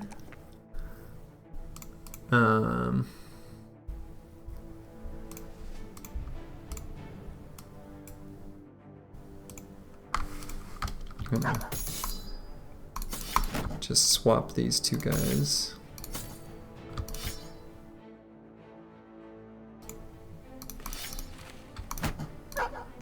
Yeah, you should. I mean, I think the lesson people need to learn is like the problem is people are afraid of their own mistakes. Or let me put it this way. They know they've made mistakes, so they're afraid to specialize. Like having specialized damage, like people are like, oh, you know, melee defense is the most important stat. True. I won't even disagree with that statement. That is true. It's incredibly good. But if you don't put, you know, the bros that don't have high melee defense, you just don't put them in positions where they're surrounded. You have them come along the edges and you know, manipulate turn order to where those are the bros with good other, you know, traits and abilities and melee attack and spare fatigue and whatever. You have those be your big damage dealers, and you have the bros with the high melee attack hold the positions where they're surrounded. That's it, you know? Yeah, agreed. I agree with that wholeheartedly as well. Weapon combinations and positioning are superior to builds. You know, there was a post on the subreddit not too long ago where someone was saying how they used exclusively like swords and shields alongside sword lances, like exclusively. And, you know, they said it did really well for them. And I believe them. Like, you can play with things that are maybe suboptimal, but as long as you play well with them on the battlefield, that matters so much more. So, not that y'all here don't already know that. Of course you do.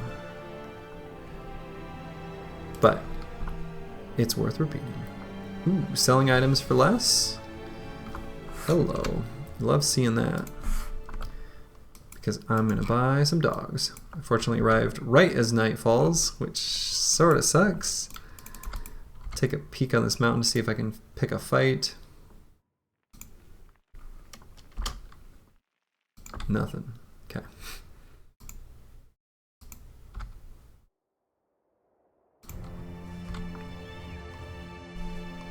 Yeah, the other thing about assessing builds in isolation is people also assess weapons in isolation, and in doing so, you tend to overvalue armor penetrating damage, despite the fact that it is, of course, very good. But like, you sort of take away the assessment of, okay, this bro with the hammer stripped the armor, and now this bro with a sword or cleaver or whatever, you know, can do high damage to the enemy once the armor is stripped off and stuff like that.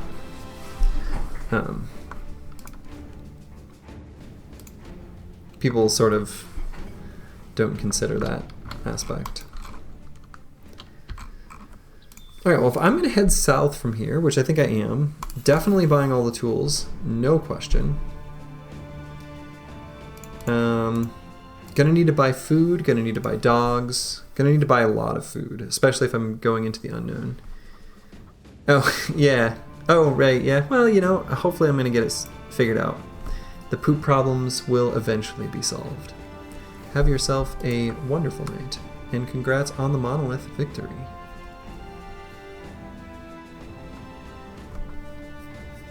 So I think I am going to sell stuff here. Despite it not being a good sale price. Because again, I'm going into the unknowns. The unknown wilds. I don't know when I'll be back again. Do I have a little dagger on all? On this guy. The backliners don't have to have one. Maybe the banner should have one instead of the spear. Why does he have that spear? He doesn't need that. Okay. And might buy one of the ammos. Definitely buying the ground grains.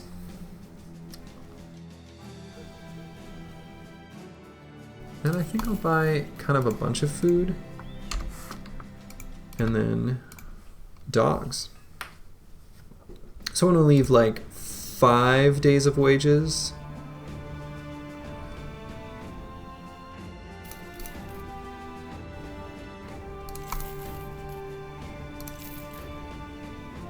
Okay.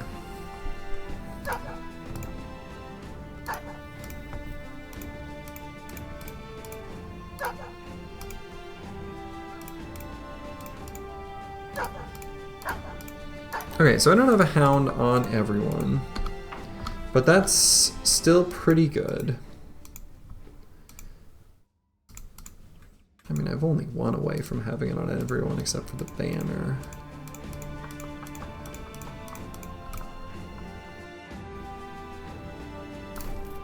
Whatever. Let's do it. They're very good. And the banner, you know, I will soon-ish be able to get the ambition where I can name a sergeant. So I'm going to head to Berkheim, just on the way out of town here. And even though I've only got 3 days of wages, a lot of fights have crowns in them, so that should make up for that. Ending the nightmares at night? Sorry. Without reach weapons, I can't really fight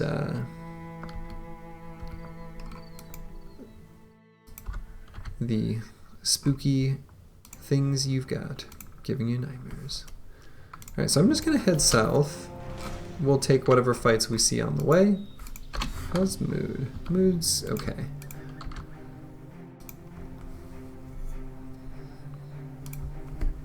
The big thing to manage is going to be tools, because I just don't have that many.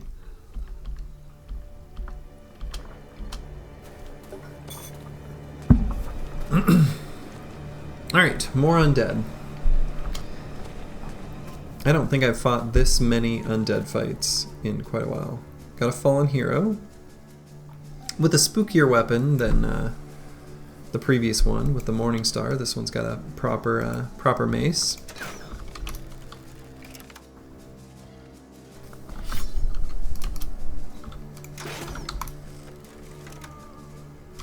What's this guy's melee attack? 70. Pretty good. Move him up one.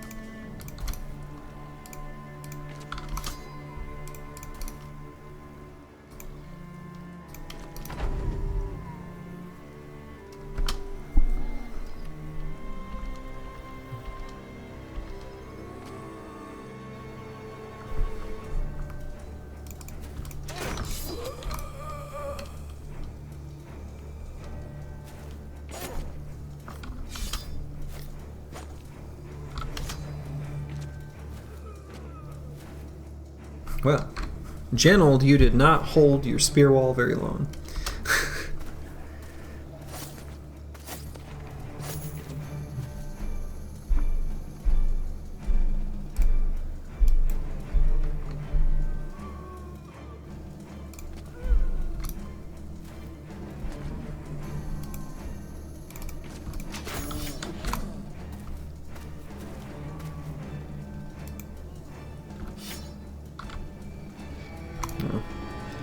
I should move forward.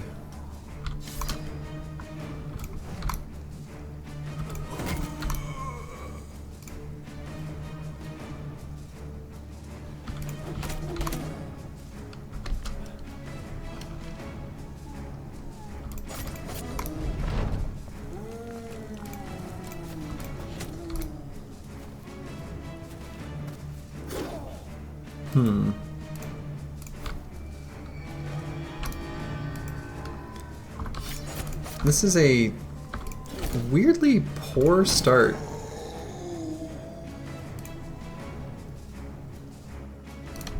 To this, what should be pretty easy battle, actually.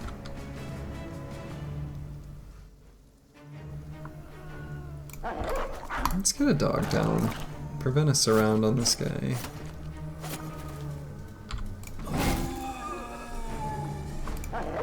That was pretty good. Wooden Mallet has been performing remarkably well so far this run.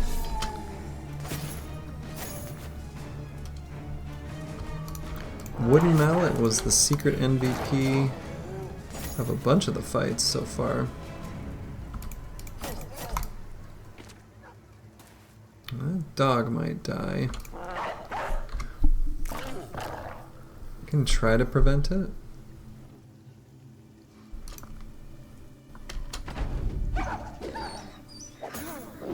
But I will not succeed. Okay.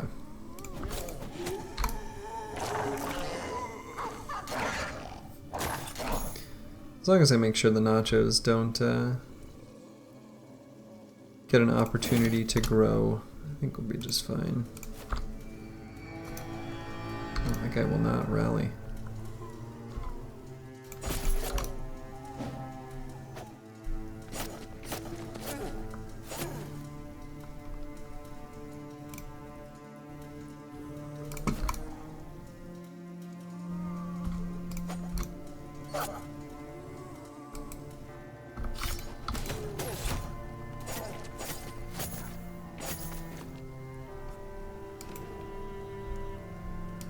At least those top spears are holding well.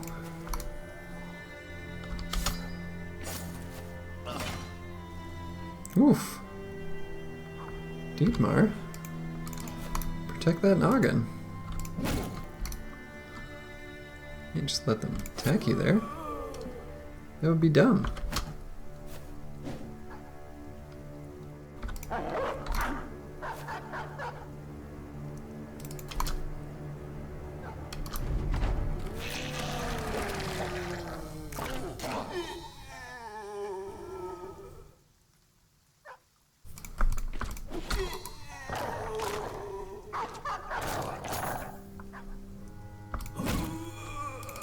dogs have created too much battlefield chaos.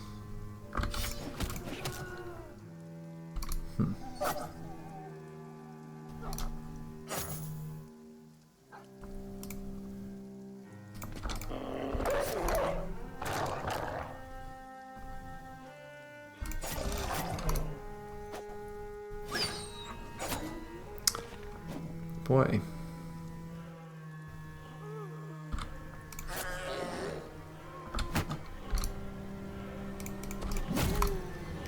Lost a lot of dogs in this fight.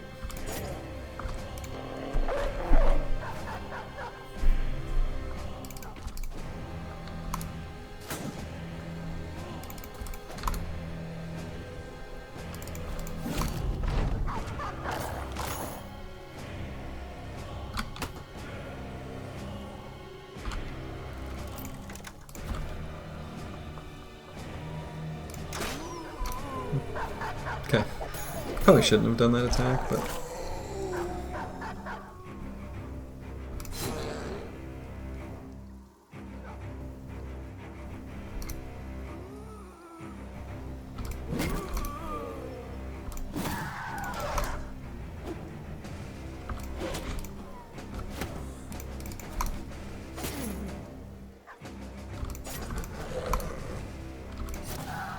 Okay. Oof. The dogs will probably go in and get the surround on this fallen hero, so there's probably not too much I can do about being unable to dagger the armor. Ow! But I think my objective should just be to kill him. So, ASAP. It's a fight that went surprisingly poorly for how easy it should have been.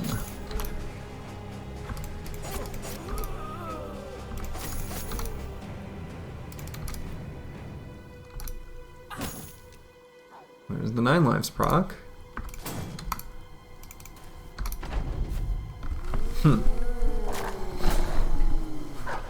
I suppose it's possible this guy dies.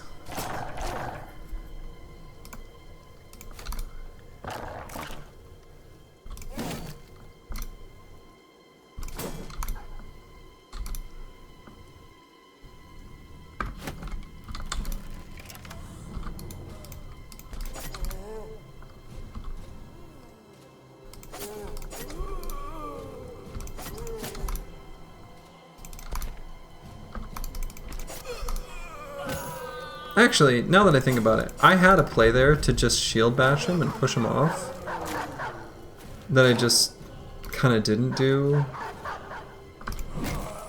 because I was a bit lazy about it.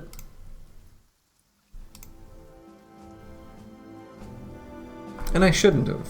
I should have just shield bashed instead of letting him die for no reason whatsoever.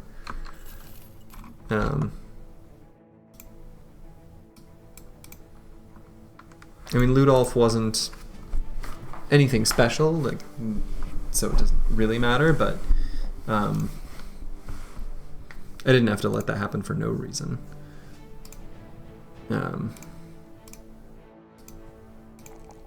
But I did.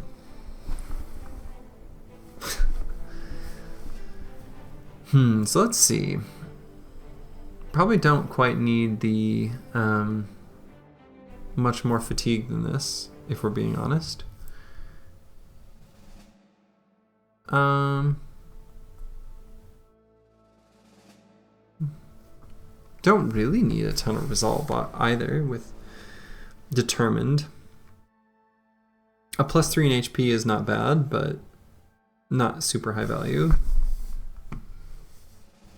I might just take one more, little bit of resolve. And what perk now?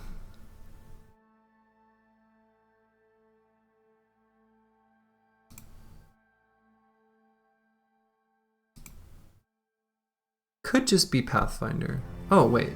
Oh, I already took Spear Mastery. Never mind. Alright, Flail Fatigue Neutral.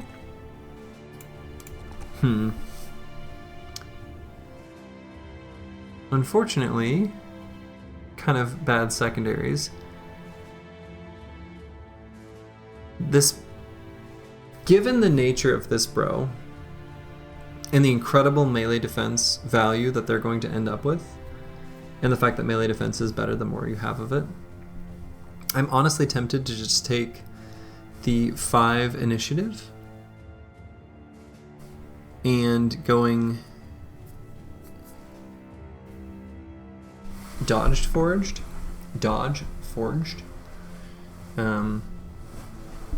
I think that's gonna be better than any of the +2s here.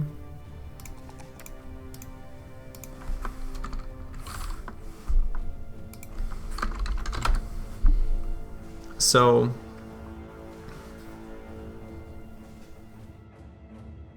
yeah, so dodge gains its value from initiative, and so it's sort of a pretty almost gimmick build, but if you make a fatigue neutral, you kind of just want to stack defensive perks, but they all add approximately like similar value to each other, and they don't you're not perk starved, I'll put it that way. Like if you were to take 1 or 2 perks away from a fatigue neutral, it would still perform pretty well. And so a dodge fatigue neutral is one that you would get initiative on just to continue to get as much melee defense sort of stacking on top of the previous as much as possible. So yeah, you want to get initiative just to keep pumping up that dodge value. And I will certainly take 9 lives to ensure that this bro stays alive. The nice thing too is that, you know, adventurous nobles have often negative melee range defense, like this guy does, and so by getting some dodge value, it helps at least keep him out of the negatives.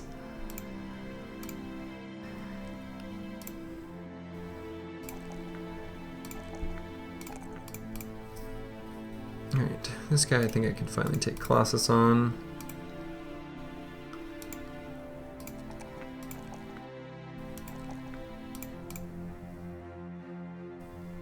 And let's see, probably Throwing Mastery with this guy. Oh, did it really? I don't know how to... There's probably... Oh. I can see in OBS it says dropped frames 0. And it looks like my KBPS is good. But I don't know how much that shows any historic.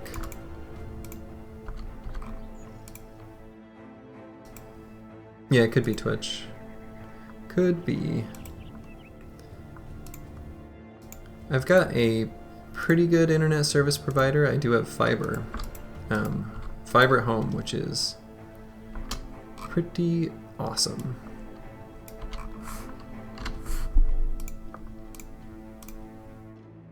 Oh, I guess I can put this dog on someone now. So let's see. I don't want to be too far on the edge of the map because I want to make sure I meet back up with civilization. And so once I make it around this mountain range, I'll probably start pushing more towards the center just to find a town or village.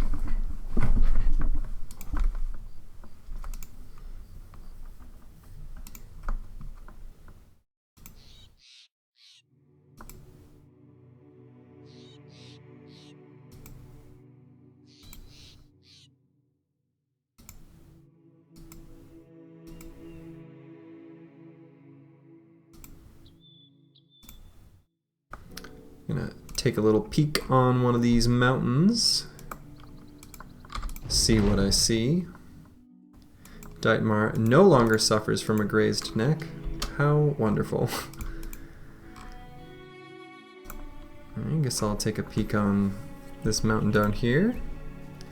Everything's looking pretty empty.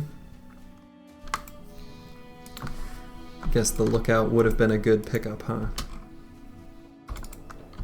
But we went with an adventurous noble and a good one. Hey, a town. Okay. A small fortification has been built here. In Adlerwacht. Another kennel.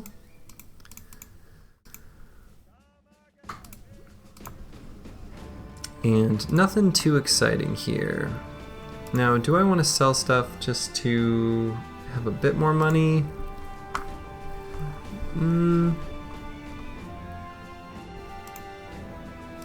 Maybe some of the cheap stuff. Guess I don't have much that's too cheap, and I probably should. I don't know, the padded dented nasal helmets. Say that 5 times fast. I couldn't.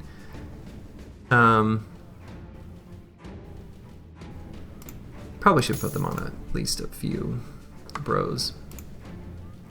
I'll leave this guy in pajama gear. He looks nice.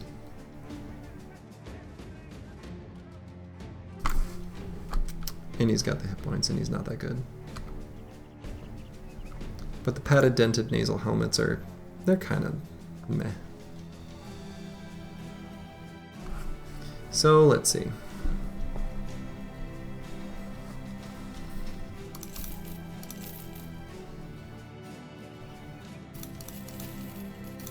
I'll just sell the weapons. Maybe I'll hang on to the two-handed mallet still. Sell the other cheap stuff. Keep the trade goods to sell somewhere a little bit better. The tools here are a little expensive, but I'll buy just a little.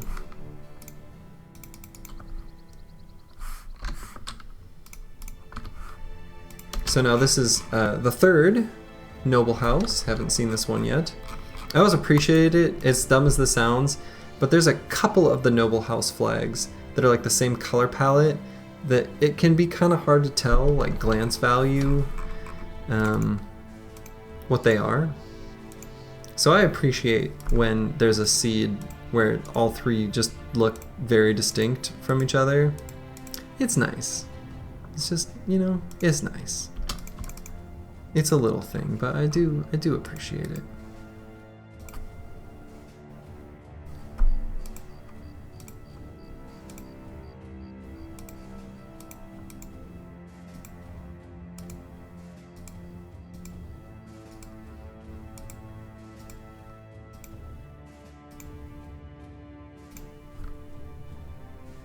Okay, so this place just had a warehouse burned down, so might have an okay sale price.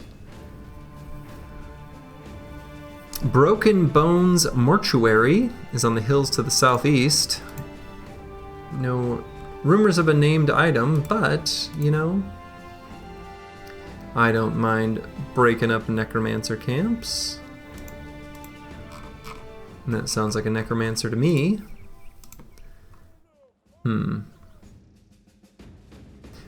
That's a good enough sale price for me, I think. So in the hills to the southeast, you know, why not?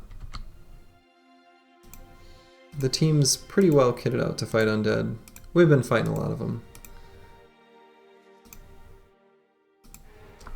Broken Bones Mortuary. As advertised.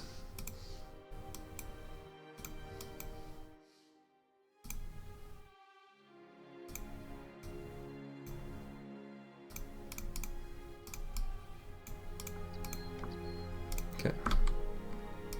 Just doing a little rearrangement to slightly more evenly distribute the good spear bros and stuff. Alright, so let's see what charges out here. Only 13 enemies, not too many.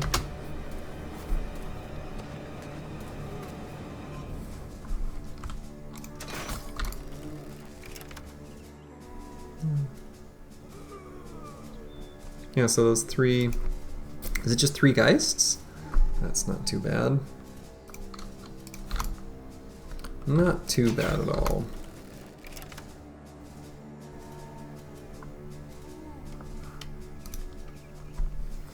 Okay. So I can wait here through this round. And then move some of these bros forward just to spear wall. Do this guy, and there they are.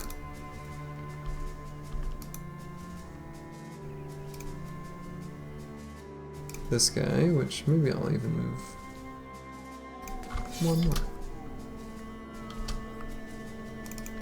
And this guy.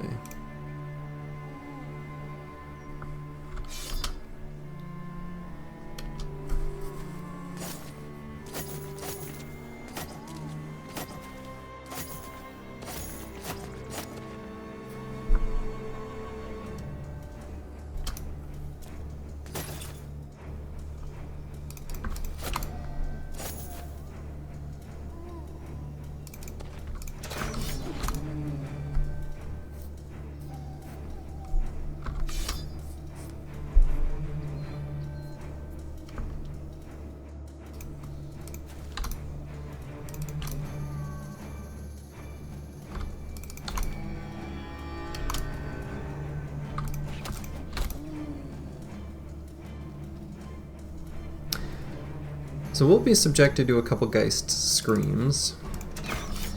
Shouldn't be too bad, but can maybe move this guy forward to maybe next turn.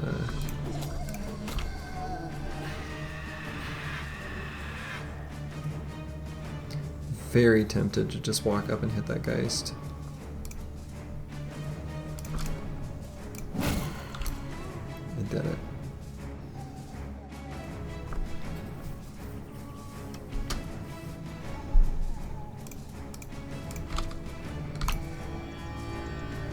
Okay, keeping spirits high. Es importante.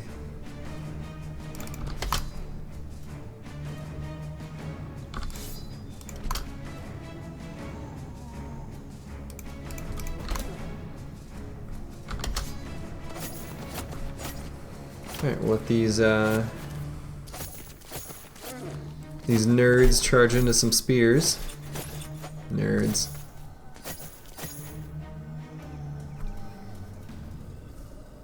Okay, so what I might do here is do the old dog hop trick. Lay a dog so you can hop over it to get a specific spot for free.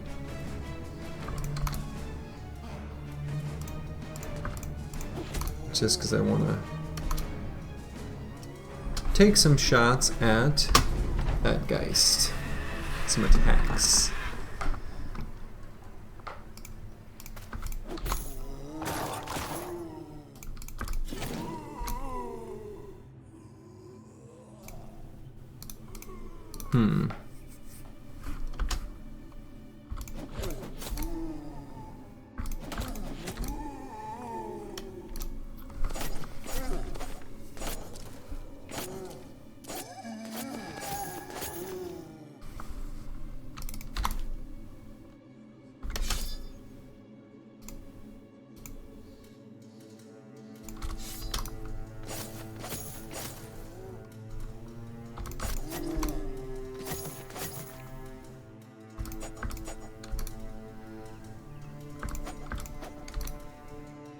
Come on. Hit 'em, you nerds.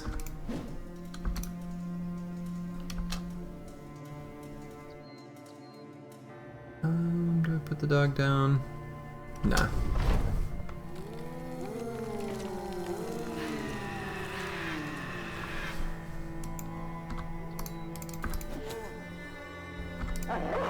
Put that one down.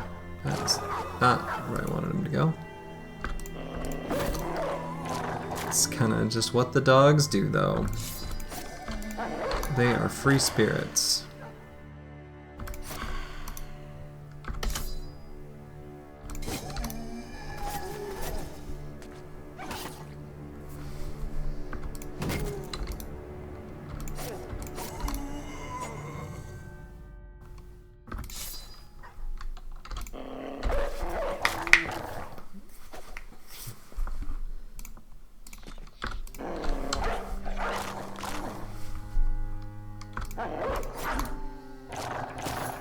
dogs take care of it from here.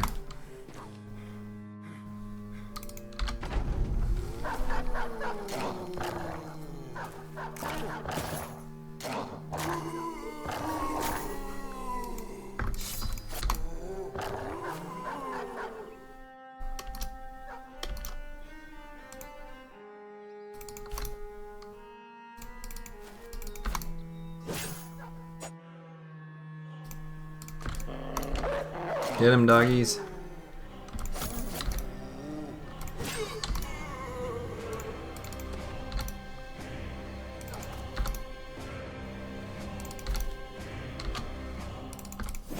There we go.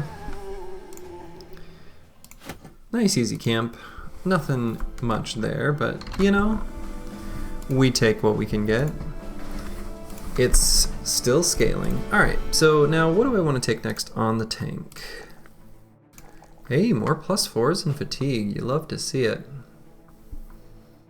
And I think I'm just going to keep pumping resolve. So, what is important now? Fort Mind is probably the pick. Fortified Mind is just so incredibly important.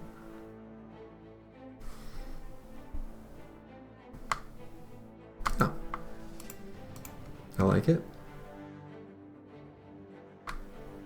And then next turn can get one of either Underdog or Lone Wolf. Probably just Underdog, but we'll cross that bridge when we come to it. So here we've unfortunately got the old +1 in melee attack.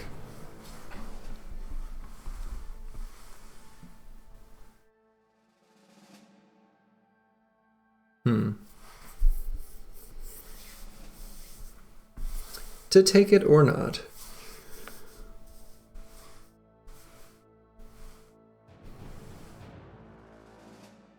What would I take if I didn't? Probably the +4 fatigue. Just to give him a little bit more to work with.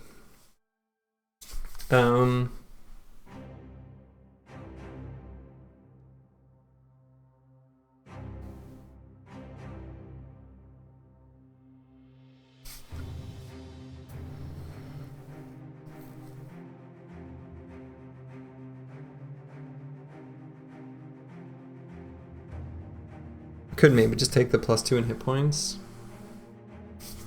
Nah. I'll take the melee attack. Still need it to be nice and high. So now it's either gifted or dodge. Honestly, even with the kind of heavyish armor, dodge has really good value right now. Yeah, I'll do it. Gottfried. Gottfried got a lot of health. Gottfried gonna take dodge.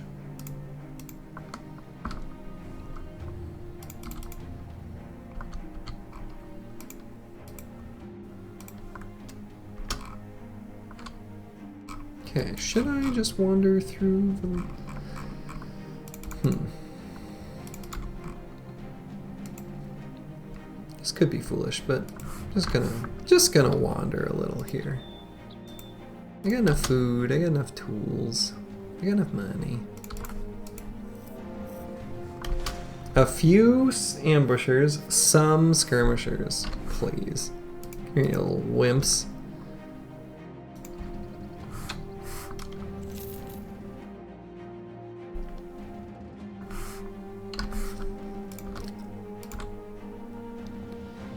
Could be an opportunity to get some jagged pikes. No, or not.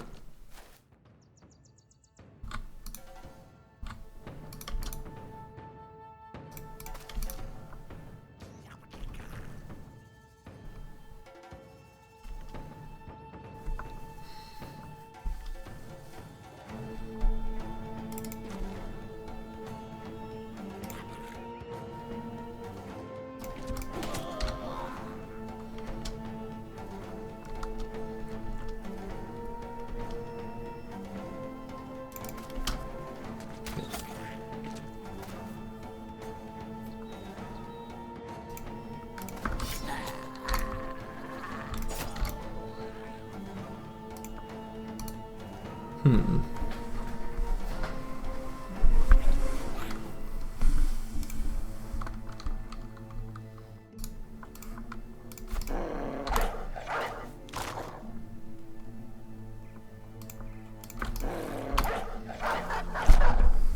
Dogs are so good against goblins.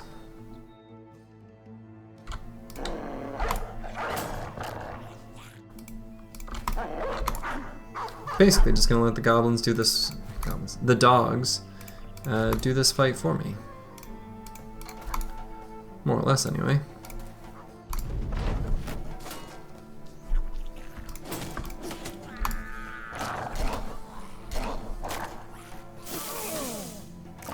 Oof. Hey. Don't kill the warhounds.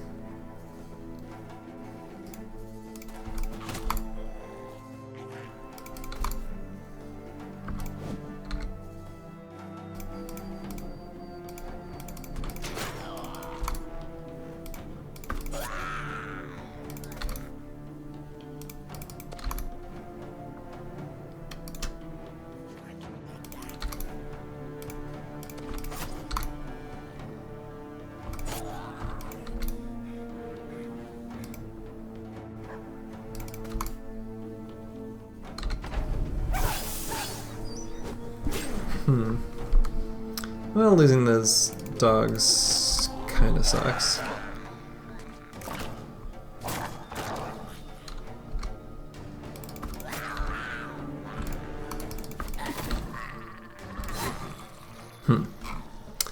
Yeah.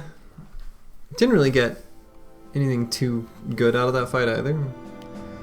The notched blades will be good to essentially be the same damage value, 15 to 35, 20 to 30, same damage range. And they have punctured, so I can replace some of the knives with those notched blades, which is good. I do like that upgrade, but didn't want to lose the dogs to do it. Let's see, are the goblin skewers better than the militia spears? I would say so. So let's replace those.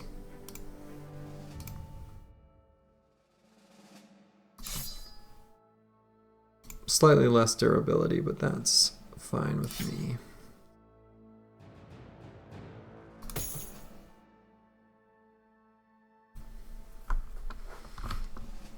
Okay.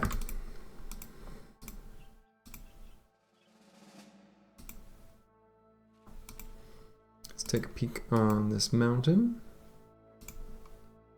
Ooh, a road.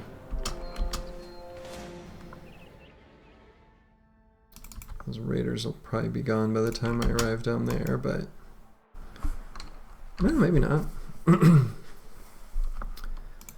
Some raiders and a few marksmen. That's a decent fight.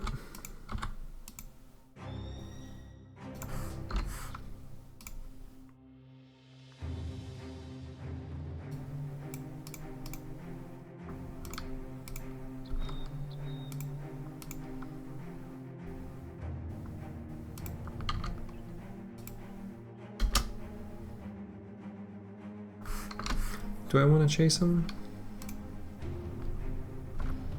I think I do. And we'll do it not the forest, but here on hills or whatever these are. Yeah. Okay. Well, here's a long axe. I want that. That'd be a very nice weapon to get.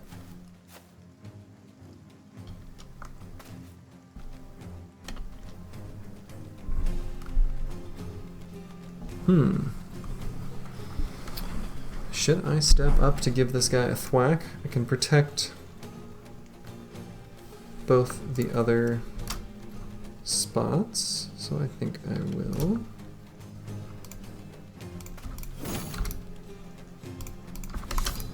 So he can't get surrounded, or at least is unlikely to.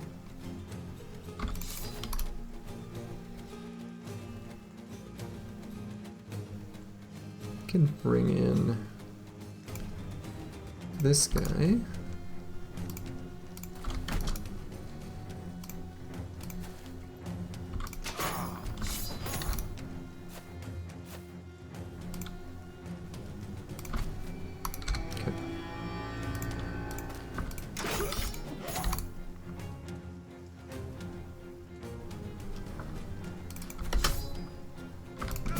Bonk.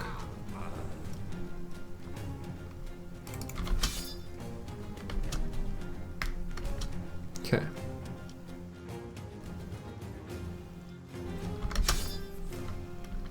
This long axe attack could hurt, or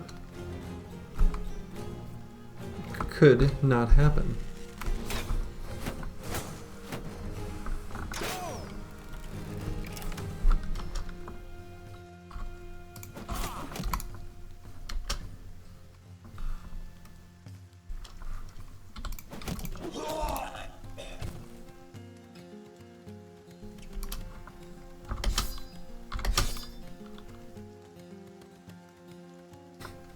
It's a lot of effort I'm putting into stopping this one enemy from marching forward, but you know what?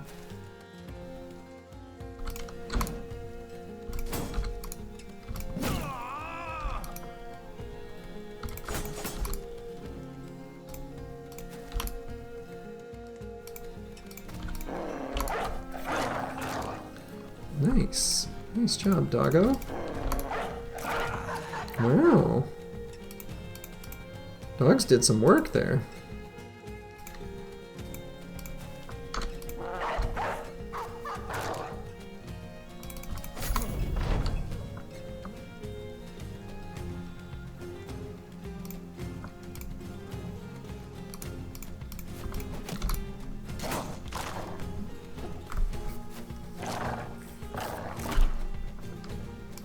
All right, another nice clean victory.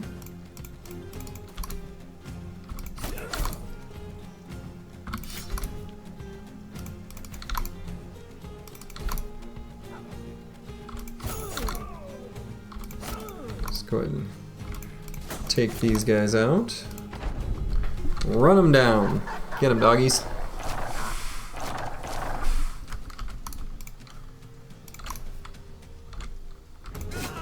There we go. Nice and clean. Got that long axe, a boar spear. Very excellent. Very happy with that. Alright, can put the boar spear on the other dedicated spear bro. You love to see it.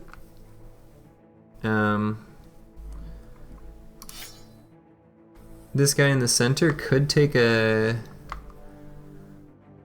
like a long axe or something like that. Could also yeah,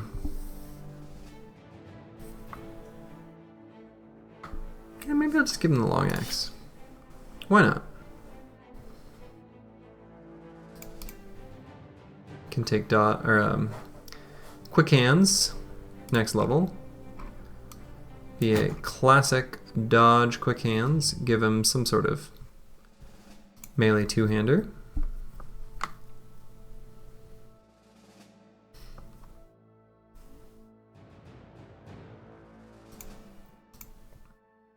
Can hand another one of these backliners a arming sword to replace a malicious spear. Much better sidearm for them. In fact, this guy could be set up just like that, and that would be pretty good. I kept that mallet for a reason.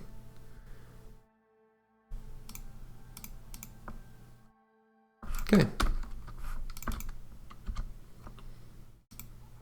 And now, I think continuing down through the Badlands into the desert seems like the right course of action.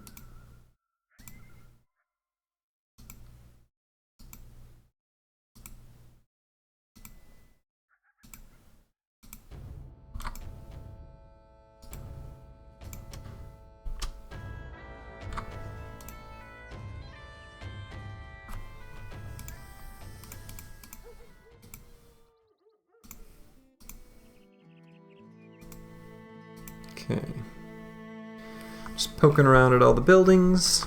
I don't know that there's really much to comment on. Things are expensive here. They got disappearing villagers. So hunt down what terrorizes. I do want to take more beast fights here. Just generally because I want to be able to unlock the scout, and I don't think I've fought a single one. No, I fought 2. I don't remember those at all.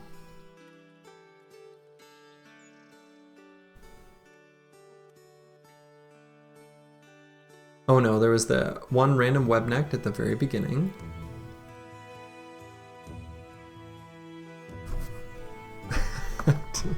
I don't know. Okay, well, regardless, I'll do another beast fight here. Complete more contracts for the ambition as well. We got nachos, a plethora. Boo. Don't love that.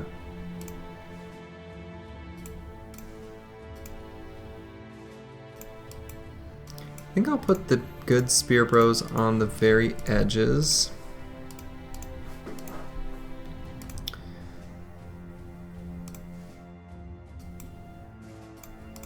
And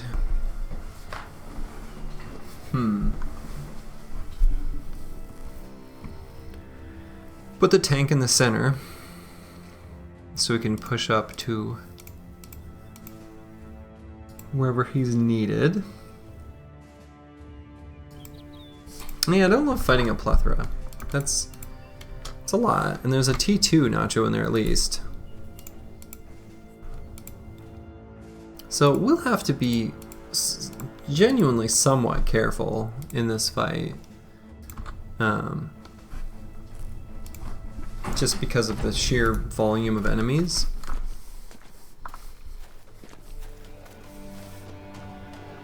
I think given the high ground that I'm holding right now, I'm just gonna stay right here. I'm gonna let the T2s go forward and attack those. The key right now is just don't kill anything.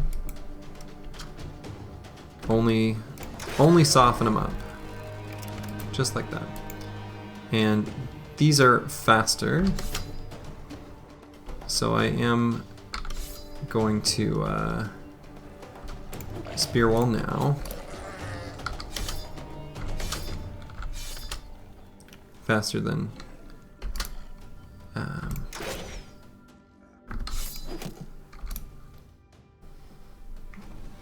the wiedergangers that I've been fighting. The rivers and the lakes that I'm used to.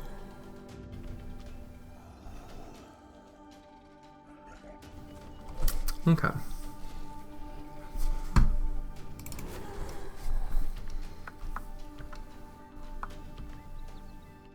And even though they're beasts, nachos have at least a little bit of intelligence. Sometimes. It's kind of a lot of T2s.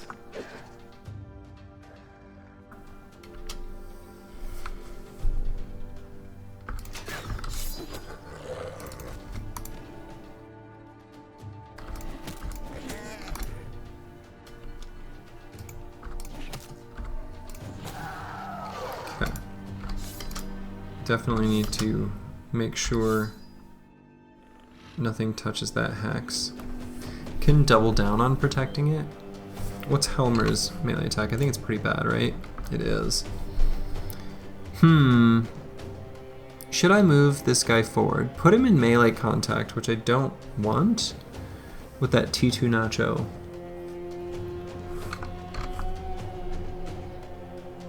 This is my spear bro with the better melee defense. I mostly just don't want him to get swung at because I want to manage fatigue. I think I'll wait.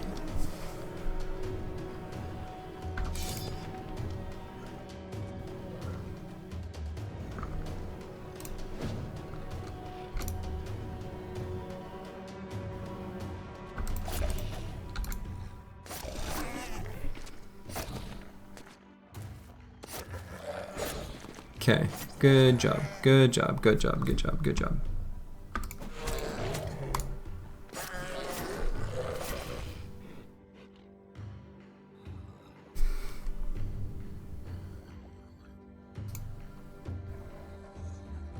Hmm.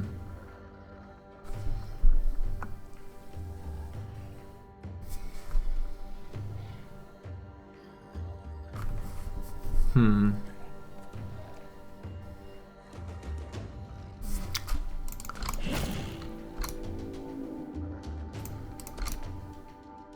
Hmm. It may have been too dangerous a spot to put that guy. He's got decent armor though, and Nacho's a pretty terrible damage against armor. Okay, that guy's in, but it kind of doesn't matter. They're starting to have morale failures. It's very close to being able to just suddenly turn this and cause mass morale failure cascades. Boom! There it is. So now's a good time to get the dogs going.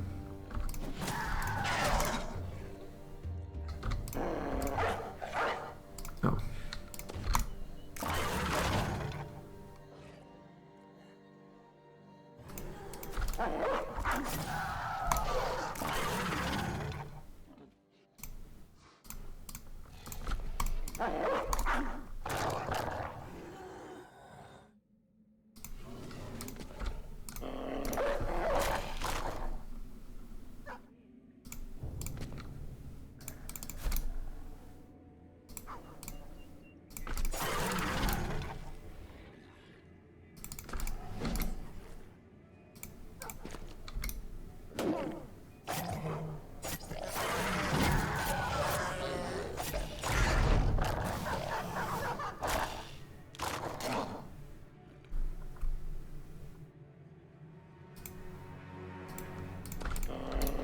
Alright, that was nice and smooth, but you know, it didn't have to be. It could have been rough and rocky. That option did exist. It was within the realm of possibility.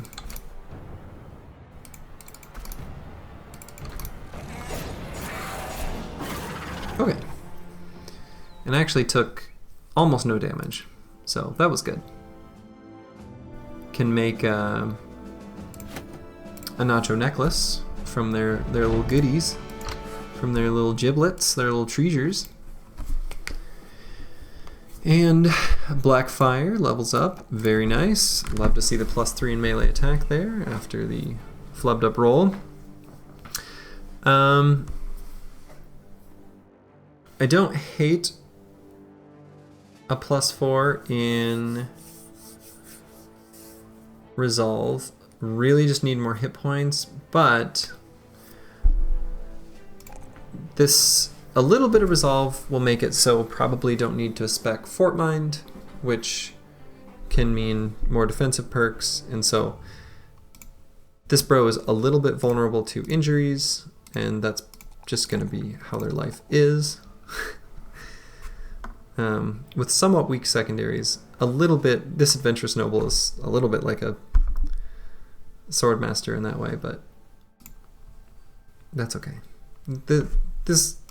It's fun, you know, people talk about fatigue neutrals being boring, but I actually think there's really interesting decisions being made, not only now, but for this bro's future.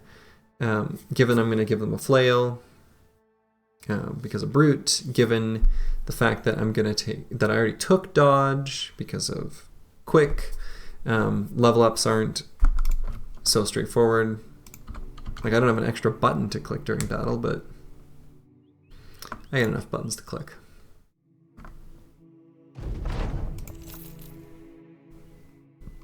Okay, another contract appears here. Drive off brigands, because they've got ambush trade routes now.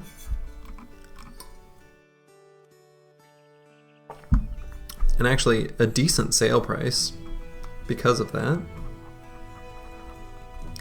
Kind of tempted to liquidate a decent chunk of money and then just get the lookout.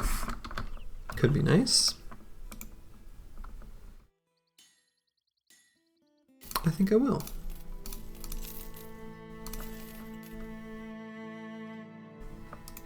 Let's see.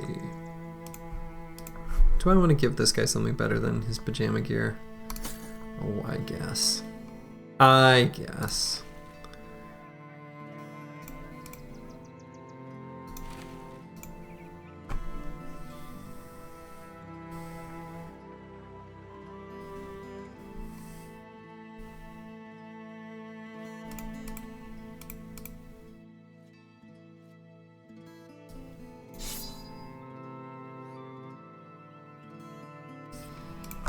Okay.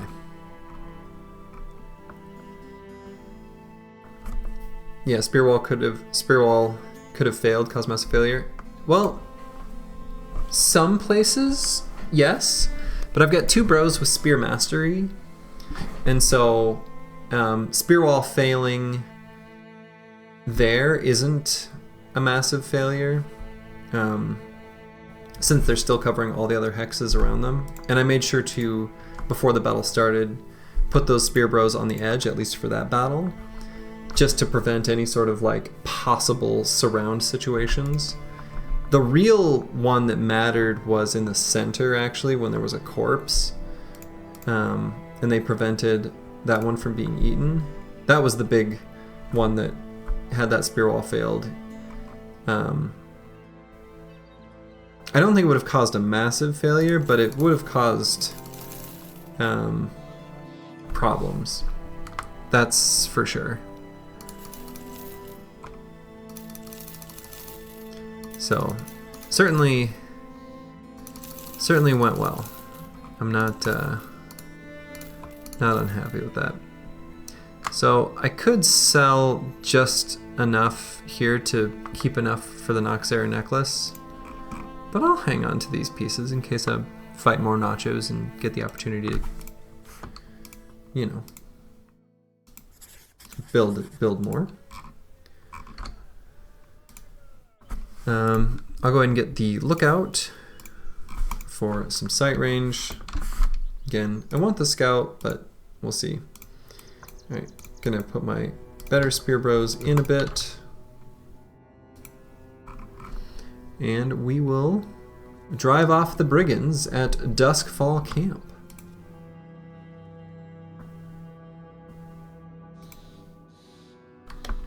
We got some raiders and a leader. Wonderful. So they don't have much for range, so they'll come out to me. And could get something nice from the brigand leader. We'll see.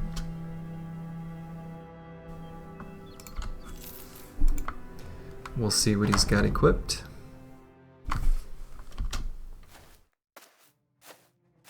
I didn't even see what it was. Okay. I think I might just start with a rally to pump up this guy's resolve. Still wavering. And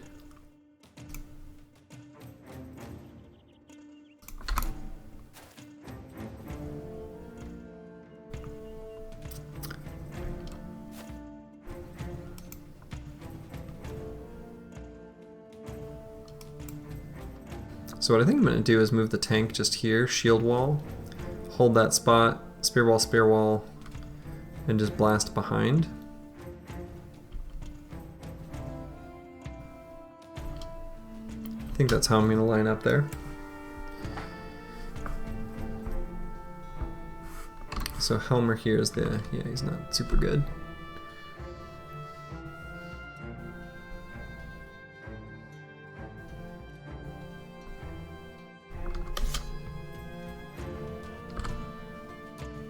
Maybe this will. I was gonna say maybe it'll hit him in the head. It did not. Here.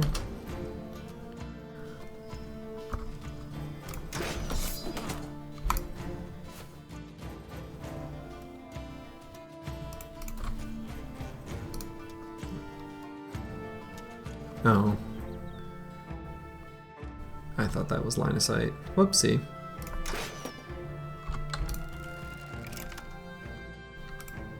And I'll move up here. I want to make sure that they attack.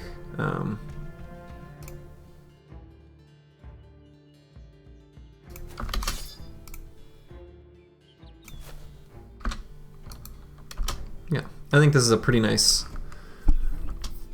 looking start. I like the way I'm arranged on the battlefield here.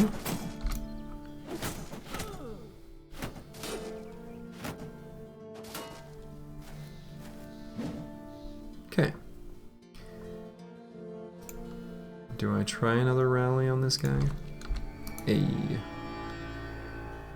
So that guy had throwing weapons.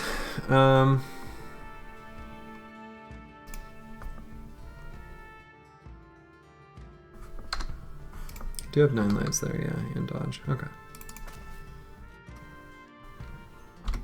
He's fast enough. He might go before them, actually. Let's see. I'm gonna go here and attack that guy to let this guy do that.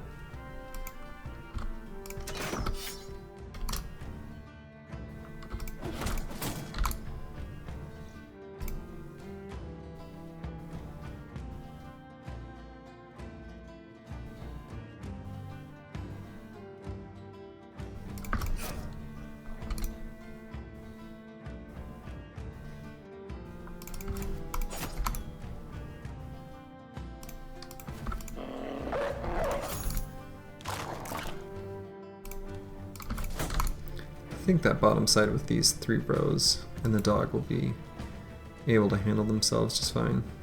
So here I could shield bash and nope, won't have enough fatigue to go forward because I don't have Pathfinder in the tank. I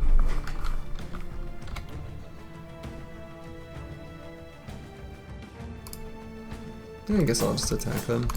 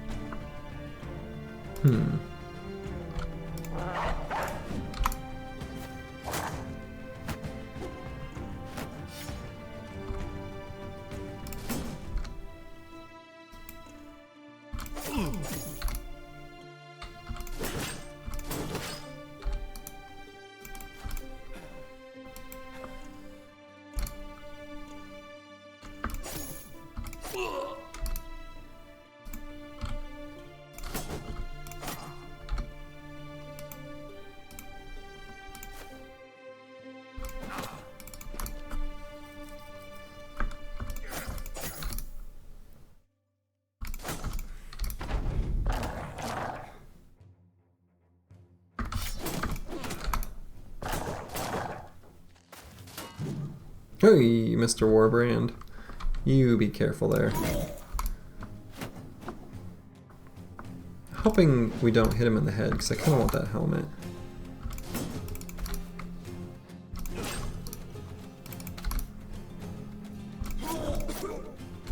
So far, not a single hit to the head. And there won't be one either. Okay, and all the other armor is destroyed, so nothing else to dagger down.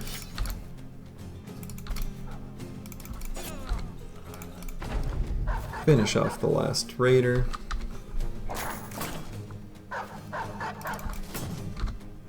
Finish off the last raider. There we go. Banner took a couple rough javelins to the face. Bassinet with mail though, pretty nice. Boar spear and some crowns, another hook blade.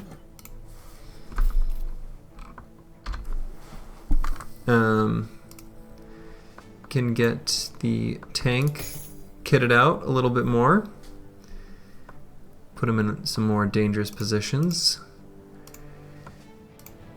We got another boar spear to hand out. May as well do that here. I'm not gonna make this guy another spear bro. I'm gonna stick with just the 2 to kind of keep in the squad for later.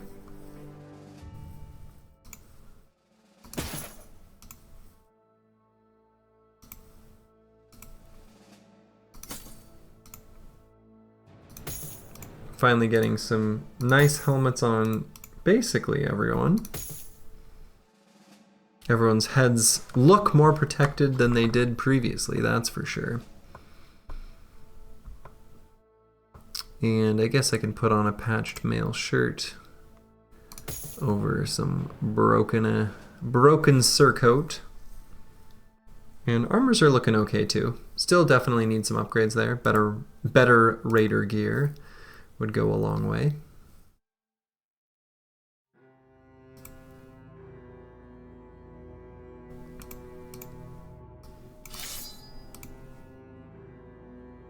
Could get this guy quick hands too. I like taking quick hands on, you know, he'll be a fatigue neutral. He's not obviously quite set up quite yet there, but I do like taking quick hands on fatigue neutrals because I limit melee contact a lot more than other people because of the way I use spear bros for some of the bigger like orc camps, for example. I really like to take quick hands to just give a little more flexibility on the battlefield. Okay, and then what am I at for reliable? Still pretty low renown, actually. Really need to just complete more contracts. Keep chaining ambitions. And by chaining ambitions, I mean I was doing them fast for a while and then hit one where all the options were just destined to be slow.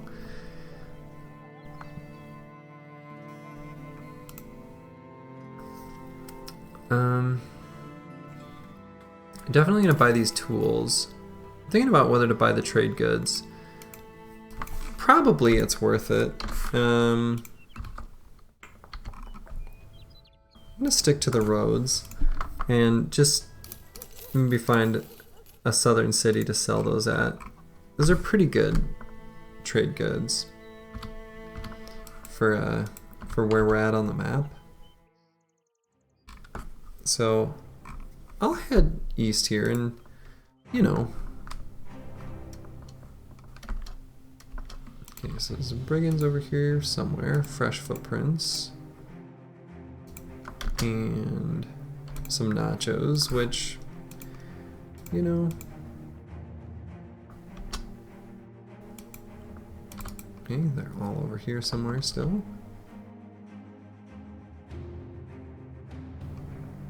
Looks like the brigands met their end there at that battle site, if I'm reading the footprints right.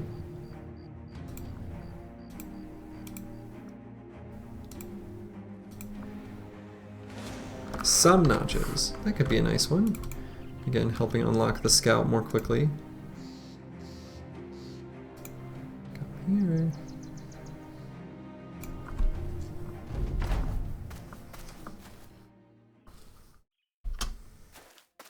Alright, so there's one T3 nacho, but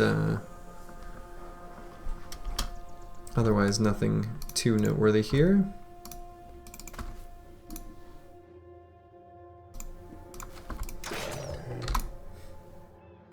Yes, so little damage.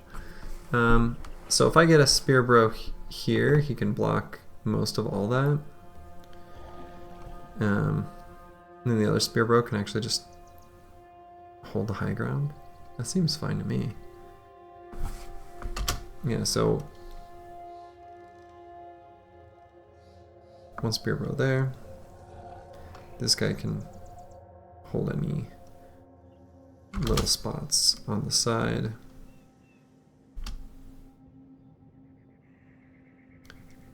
Same kind of deal there. That guy just hold the side.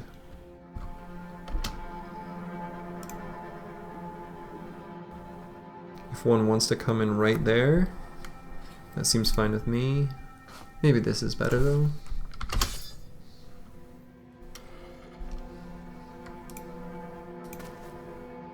I guess I could spear bro on the, or spear wall in the tank. It's kind of pointless.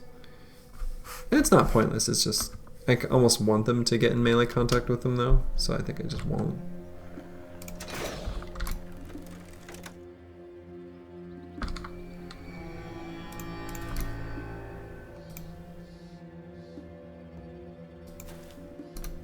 Okay. I'll loop those guys around there. Looks like a pretty good formation to me for this fight, right where I want them.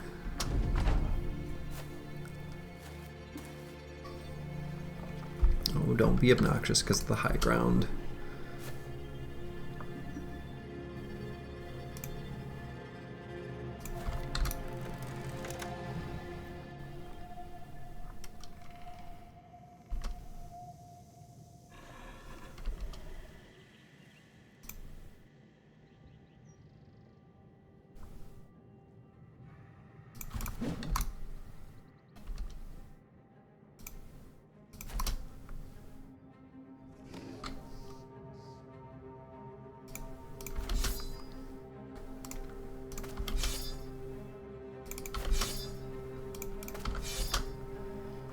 Alright, still got basically full coverage everywhere.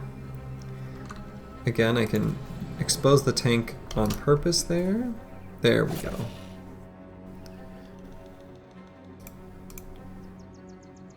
And then just want to make sure I control the big nacho. Could really go for a big nacho right now. I love nachos. They're such a good food.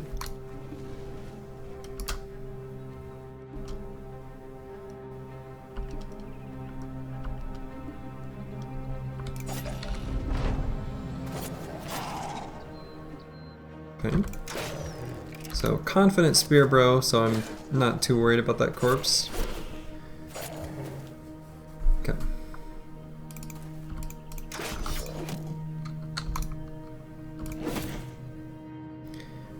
Thinking about whether I should just throw the dog down and start pushing forward. I think it's basically time. You can throw the dogs out and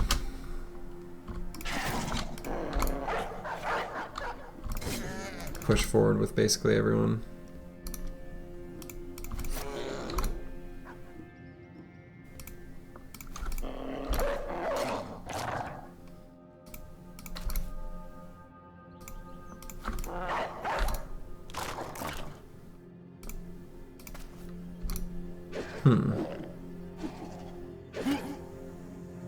Boo.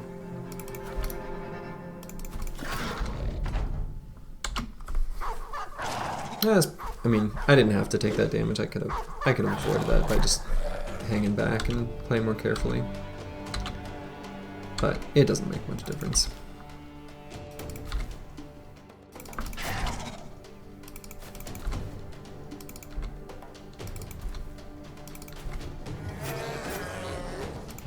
Run them through. Alright, just took the little bitty knocks on the spear bro there, but he's fine. Alright, I don't know why I clicked on the training hall. Weaponsmith. It's at the part of the run where like I can start considering like purchasing things like a big old bonk or a hammer or a great axe or a long axe or a rondel, but don't need to.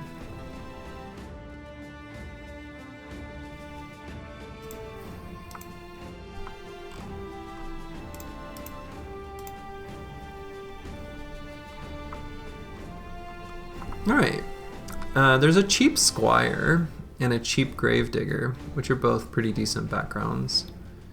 Since we're only at 12, it'd be nice to get a backup or two.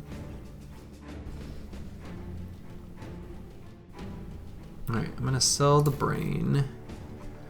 And I think this is a good enough price on these trade goods that I'm gonna offload here.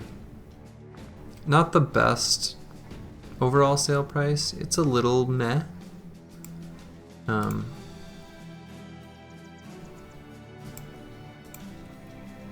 But you know what you're gonna do.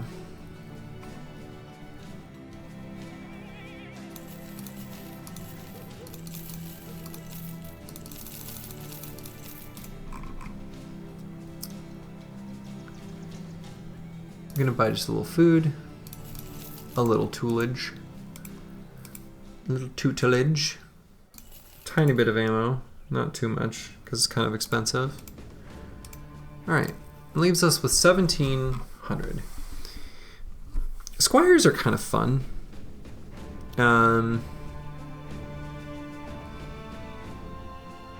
They're kind of a funny background in that they're like sometimes good hybrids. Oh, Spearbro leveled up.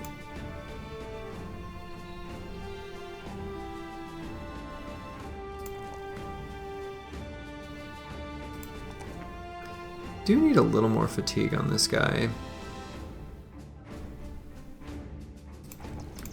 It would be nice anyway.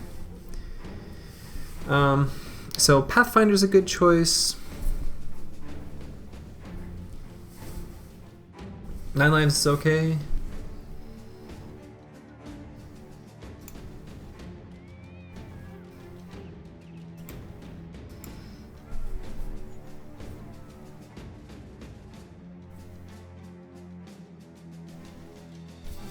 Probably just go Pathfinder. Especially if I'm going to go down into the desert. It'll make that a lot smoother. Okay. So, do I just purchase a Gravedigger?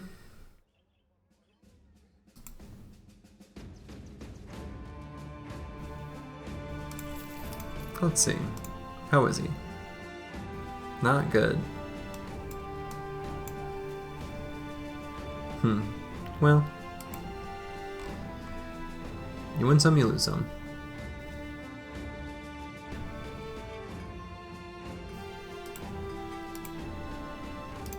Goodbye, Kunibert.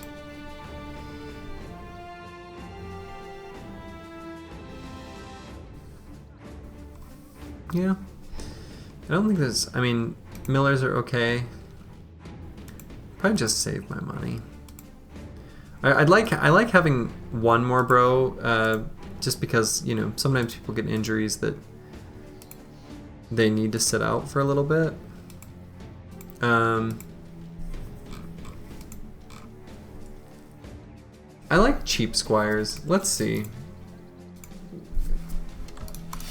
Okay. Huh. So how to assess this?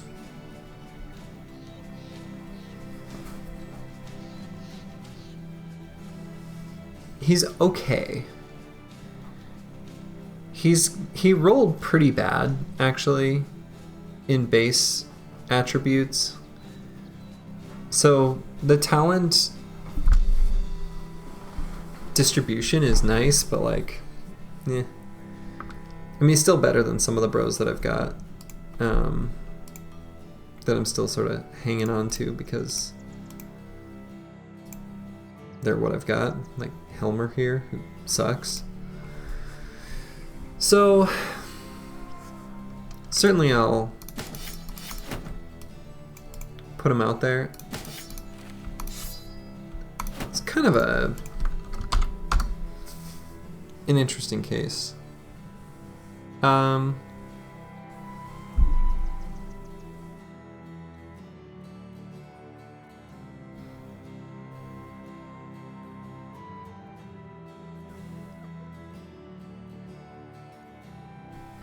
He could be an interesting, like,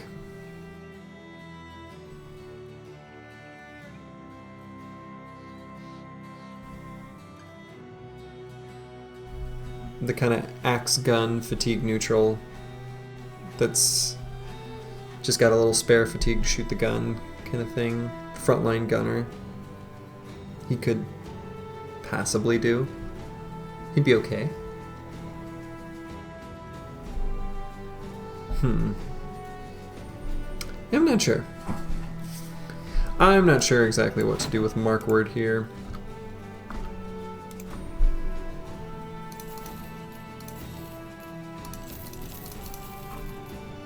Just not sure. Okay, so I've got 4 days worth of funds. Kind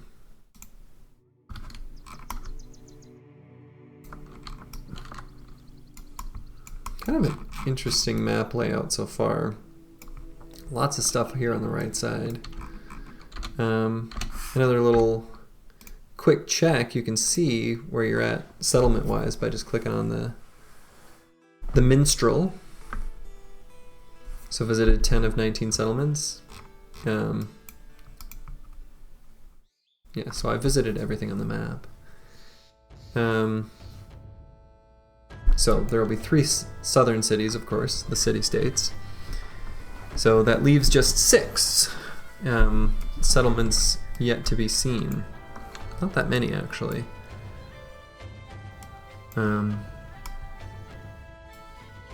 Be interesting if this is as big as this orange noble house is, if it's just those 2 settlements. It's pretty small. Well, I'm gonna take a peek on the mountain, see if we see anything worth exploring. We don't. I guess I could continue along this road and just find what other cities there are. Don't want to get too far away from civilization. I don't have a ton of supplies and materials. So I guess that's worth doing.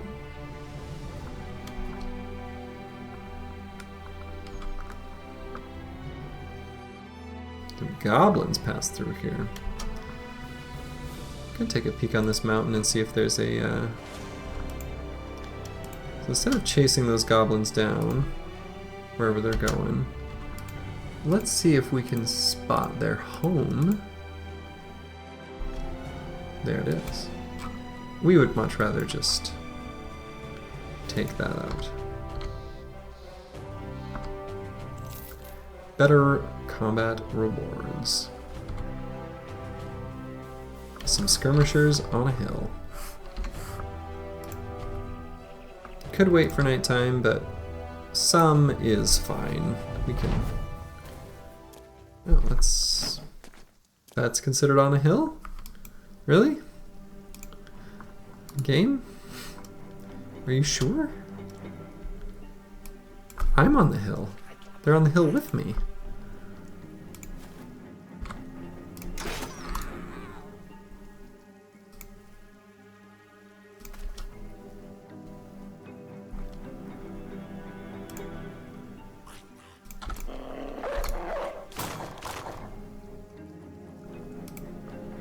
I don't feel like I fully understand why they're spread out the way they are exactly. But I don't hate what's going on here. This seems good for me. Easier to get surrounds with the dogs. That's for sure.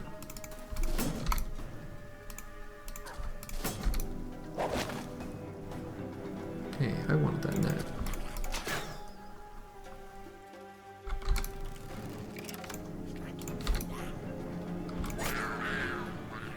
Here, I got that net. Probably, maybe, possibly.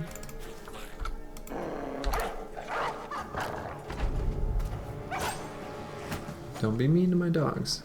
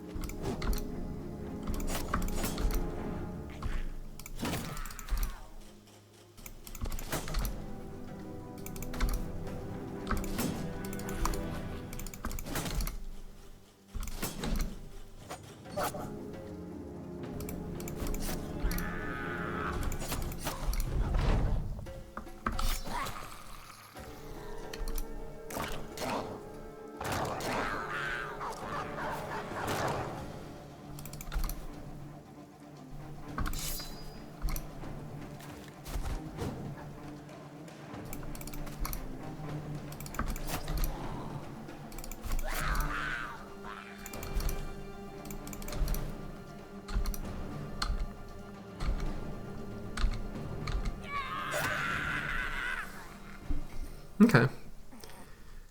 They had some salt. I'll take it.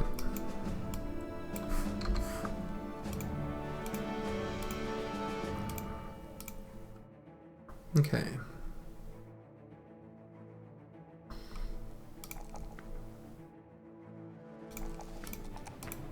Get this guy throwing mastery. This overwhelm gunner. This guy will be an interesting, let's see.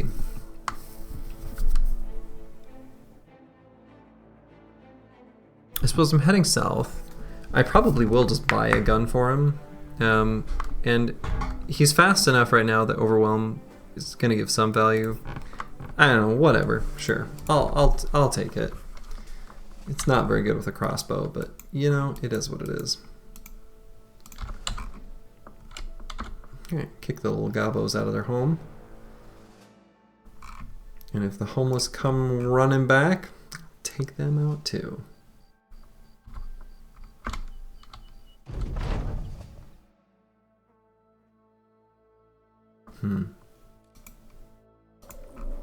Some food has gone bad. Sad day.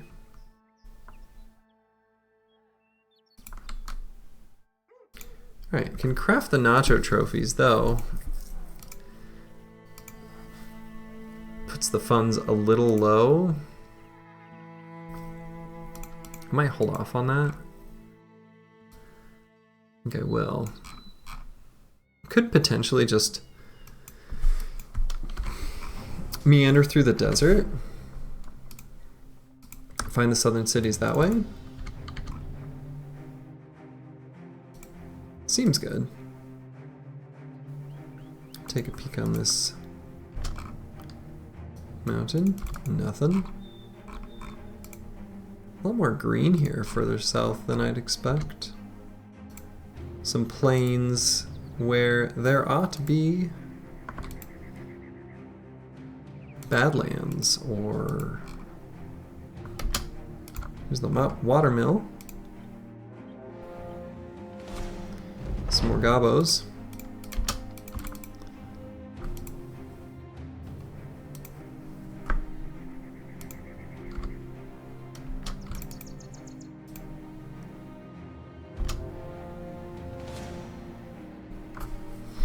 Okay. A few ambushers, many skirmishers, and an overseer. It's just about to be nighttime. It's not on a hill.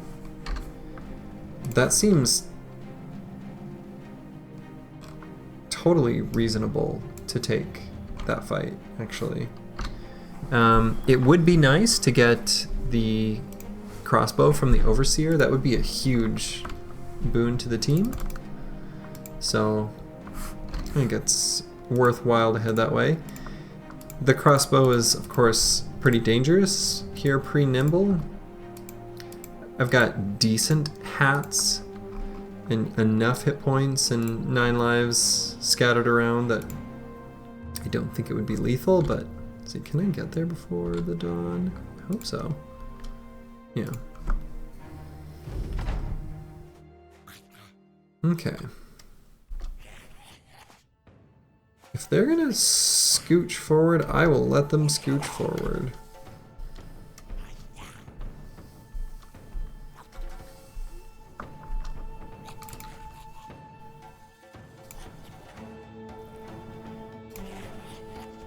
Okay.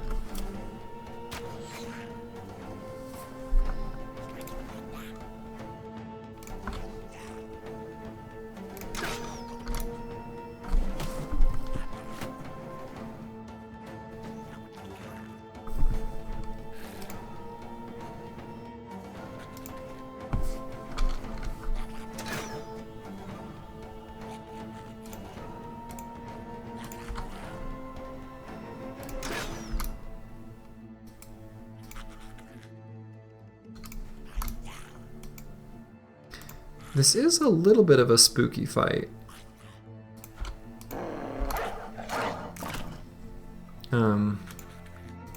I don't think it'll be... No.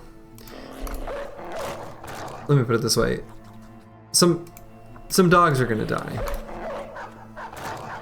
That's for sure. I won't probably take too much damage on the bros, but some dogs are definitely gonna perish here.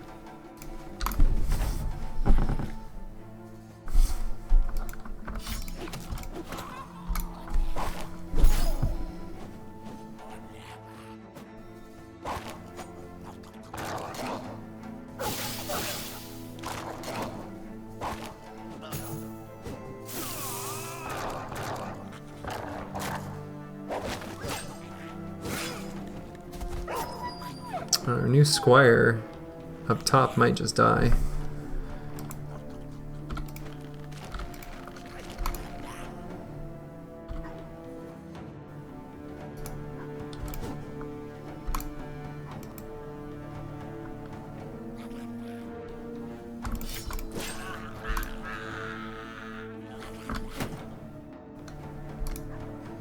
Pull out the pocket shield, but might be too little too late for that. Bro, we'll see.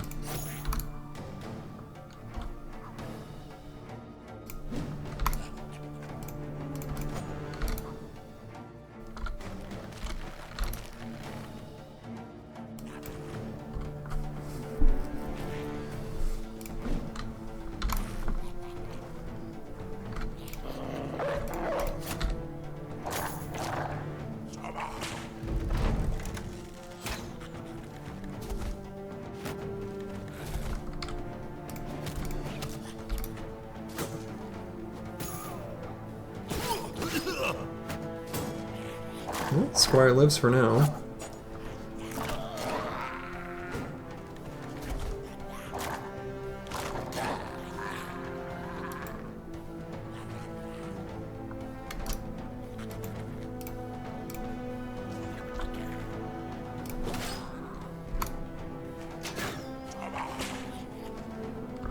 Thankfully that overseer can't hit shit.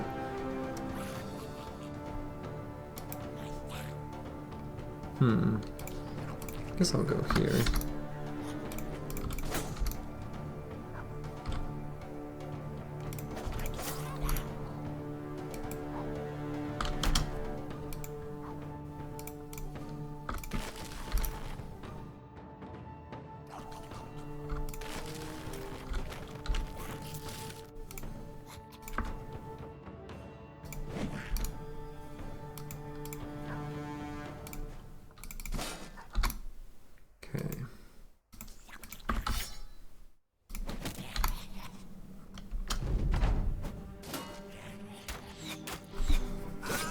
Yeah, there goes the squire. You know, he wasn't that good. It's really makes my life easier that he died from a decision-making standpoint. And he might, you know, he might just have a, he might have fallen, might just have a permanent injury. We'll see.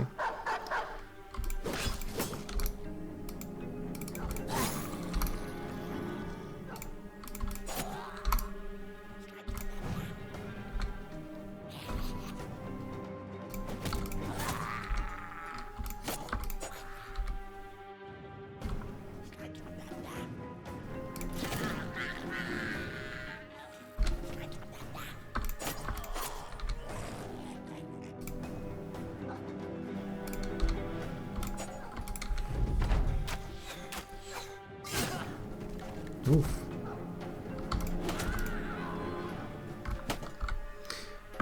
This crew of goblins on the top, that little pack of them, they were brutal.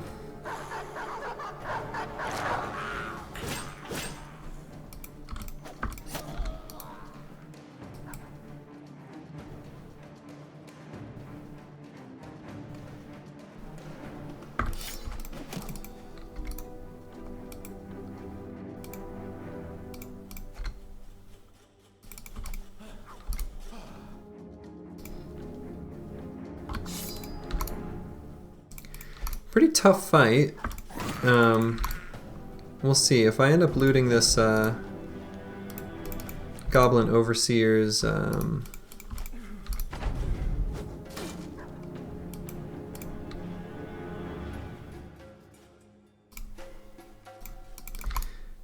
if I end up looting the Goblin Overseer's crossbow, then I'll be pretty happy. Whoa! Okay. Bastard.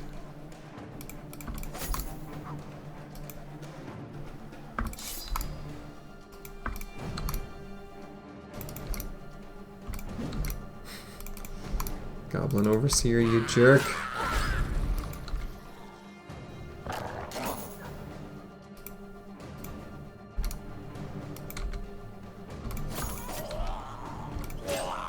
Oof. Okay, Gottfried. Alright, Markward the Squire died. Gottfried. I can't even recall exactly who Gottfried is. Alright, did get the Spiked Impaler. So, you know, it was a rough fight.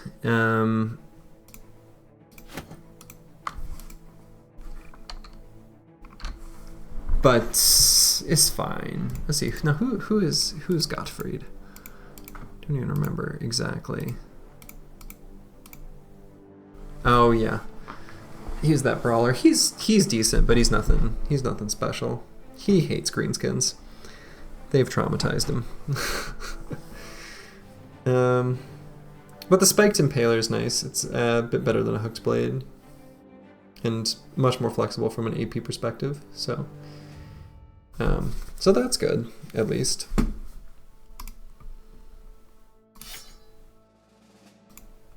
And got a huge improvement from the light crossbow to the Spiked Impaler. That's very dramatic.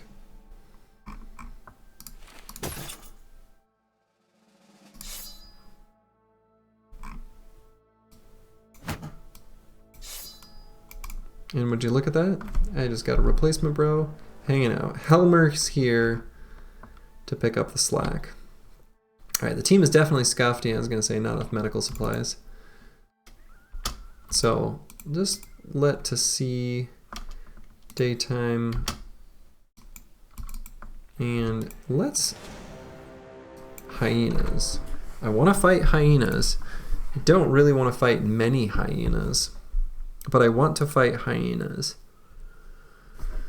I don't really want to fight many hyenas right now.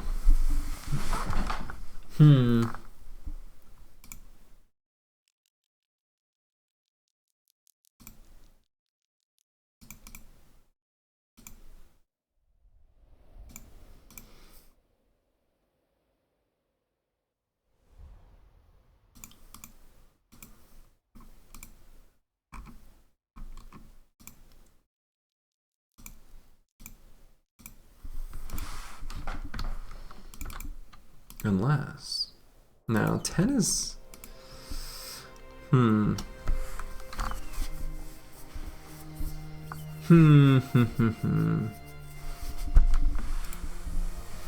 tricky thing is I definitely do want to fight the hyenas. I just...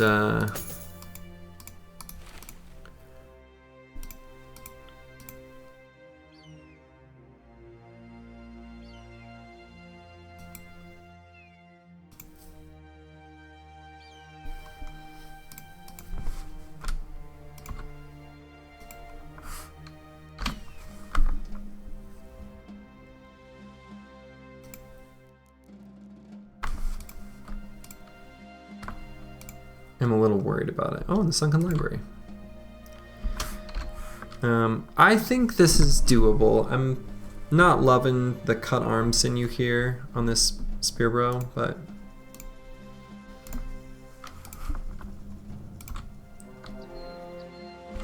definitely do not want to fight a plethora of Ifrits. Let's see, and you guys gonna do some weird run around? Yeah. Hyena stuff.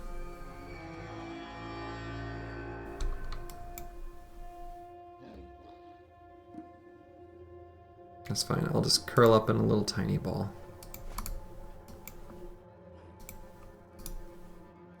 Let's see, does Siegfried have, does not have Pathfinder, okay.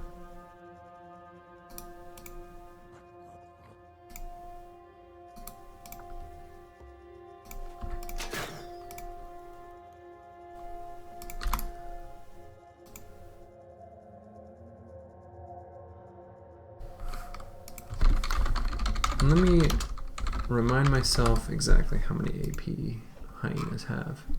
14.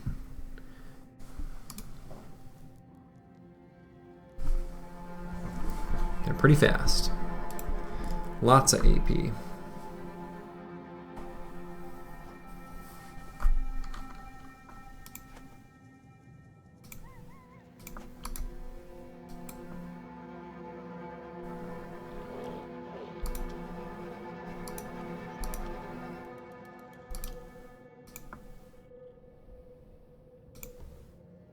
Just gonna scooch all these guys back.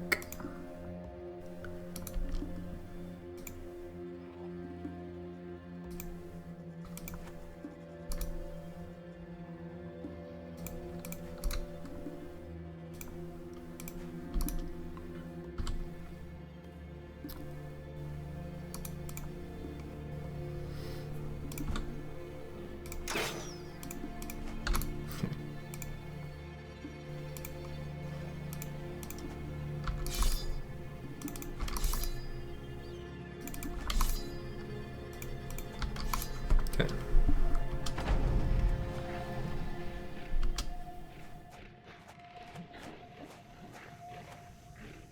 I find the way they're moving very obnoxious. Oh, is that really? Oh no.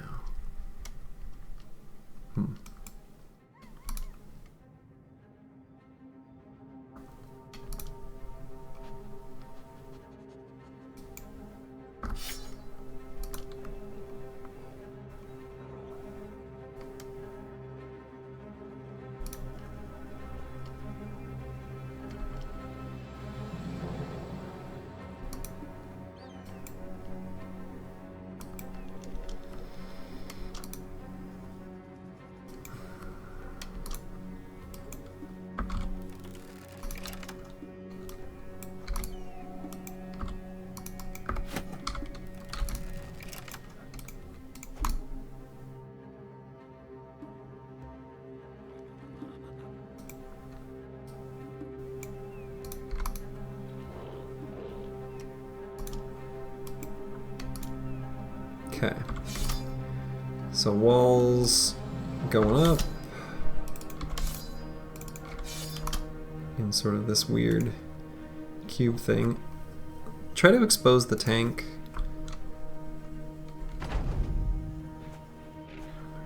They are not doing it.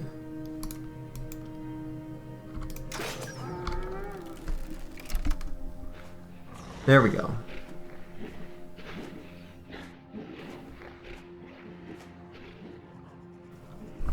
Okay.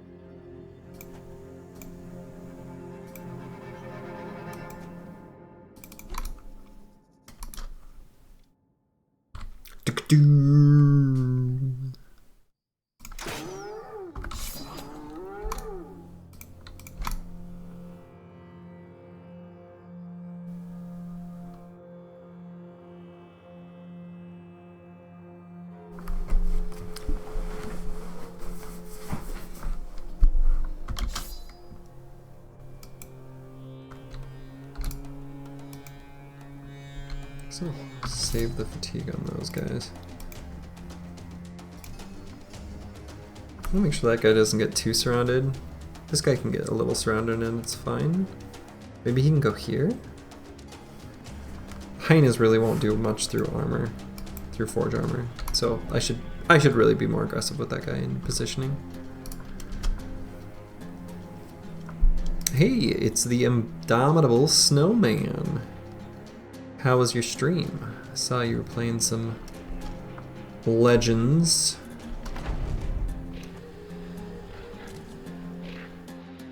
These hyenas are I don't know what their deal is.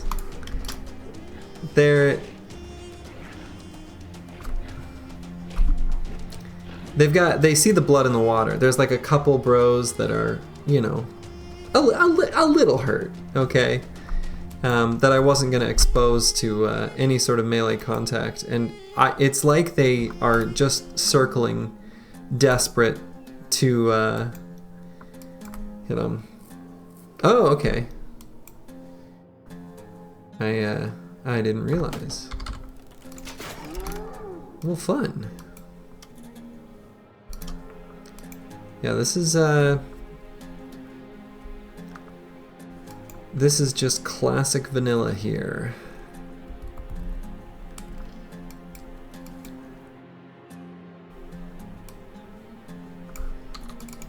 God, this is just, they're behaving so weirdly. Need to make sure I leave room for my weak bros to circle onto the other side, I guess.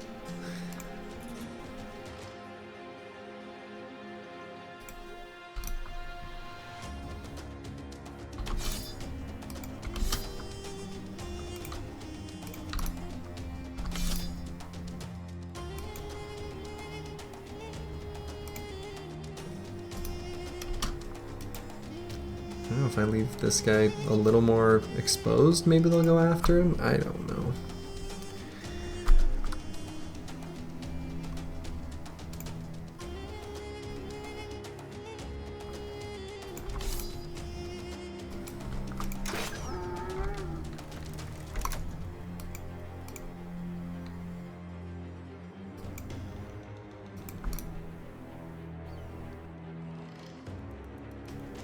Multiple instances of good behavior? I don't know about that. Should have seen my Dota behavior score. It's actually pretty good. And we all have bad days, and I recognize that in others.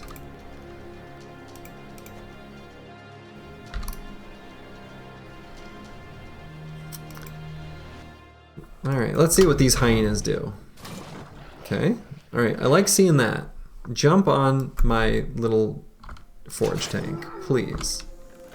For the love of all that is holy. Now what are the rest of you gonna do? Oh, you're actually gonna attack now? Okay. They've had enough. Thankfully. Yeah, thank you. Enjoy the lunch.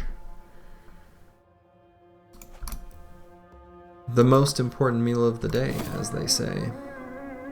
I don't know who says it, but I bet there's someone who does.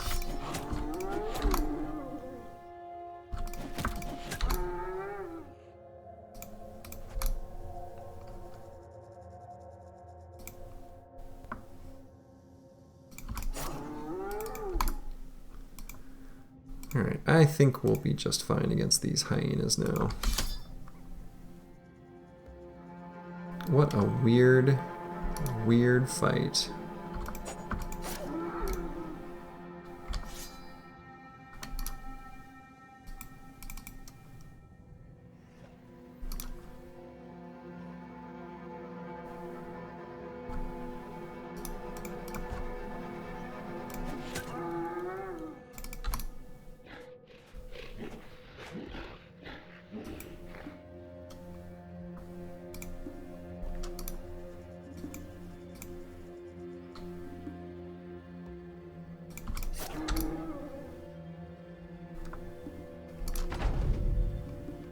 Okay.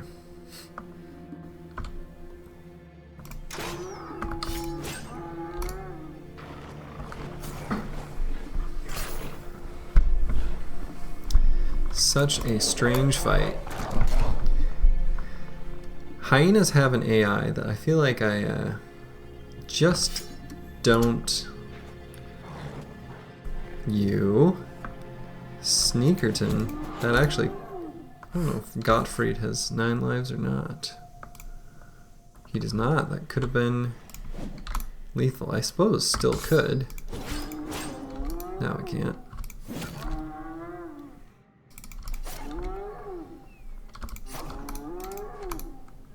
What a weird fight. Hoping Dang. I was kind of hoping the dog would lock down that guy. Good. Alright. So now I'm just hoping for some pelts to drop from the hyenas.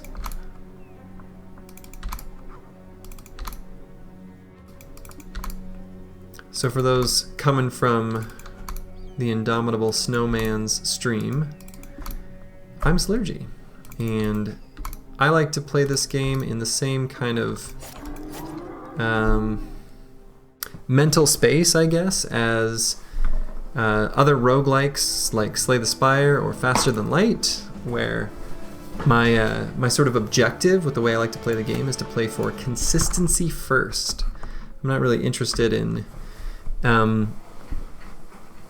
playing the game to try to beat Monolith as fast as possible or things like that, because I think that's just a little too one-dimensional. I'm more interested in like the sort of quirks that happen in the game to make you build your team in kind of a weird way that, a scrappy team rises up and, kind of has its own narrative that's, to me, is sort of fun. I also infamously really like building dedicated spear bros, much to the dismay of, apparently a lot of people. Which is too bad, because they're incredibly good and incredibly useful. And so I've got 2 of them. Some of these that are holding spears will eventually hold a big chunk in two-hander, but I got 2 dedicated spear bros hanging out on each side of my formation at the moment, but the way I like to use them is just to prevent surrounds against, orcs and chosen and things like that, and it's an incredibly powerful way of fighting in the mid-game, I find. So, anyway, that's a bit about how I like to play.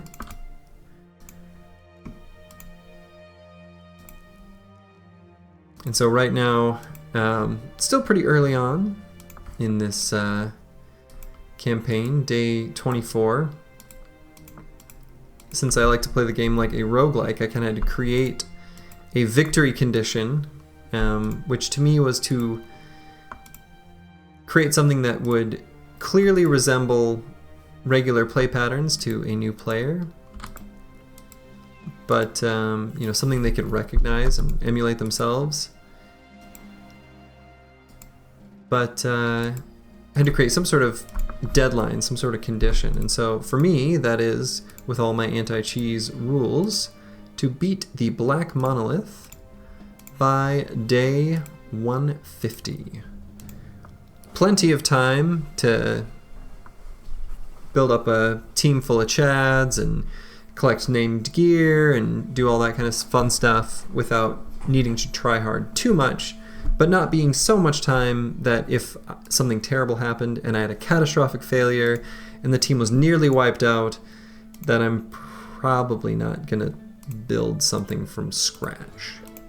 So that's sort of the logic behind the 150-day timeline. Well, this is a pretty boring southern city.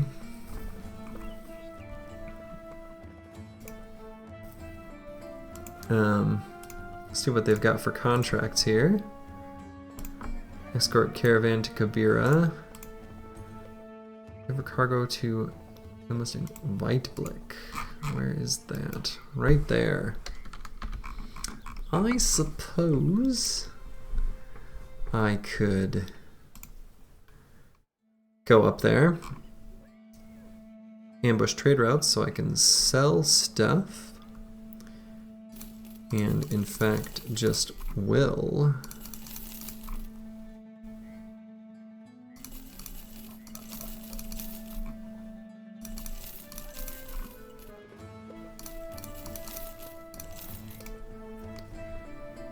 So, unfortunately, I need medical supplies. Oh, I do not want to buy them for 440.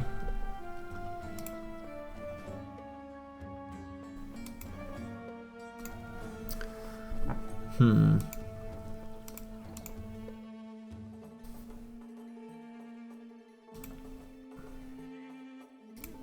suppose I could treat them at the temple. Yeah. That might make it more feasible for me to avoid paying that much.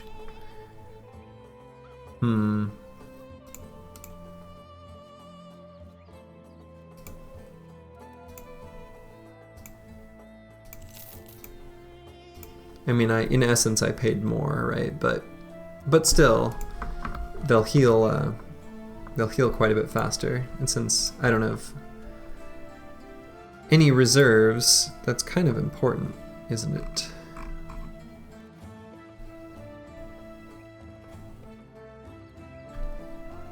So I'll probably grab a little bit of food before heading on my way. And so I think I am going to take that mission to deliver something to Weitblick. I think that's worth doing.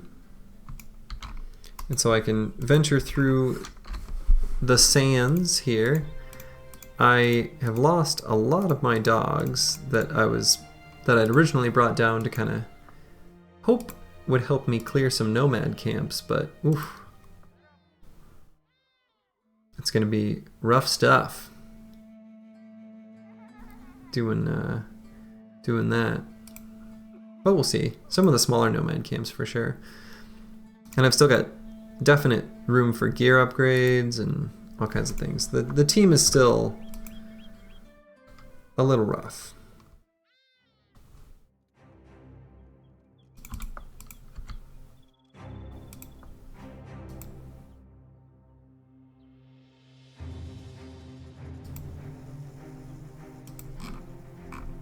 So I'm gonna go exploring here through the desert, looking for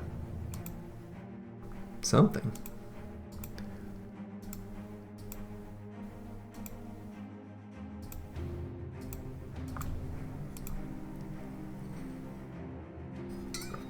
Maybe some water,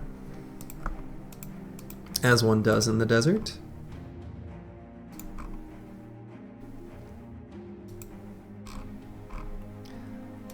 But so far, oh, there we go. Large collection of colorful nomad tents. That is too big of a camp for my wimpy little squad to do quite yet, unfortunately.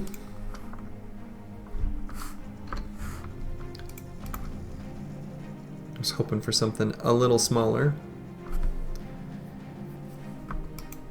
So, continuing on. But earmarked for later. We'll return someday.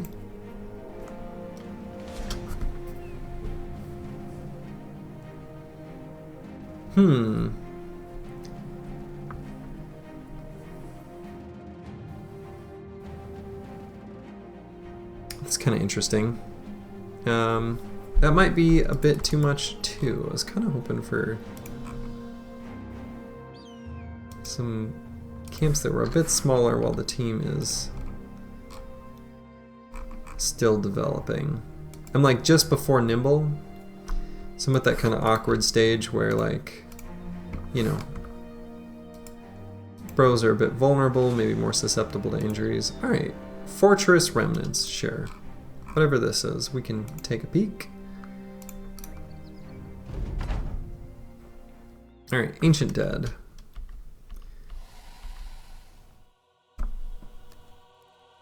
With Necro Savants.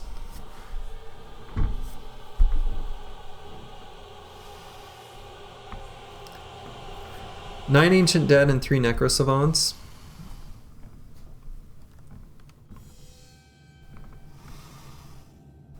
I don't have any nets.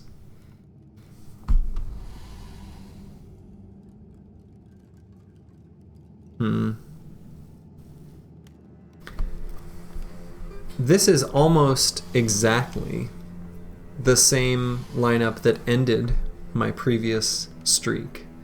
So I've got a tiny bit of like a PTSD just looking at this. It was an earlier fight than this. Yeah, exactly. This is how the last run ended, is exactly correct.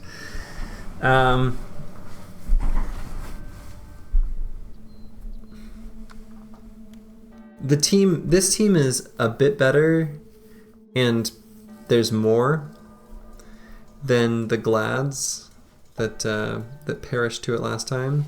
But honestly, without any way of locking down the Necro Savants, like no nets, no nothing, I'm pretty scared of them.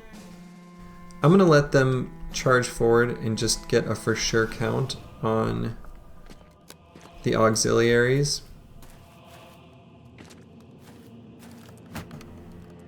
Okay, so there's just 2 Necro Savants, right? So 1, 2, 3, 4, 5, 6, 7, 8, 9, 10.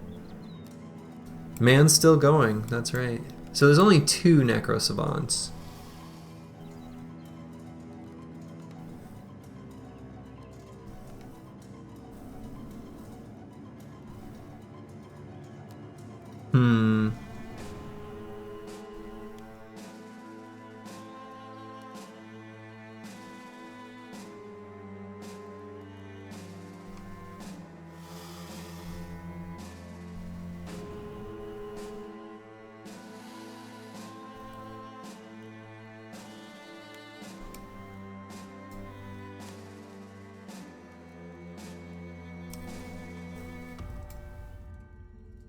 And I don't think I have any injuries that, yeah.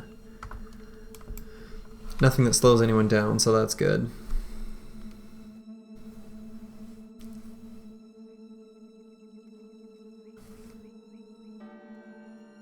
It's one of those things, I think I'm strong enough to do this. I really do. I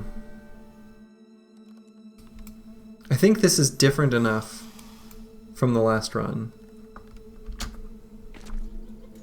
that we're good.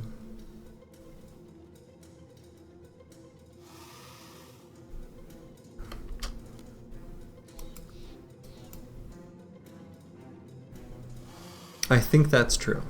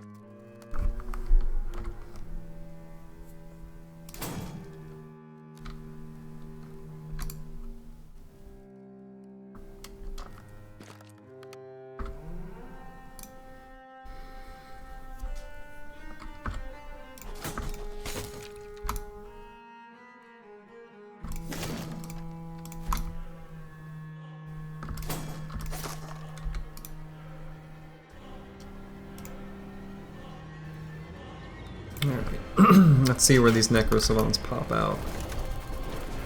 Okay. Okay. Unfortunately, they are full health, which sort of sucks. I'm gonna tuck in here. Equip a pocket shield on the spear bro. Miss a bunch.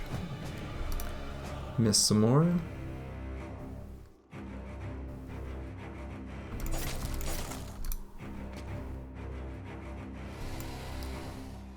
Probably toss a spear up on this guy, maybe?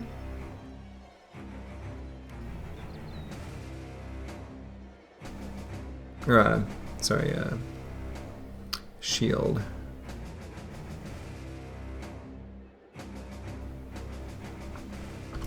No, not yet. In fact, I might even spear wall there. Okay, a little more confidence around the board. I'm gonna wait here to try to get angles to attack the necro-savants with that guy.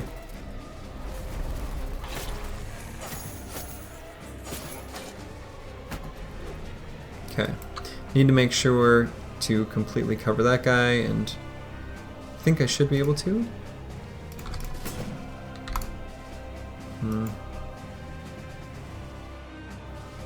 This guy, I think I'll just...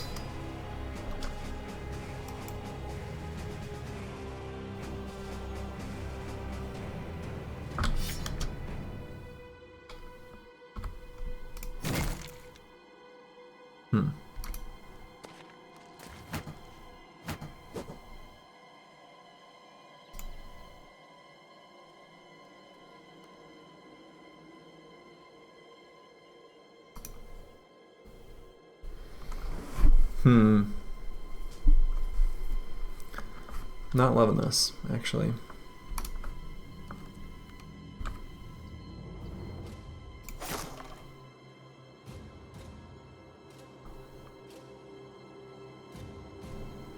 Could maybe throw a dog down here. I hate using dogs against necro-savants because of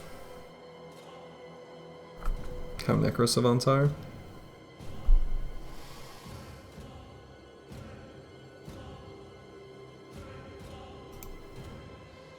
So I might go here and... no?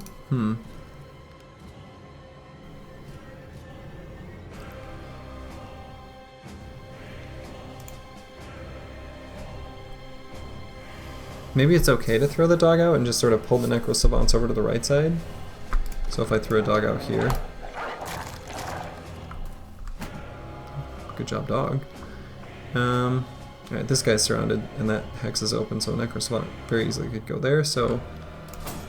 I'll probably just pull out the shield. Here I want to cover this spot here, so the necro-savant doesn't feel comfortable in this location. We'll also need to move someone else there, or like nearby. So move this guy in. If the necro-savant wants to go there, that's fine with me.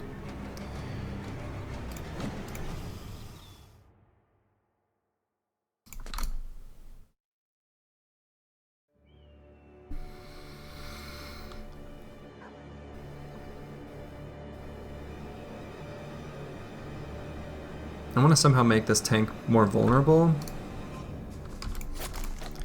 but I don't think there's a good way to do it that turn.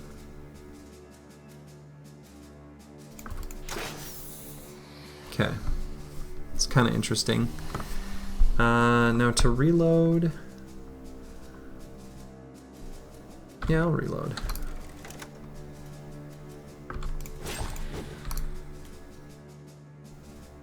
Oh, you know when I switched to the shield for the surround bonus, I guess that's fine. I guess I can do this. Hey! Alright. Proc 9 lives. That's really good news. Kind of makes me tempted to go here and attack. Okay. Well.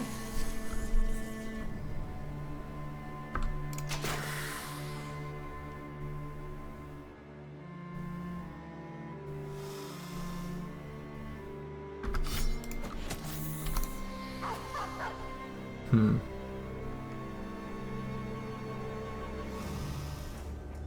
I think I'm going to throw the dog down here just for more surround bonus there.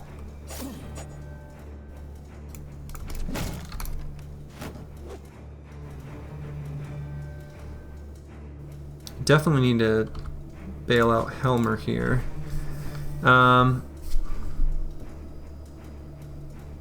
They both have Headhunter active. So this guy, my banner, with the helmet that is damaged and is bleeding, probably is not the one to occupy that hex. Can't go down because I need to save it for this guy, so I guess I'm going to end turn there. I'll wait there.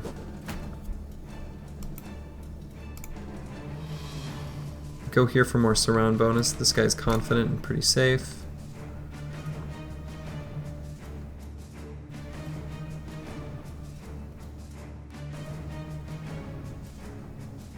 I guess the other option is I could get Dietmar, who's got pretty good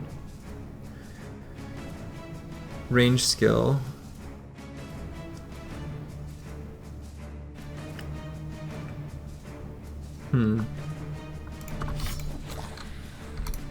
Yeah, and he had fast adaptation stacks. So now this is really important that we hit. Wasn't enough damage. Helmer's gonna die. Probably? We'll see. Okay. Would you look at that? But now, this Necro Savant might just go there. Who would I rather have die? Helmer or Sigurd? Or, if I move here, that opens up Gottfried to take that hex? Wow, okay.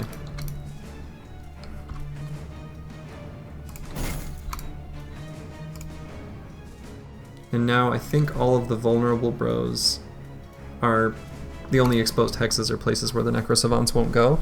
I think that is true.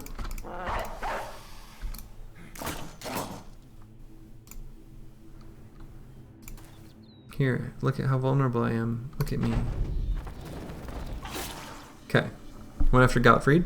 Procced his Headhunter stack. Okay. Probably go here and throw. I feel like that's gotta be a correct thing.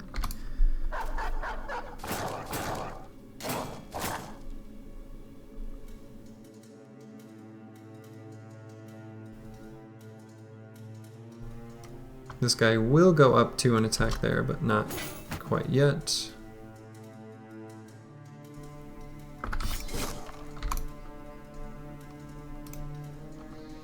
I'll bring that guy around, I guess.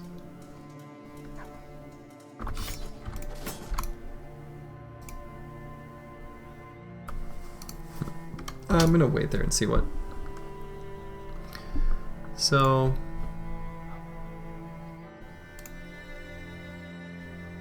it'll be a terrible angle. Well,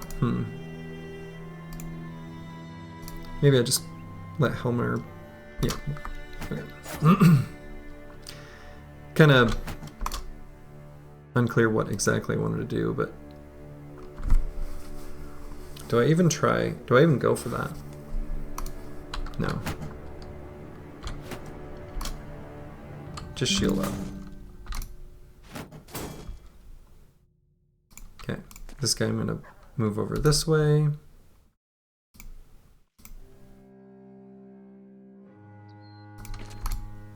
Hey, look at me, I'm a vulnerable tank. Look at me. So vulnerable. Could expose this guy, he's got a good good health bar and armor.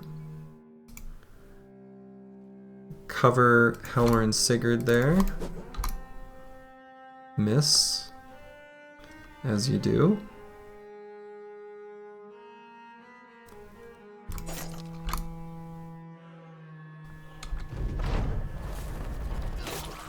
Okay.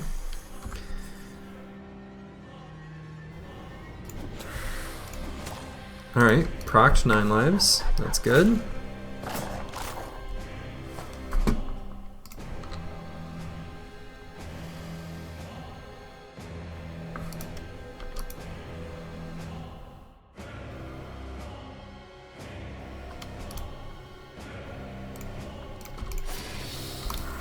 Okay. Alright. Necro Savant's down.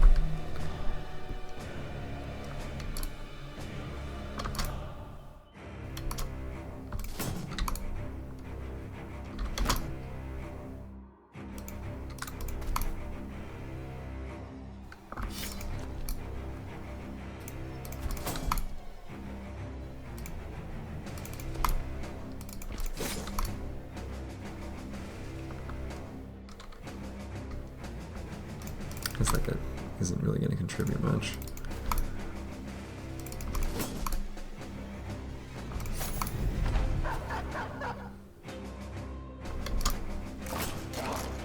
Whew. Alright, that was a, that was a spooky fight, actually. But,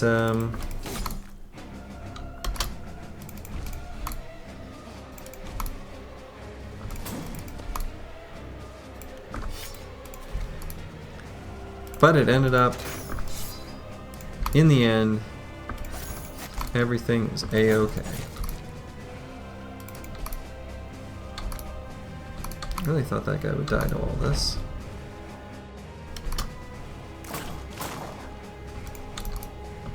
Okay, there we go. Take that, Necro Savants. Give me your golden chalice and your golden coins.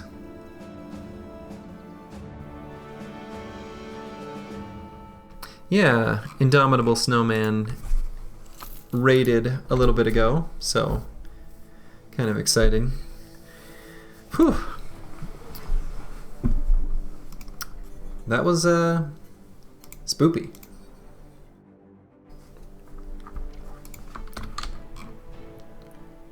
Now I certainly don't have enough medical supplies. Yeah. Nobody ever forgets the first time they let Necro Savants get out of control, and then they're just like, "What is this? These things are insane. They have life leech? You can do that?" Yeah. Okay. Helmer here. This sort of crappy, scrappy tempo bro remains alive despite my best efforts. Low on health, we'll give him 9 lives. Make him live a little longer. This banner here, I think I'm going to give quick hands. Give him something to do when he's hanging out.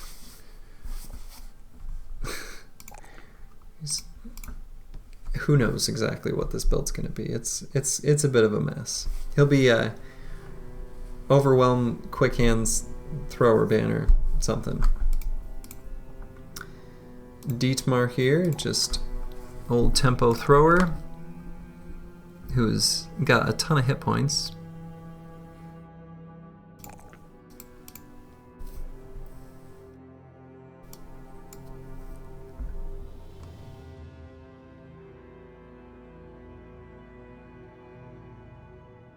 Could give him bags now. Wouldn't be terrible.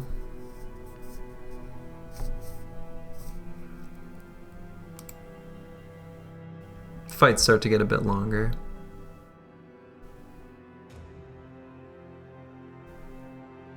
What else would I give him? Could be gifted, but I don't know. I might just give him bags.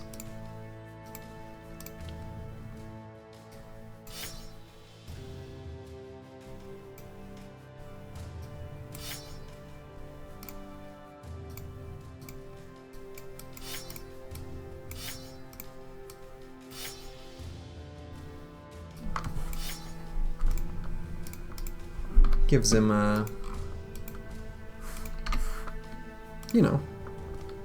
more stuff to throw. And eventually here soon, being in the south, although I'll have to kind of come back. Nice bro to use to throw, fire pots, flash pots, smoke pots.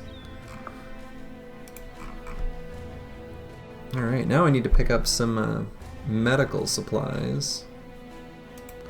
Because those Necro Savants, they got some real sharp weapons, and they've hurt me.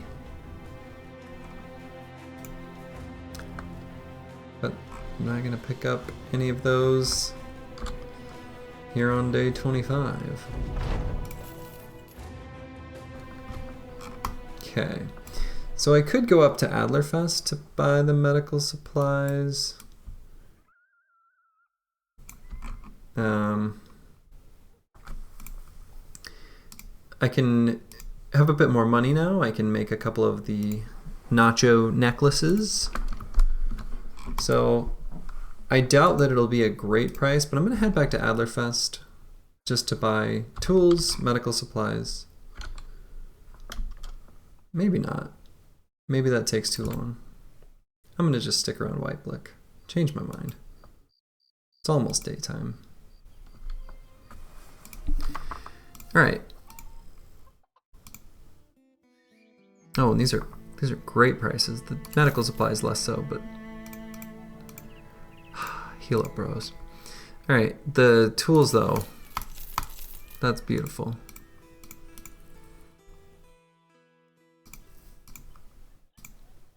And I can craft 2 of these, I think, and that'll be fine. 3 days worth of pay is good enough for me. Put the nacho necklace on the tank and probably one of the spear bros along the side. We'll go with this guy. And we will otherwise just allocate our warhounds along the front.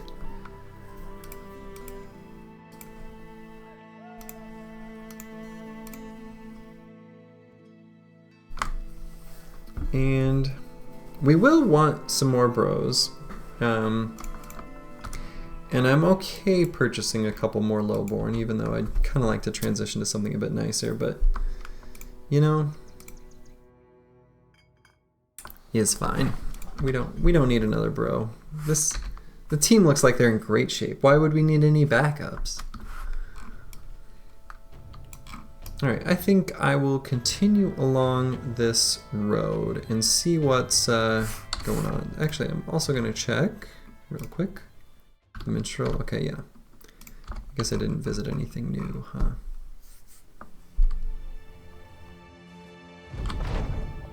So there are 8 cities that I have cities or towns I'm yet to visit. 9 goblin raiders returning into the forest. I'll let them do their thing while we heal up just a bit.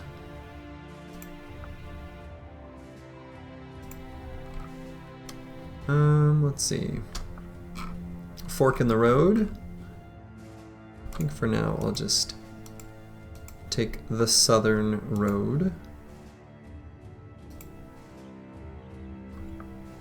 We have a town. We have Sudheim.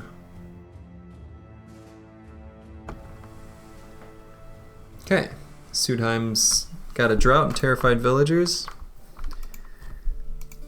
Not looking good for them. We have a tailor with the ox, which I think is either huge or I think there's one other trait that the ox can correspond to. It might be tough or iron jaw. I'm not sure. I don't think I'm going to purchase a tailor though. Alright, let's see what their contracts are. Follow tracks for Crystal Skull. Nice and easy. Secure improvised burial site. Alright, given the current ambition, we definitely want to do these. I want to get that ambition cleared ASAP. That one's been hanging on far too long.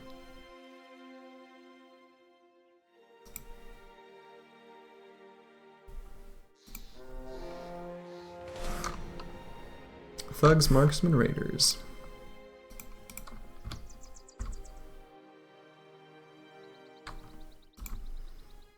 Thugs and poachers nearby.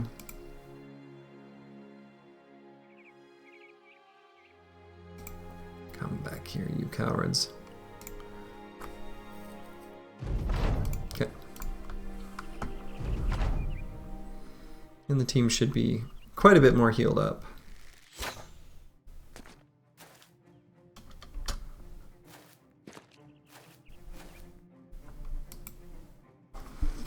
Okay.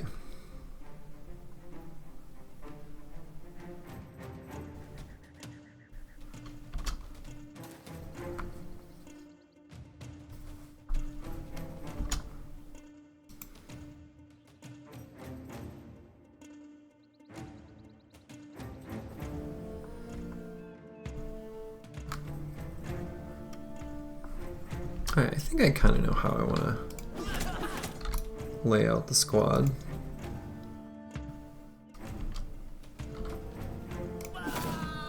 Nice. That makes things just a smidge easier.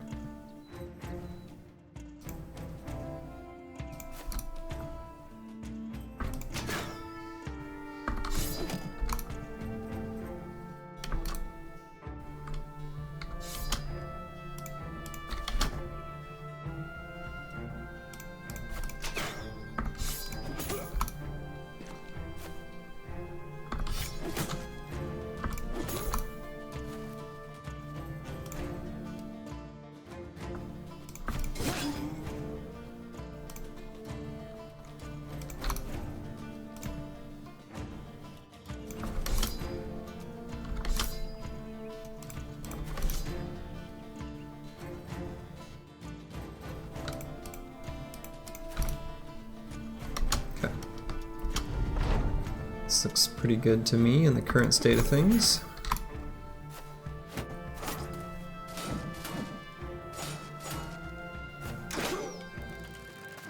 Ow.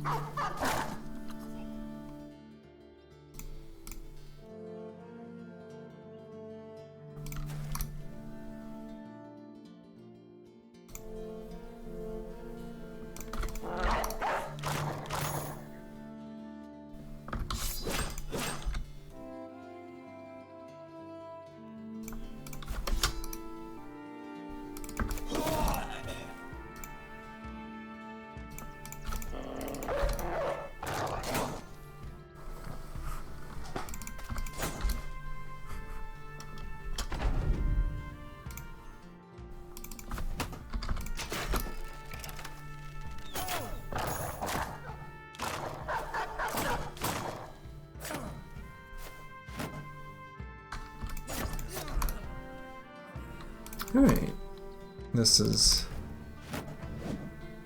not a battle I expected to cause much problems, and it is not.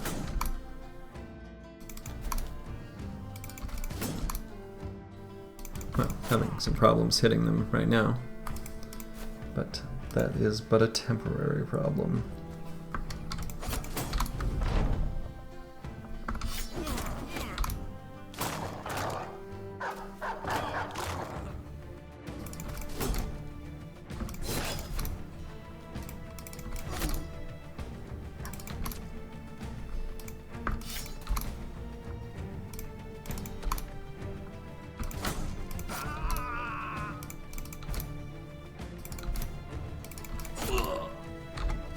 Alright. Just 18... no, I got hit a few other places. I was gonna say, did I only take 18 points of damage? No, I took more than that. Got a couple knives, which is nice. We'll go ahead and equip those on a few of the bros that need an improvement to the butter knives that they're used to holding.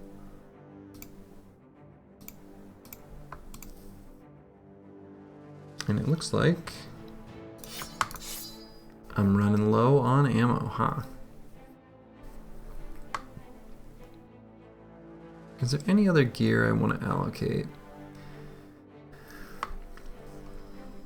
I can replace nasal helmets with the padded dented nasal helmets.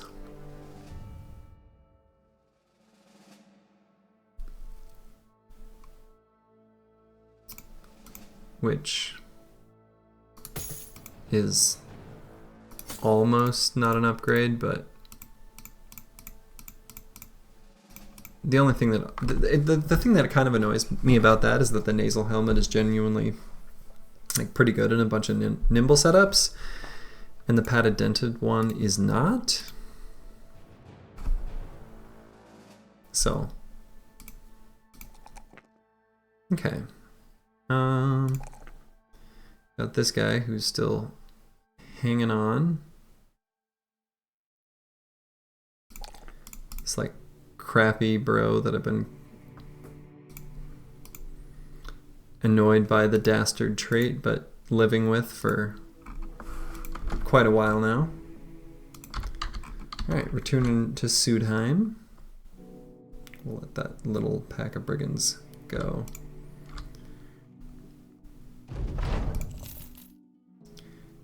And secure improvised burial site.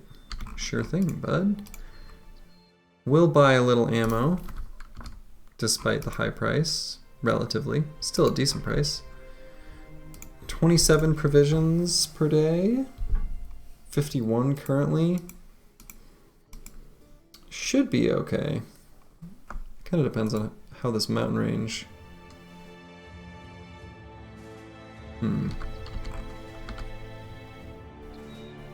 Okay. It's not too big. We can go around. Alright, Undead walking out of there, so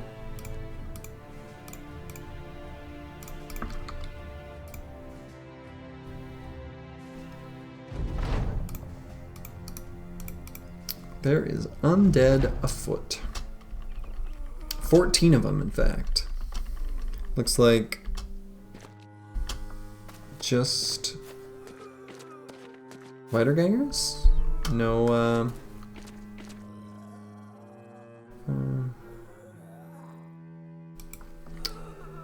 two enemies yet unrevealed.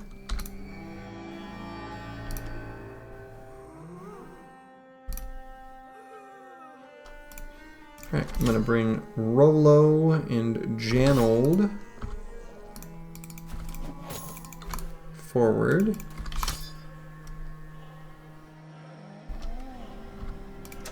The dedicated spear bros, because if they get surrounded, I don't care.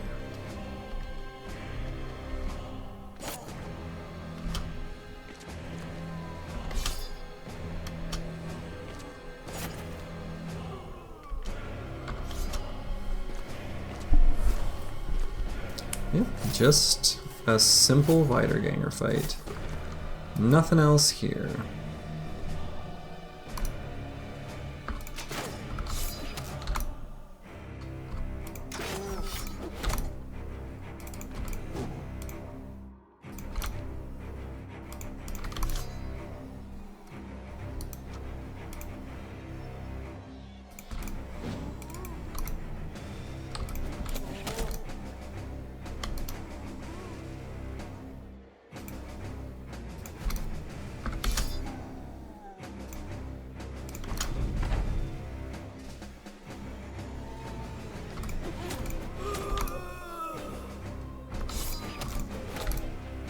No wonder I run out of ammo so quickly. I can't hit anyone.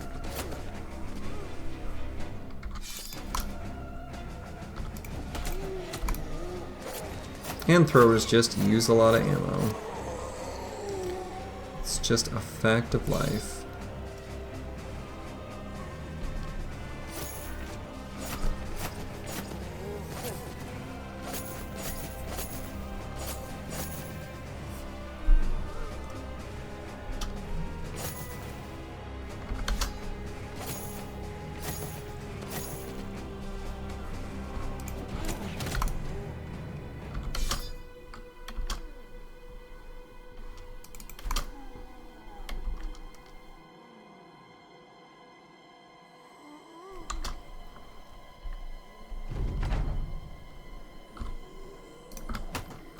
Maybe I'll conserve ammo by using bolts that don't use so much compared to the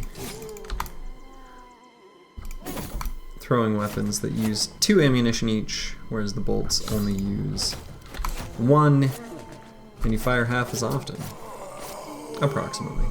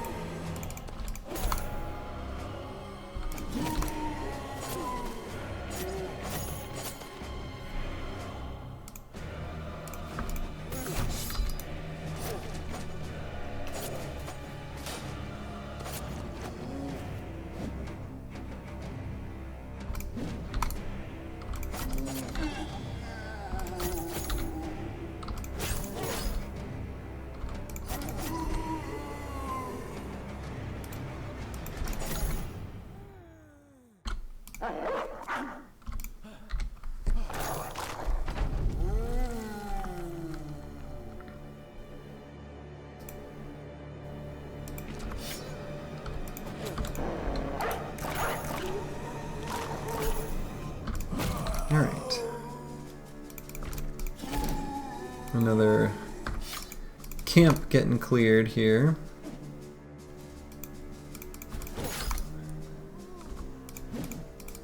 We'll see what the spoils are in just a moment.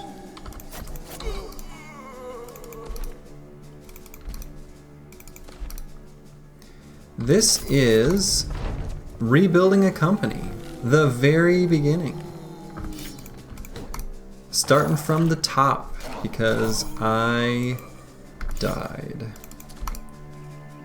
with gladiators. Womp womp. Fought some necrosavants, got in over my head. Yeah, that's right. We gotta fight good old, and you know, Horgart is dead, but I hear rumors from his brother, or whatever the event is, that perhaps zombie Horgart is still out there somewhere. Or so I hear.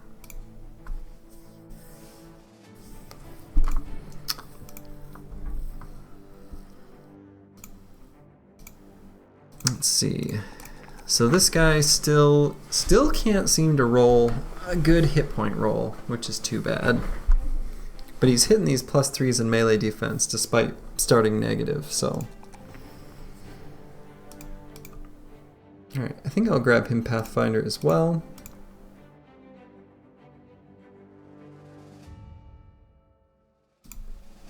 Yeah.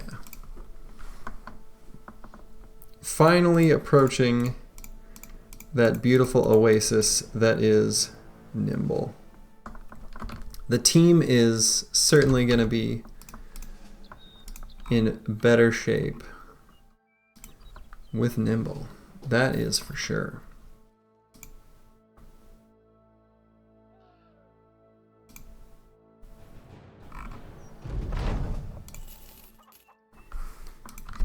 All right.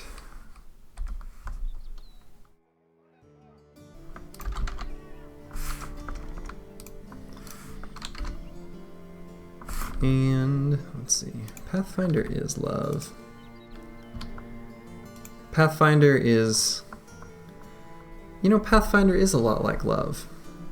Where at first you see it and you're like, I'm not so sure. Then you say, oh, this is kind of exciting. And then eventually you realize, well, Pathfinder's just kind of boring but comfortable. And it's okay for love to become that. Or something like that.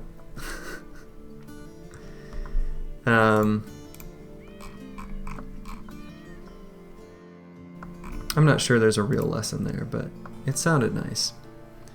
Alright, I got that kettle hat. Should certainly replace one of these crappy padded dental junk helmets with a padded kettle hat. Probably just do it right here on the front lines. And I don't think there's any other gear I want to really replace. I think that's just fine the way we're at. Sale price here isn't too exciting, but given the low capacity and the fact that I'm wandering into unknown lands, I'm gonna sell the stuff that's cheap and just kind of taking up inventory space. So that is a good chunk of what is here is just simply unnecessary. Now I might keep the Morningstar and the Flail to put on the Spear Bros in case there's a fight against Ancient Dead that I want to replace them. Don't think I want to hang on to the Kopish. Maybe the Hooked Blade for a fresh recruit somewhere. Fresh recruit here maybe? No. Definitely need to buy food despite the terrible price. 200 gold for a loaf of bread? God, inflation's really killing me. You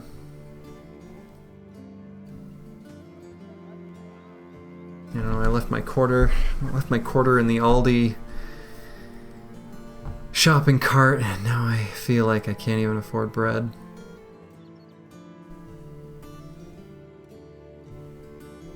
I'm gonna do it though.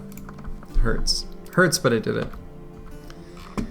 And I think that is actually a good place for me to stop. Let's see if there's some other... Oh my goodness. Someone is just starting. How wonderful. There's someone just starting Battle Brothers and doing the Horgart campaign. This is lovely. Let's raid Zizwat. Should be fun. Alright, well I'm gonna be heading to bed here soon. Let's see what a brand new run kinda looks like. To all of you here, have yourselves a wonderful evening or day, wherever it is, wherever you live. Ta-ta.